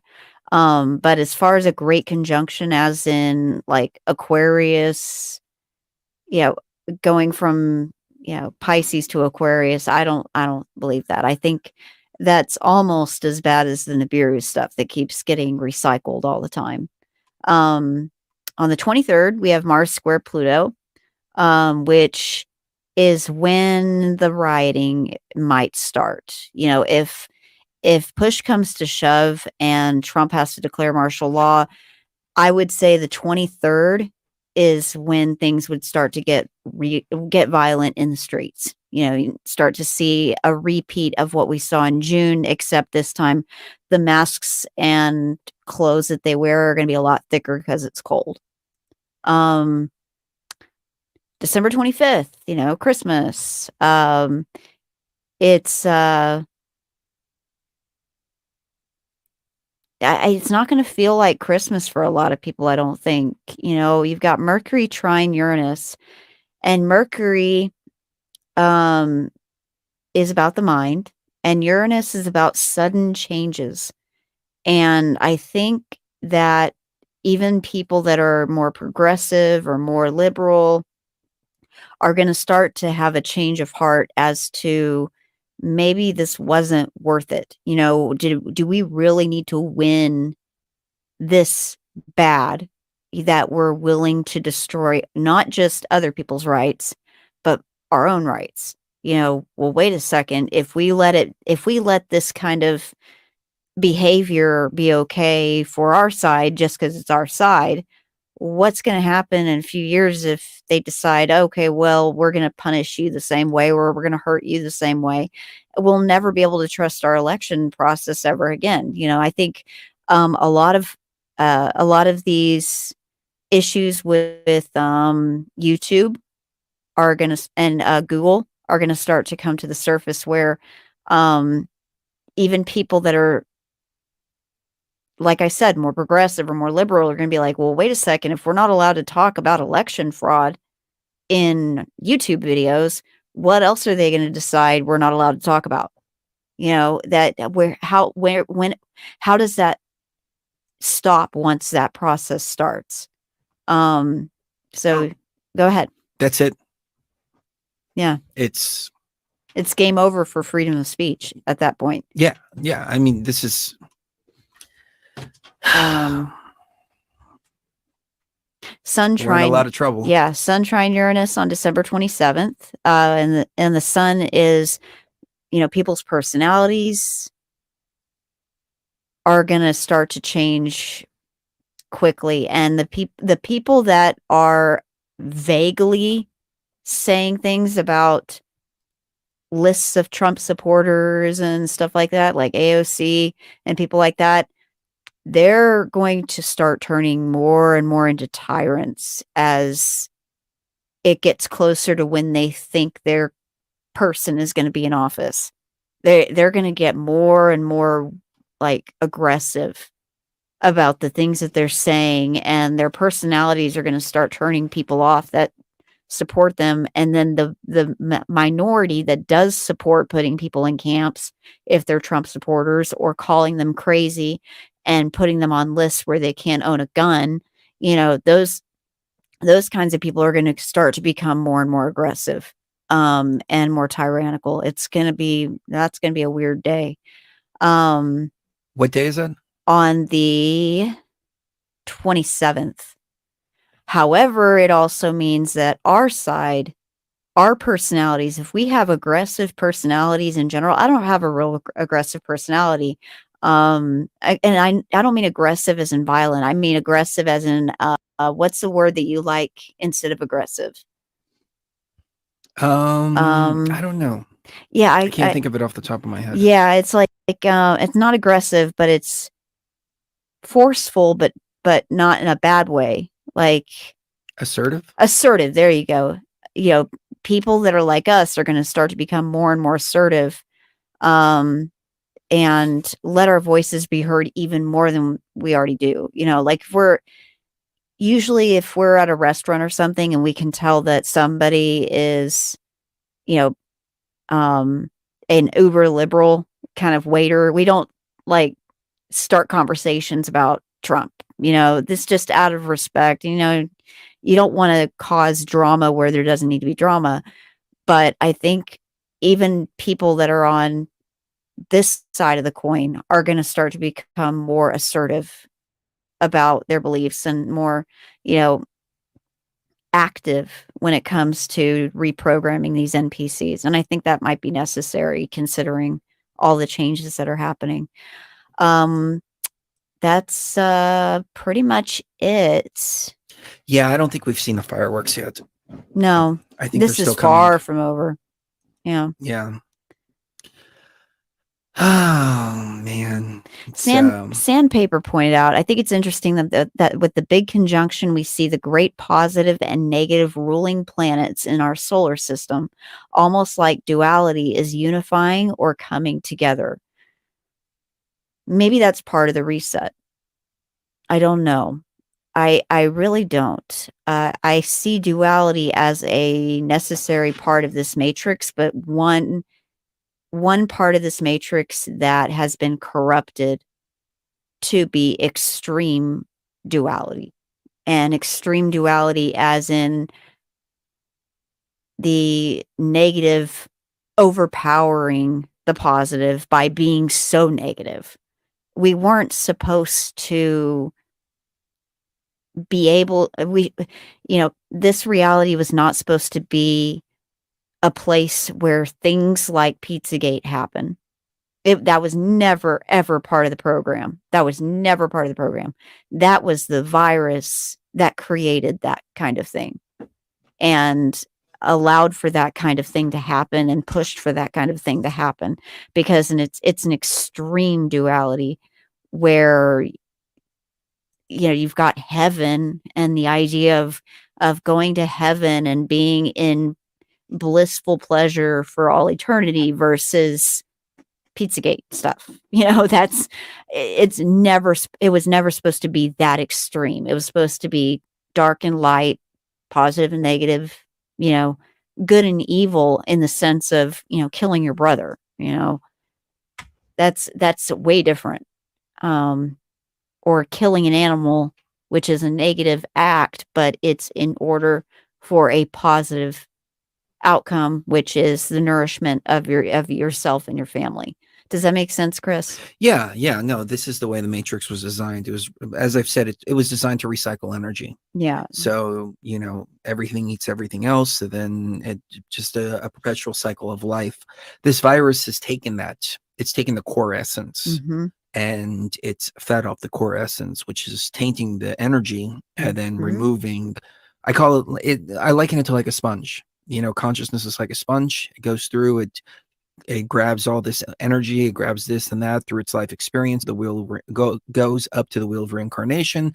All of that is extracted, it's recycled, etc., etc. This virus is eating away at the sponge itself. So it's tainting the sponges and it's tainting the energy recycling, which is destroying the matrix from within.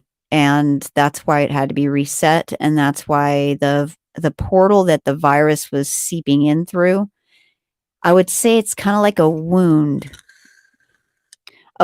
in the time stream that occurred a long time ago that Chris and I and all of you out there closed up at the Luxor. This portal existed outside of time, but I'm wondering if it was like right underneath the pyramid itself, which is, it could be. It's kind of weird because it existed outside, but that Luxor pyramid, I found it like that. It was like there was no trying. It was like it was just instantaneous. It was almost like it was right underneath us. And they say that there's these underground tunnels and all this that go to the Luxor pyramid, and that there's all these trafficking tunnels and all this. But in actual fact, Reno was the hub of everything. Las Vegas, they found very little. They found supposedly huge trafficking tunnels in Reno, Nevada. Yeah, the Reno that was one was bad. That was the epicenter of everything here. But, somebody said, what about thoughts on DNA upgrades? I don't really go ahead. Me personally, I don't really rely too much on that. Like I see this as a vehicle that I'm driving right now. Where everything exists is inside. It's the consciousness that's the element. Like I see anything that has to do with this and this, like the brain, the body, all that, it's part of the machine. So it's something that I try to go beyond to get to the raw consciousness. Like there's a consciousness behind all of this. And then there's all these overlays, right? Which is like Chris Geo is an overlay.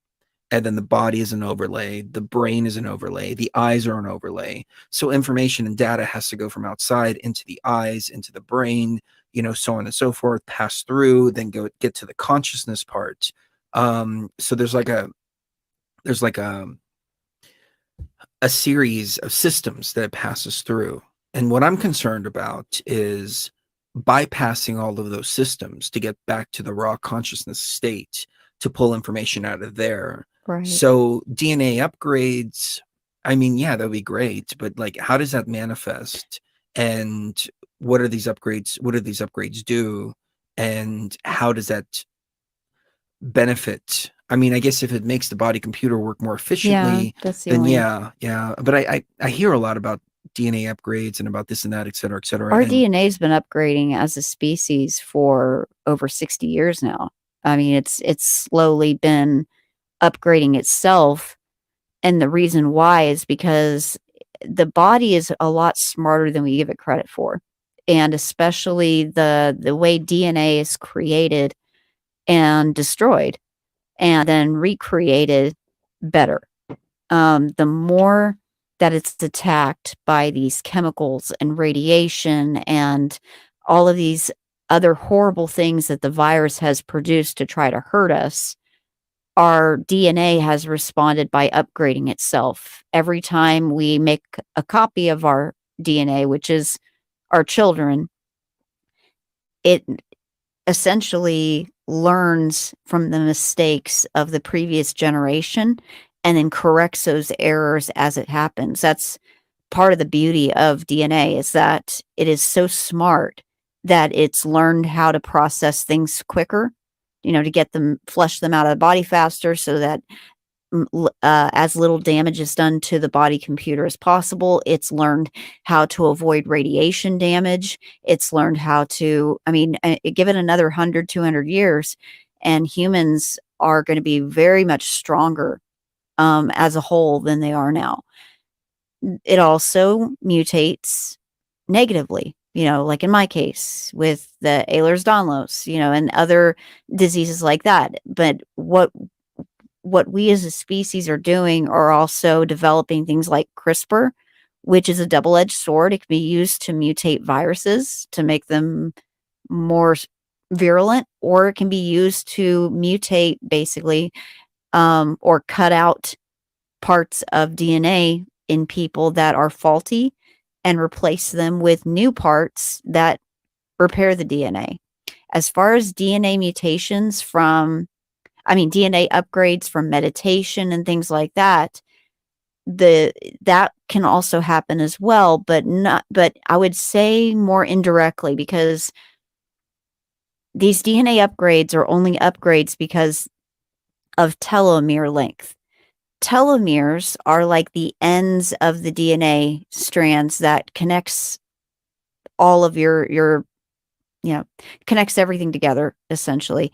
And as you age, or as you go through stress, or things like that, the telomeres get shorter and shorter as you age.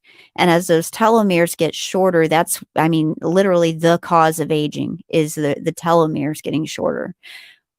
They tested women who have kids that are mentally challenged, and their telomeres were way, way shorter than regular women with healthy children. Because it's just stress does that. When you meditate, when you do psychedelics, when you have lots of freaky sex, when you enjoy your life, when you act young, those telomeres slow down their shrinkage. And that's why they say these things are like the fountain of youth, because they are. That's interesting. Your DNA is upgrading in that way, because the longer the telomeres, the better the chances are that your DNA is going to mutate in a positive direction rather than a negative direction. It's when you're aging quicker and those telomeres are shorter, that's when the DNA mutates in a negative direction and you get cancer, or you get, these other DNA mutation diseases. That's really interesting, because I found myself partying a lot lately. Mm-hmm. I found myself going out and enjoying myself. And you look younger. And I look younger and I feel younger. Yep. Yeah. I've been working out a little bit too. Not nearly as much as I should, but about 3 times a week. I need to do 5 times a week. I really do. Yeah, you should. Yeah. I've been exercising too. I wake up in the morning. I get caught up in a project. And I'm like, oh, I'll work out later. I'll work out later. And then I try to work out at night, and it doesn't work at night. Like I did half a workout yesterday at night, because I was like, I got halfway through it, and I was like, oh, I can't do any more of this. But I noticed that. It's funny. I told somebody this the other day. I said, I won't consider myself old until I stop partying. Until I stop doing.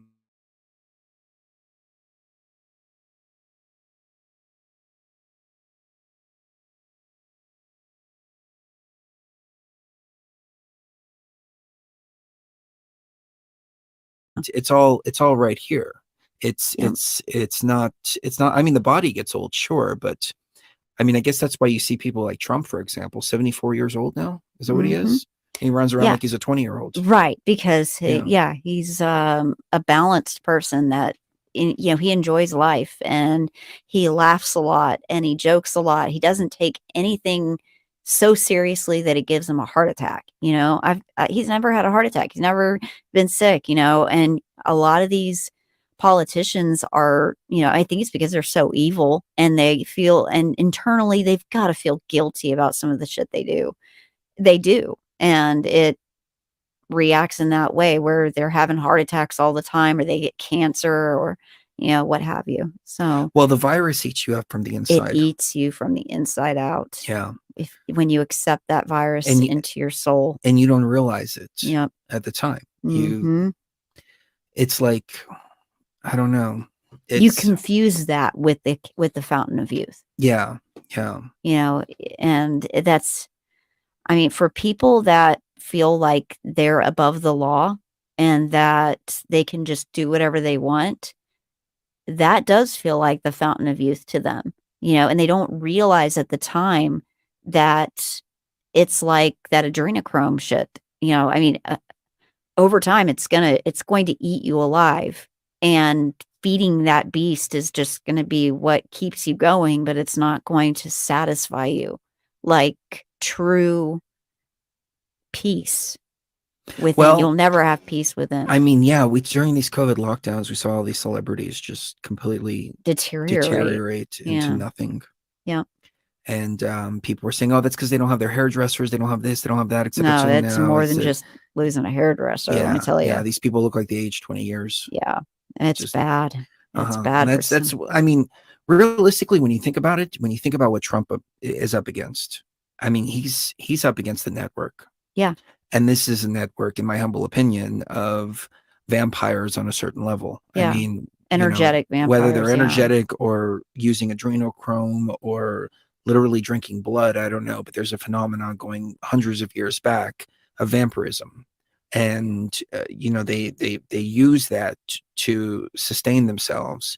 And that supply was cut off during the whole COVID lockdowns. Right. And realistically, you have all the vampires, which are essentially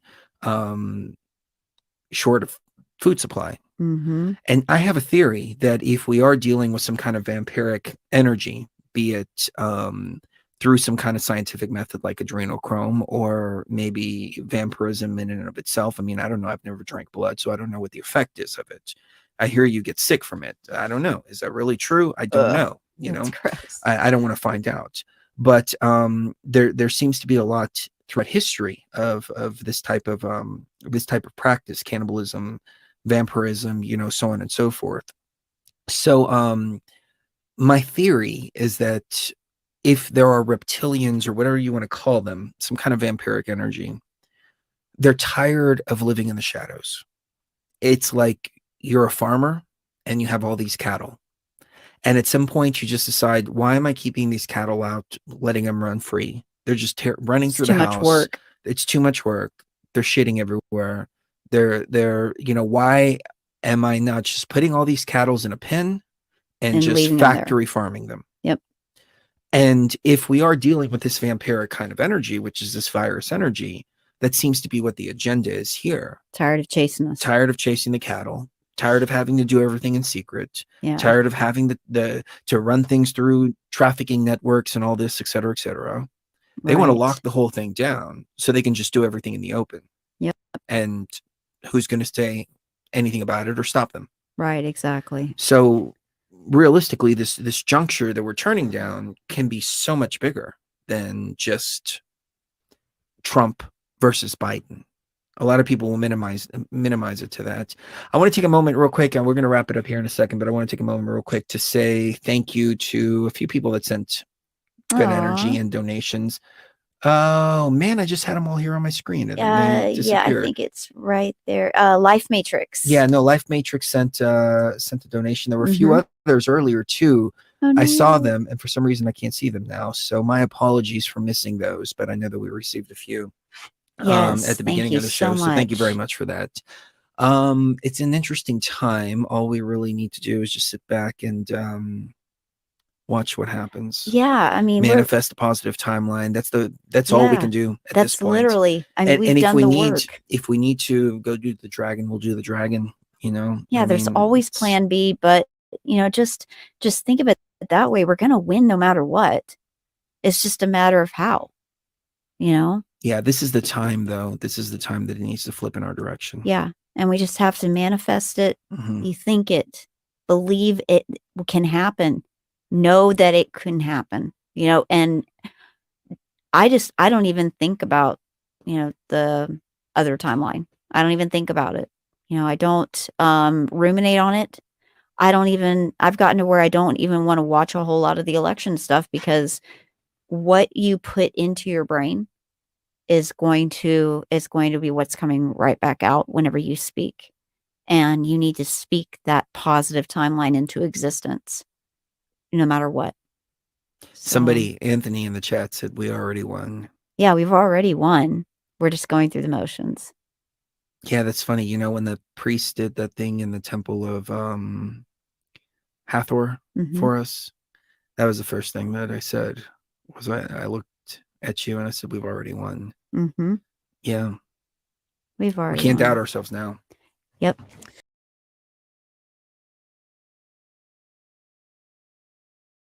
And we both do.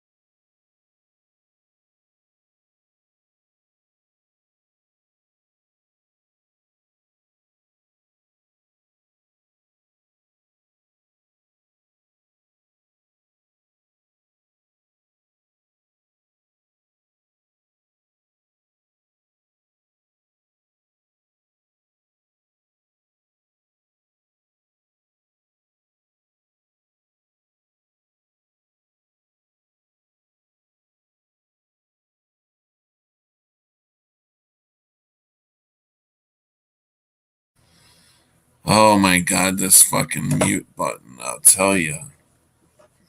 So, anyways, I've been talking for like 5 minutes now, I think.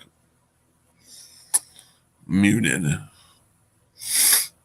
So, Beyond the Veil, I like them guys. I don't agree with everything they have to say, but I do like them. And like I said earlier, I had the night off. Pretty much got a late start, a lot of computer problems. So I basically just played that pretty much all night and gave you guys the chat room. Hey Creek Mary, Dearest Dawn, Crunchy B, Voynich, and JJ. That's some pixels. Yeah, the pixels went out on me probably about 20 minutes into the damn video.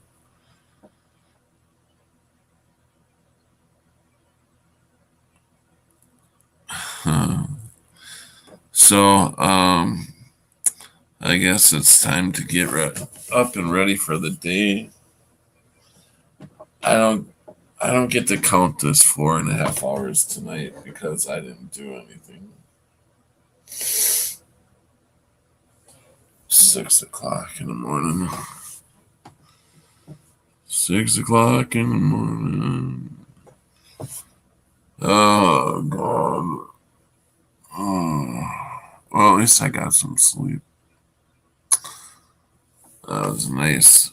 First live stream that I got some sleep on since the 24-hour live stream I ran, which StreamYard and YouTube don't want to put up. One of them don't want to fucking put it up. 25 hours, man, and it's lost. I mean, I found it. StreamYard's got it, but I don't know. They won't release it.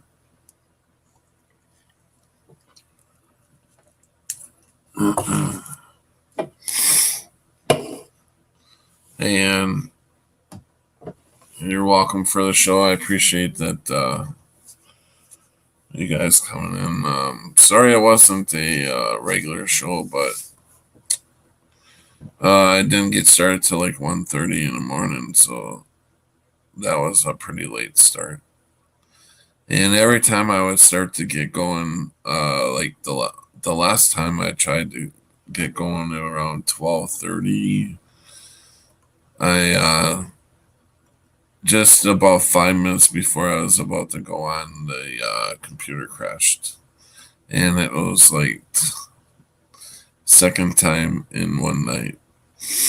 So I almost gave up the whole night, but I figured, when I get on, I'll just let the chat go. And I had a nice long, as you've seen, that video was 3.5 hours, I think that video was. So, a lot going on in the world.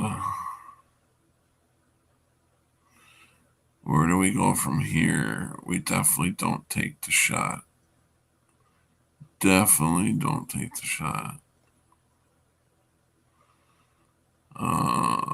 Looking through if there's any important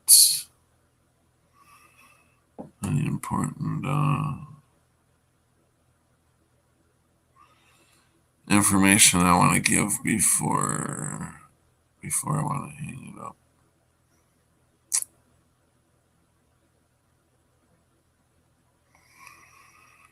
I don't know how many people actually watch the news. Every once in a while, like, is there anybody that actually catches the news? I will catch it once in a while to catch up on what they're doing and everything. And I watched it last night. Or no, it was the night before. I watched it the night before, and geez, it's the nightly news that comes on at like 5:30 or something like that around here. And damn, they really fucking, the fear I couldn't imagine watching that stuff, throughout the day. No wonder why everybody's trying to wear plastic bags over their whole body, fucking condoms over their whole body, because the news has got people so scared and believing in this. That TV is a powerful spell maker. If people just put their TV down and live in their own reality and go by what they see, they wouldn't be afraid. They wouldn't even know anything was going on.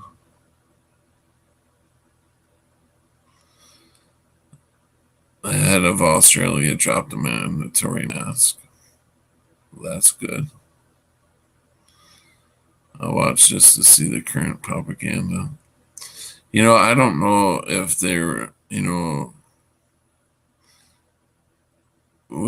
we see it rolling in, we see everything happening, but the more I think about it, it's like, I don't know, people got to wake up to this, and I think I just had an inkling that enough people are going to wake up that we may be able to fight this and turn this back. Or, like they said, I've been saying for the last month that we need to try to vision ourselves on a better timeline.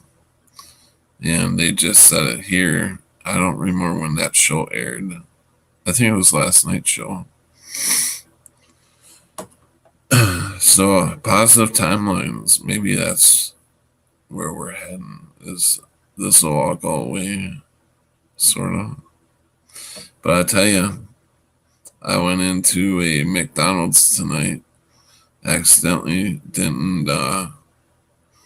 You're not allowed to go in there, and I was going through the drive-through as everybody has to do, and they had forgot a cheeseburger in the bag, and so I went in there and told them that they were missing a cheeseburger, and I was surprised to see the whole fucking place was tore apart. The whole inside, not the whole inside, like the dining part wasn't tore apart, but where they had the counters with the cash registers and stuff, that was all tore apart. So I'm like, what the hell? I mean, they were remodeling, doing like making it looking easy, accessible to what the way it is now, you know. And I shook my head when I was in there, and I was like, wow, we're never ever going back to normal. And they're preparing restaurants, big ass restaurants that are going to be staying open. They're all preparing for it. They started $100 fine here for no mask. Well, that's that hurts. I was just starting to have a little hope there, Keith Murray. Patrick have a little hope. Wow.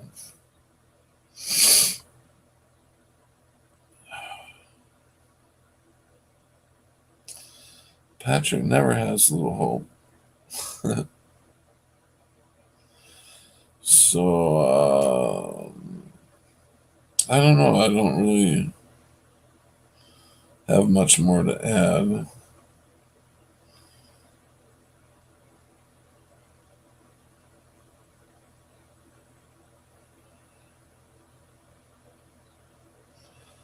But yeah, when I seen that, I was like, damn. And they didn't. I followed, you know, where they come out the door. They come out the door. They have you pull over, like if it takes a while for fries or something. They have you pull over and wait. So they come out that certain door. So I went back in that door because there was no other way in there. And it took me a little bit there to get their attention. They're obviously not used to people anymore being in the dining area. So they're all running around doing their thing, and I'm sitting there at the counter yelling, "Hey, hey!" And there's a opening now. Instead of having a full counter there, you can walk right through the counter. And I was walking, I almost was back right there in the kitchen. And I was like, well, basically it was in the kitchen. And I was like, hey, almost by the drive-through window there. And so I finally got their attention, and I said, hey, you guys are missing a cheeseburger. And they're like, is it a regular cheeseburger? I'm like, yeah, just a regular cheeseburger. And so she yelled back there, or both of them yelled back there, we need a cheeseburger as soon as possible. Oh my God, because I was in there. They were all freaking out, and a manager come out. She didn't know what was going on. She just walked out there to tell everybody, I'm sure, what to do or whatever and whatnot. And she seen me standing there, and oh my God, did she freak out. What is he doing in here? He's just in here to get a cheeseburger. But he can't be in here. Wow. Talk about freak out. I wish I could have got some photos of the inside of that place. We're not ever going back to normal.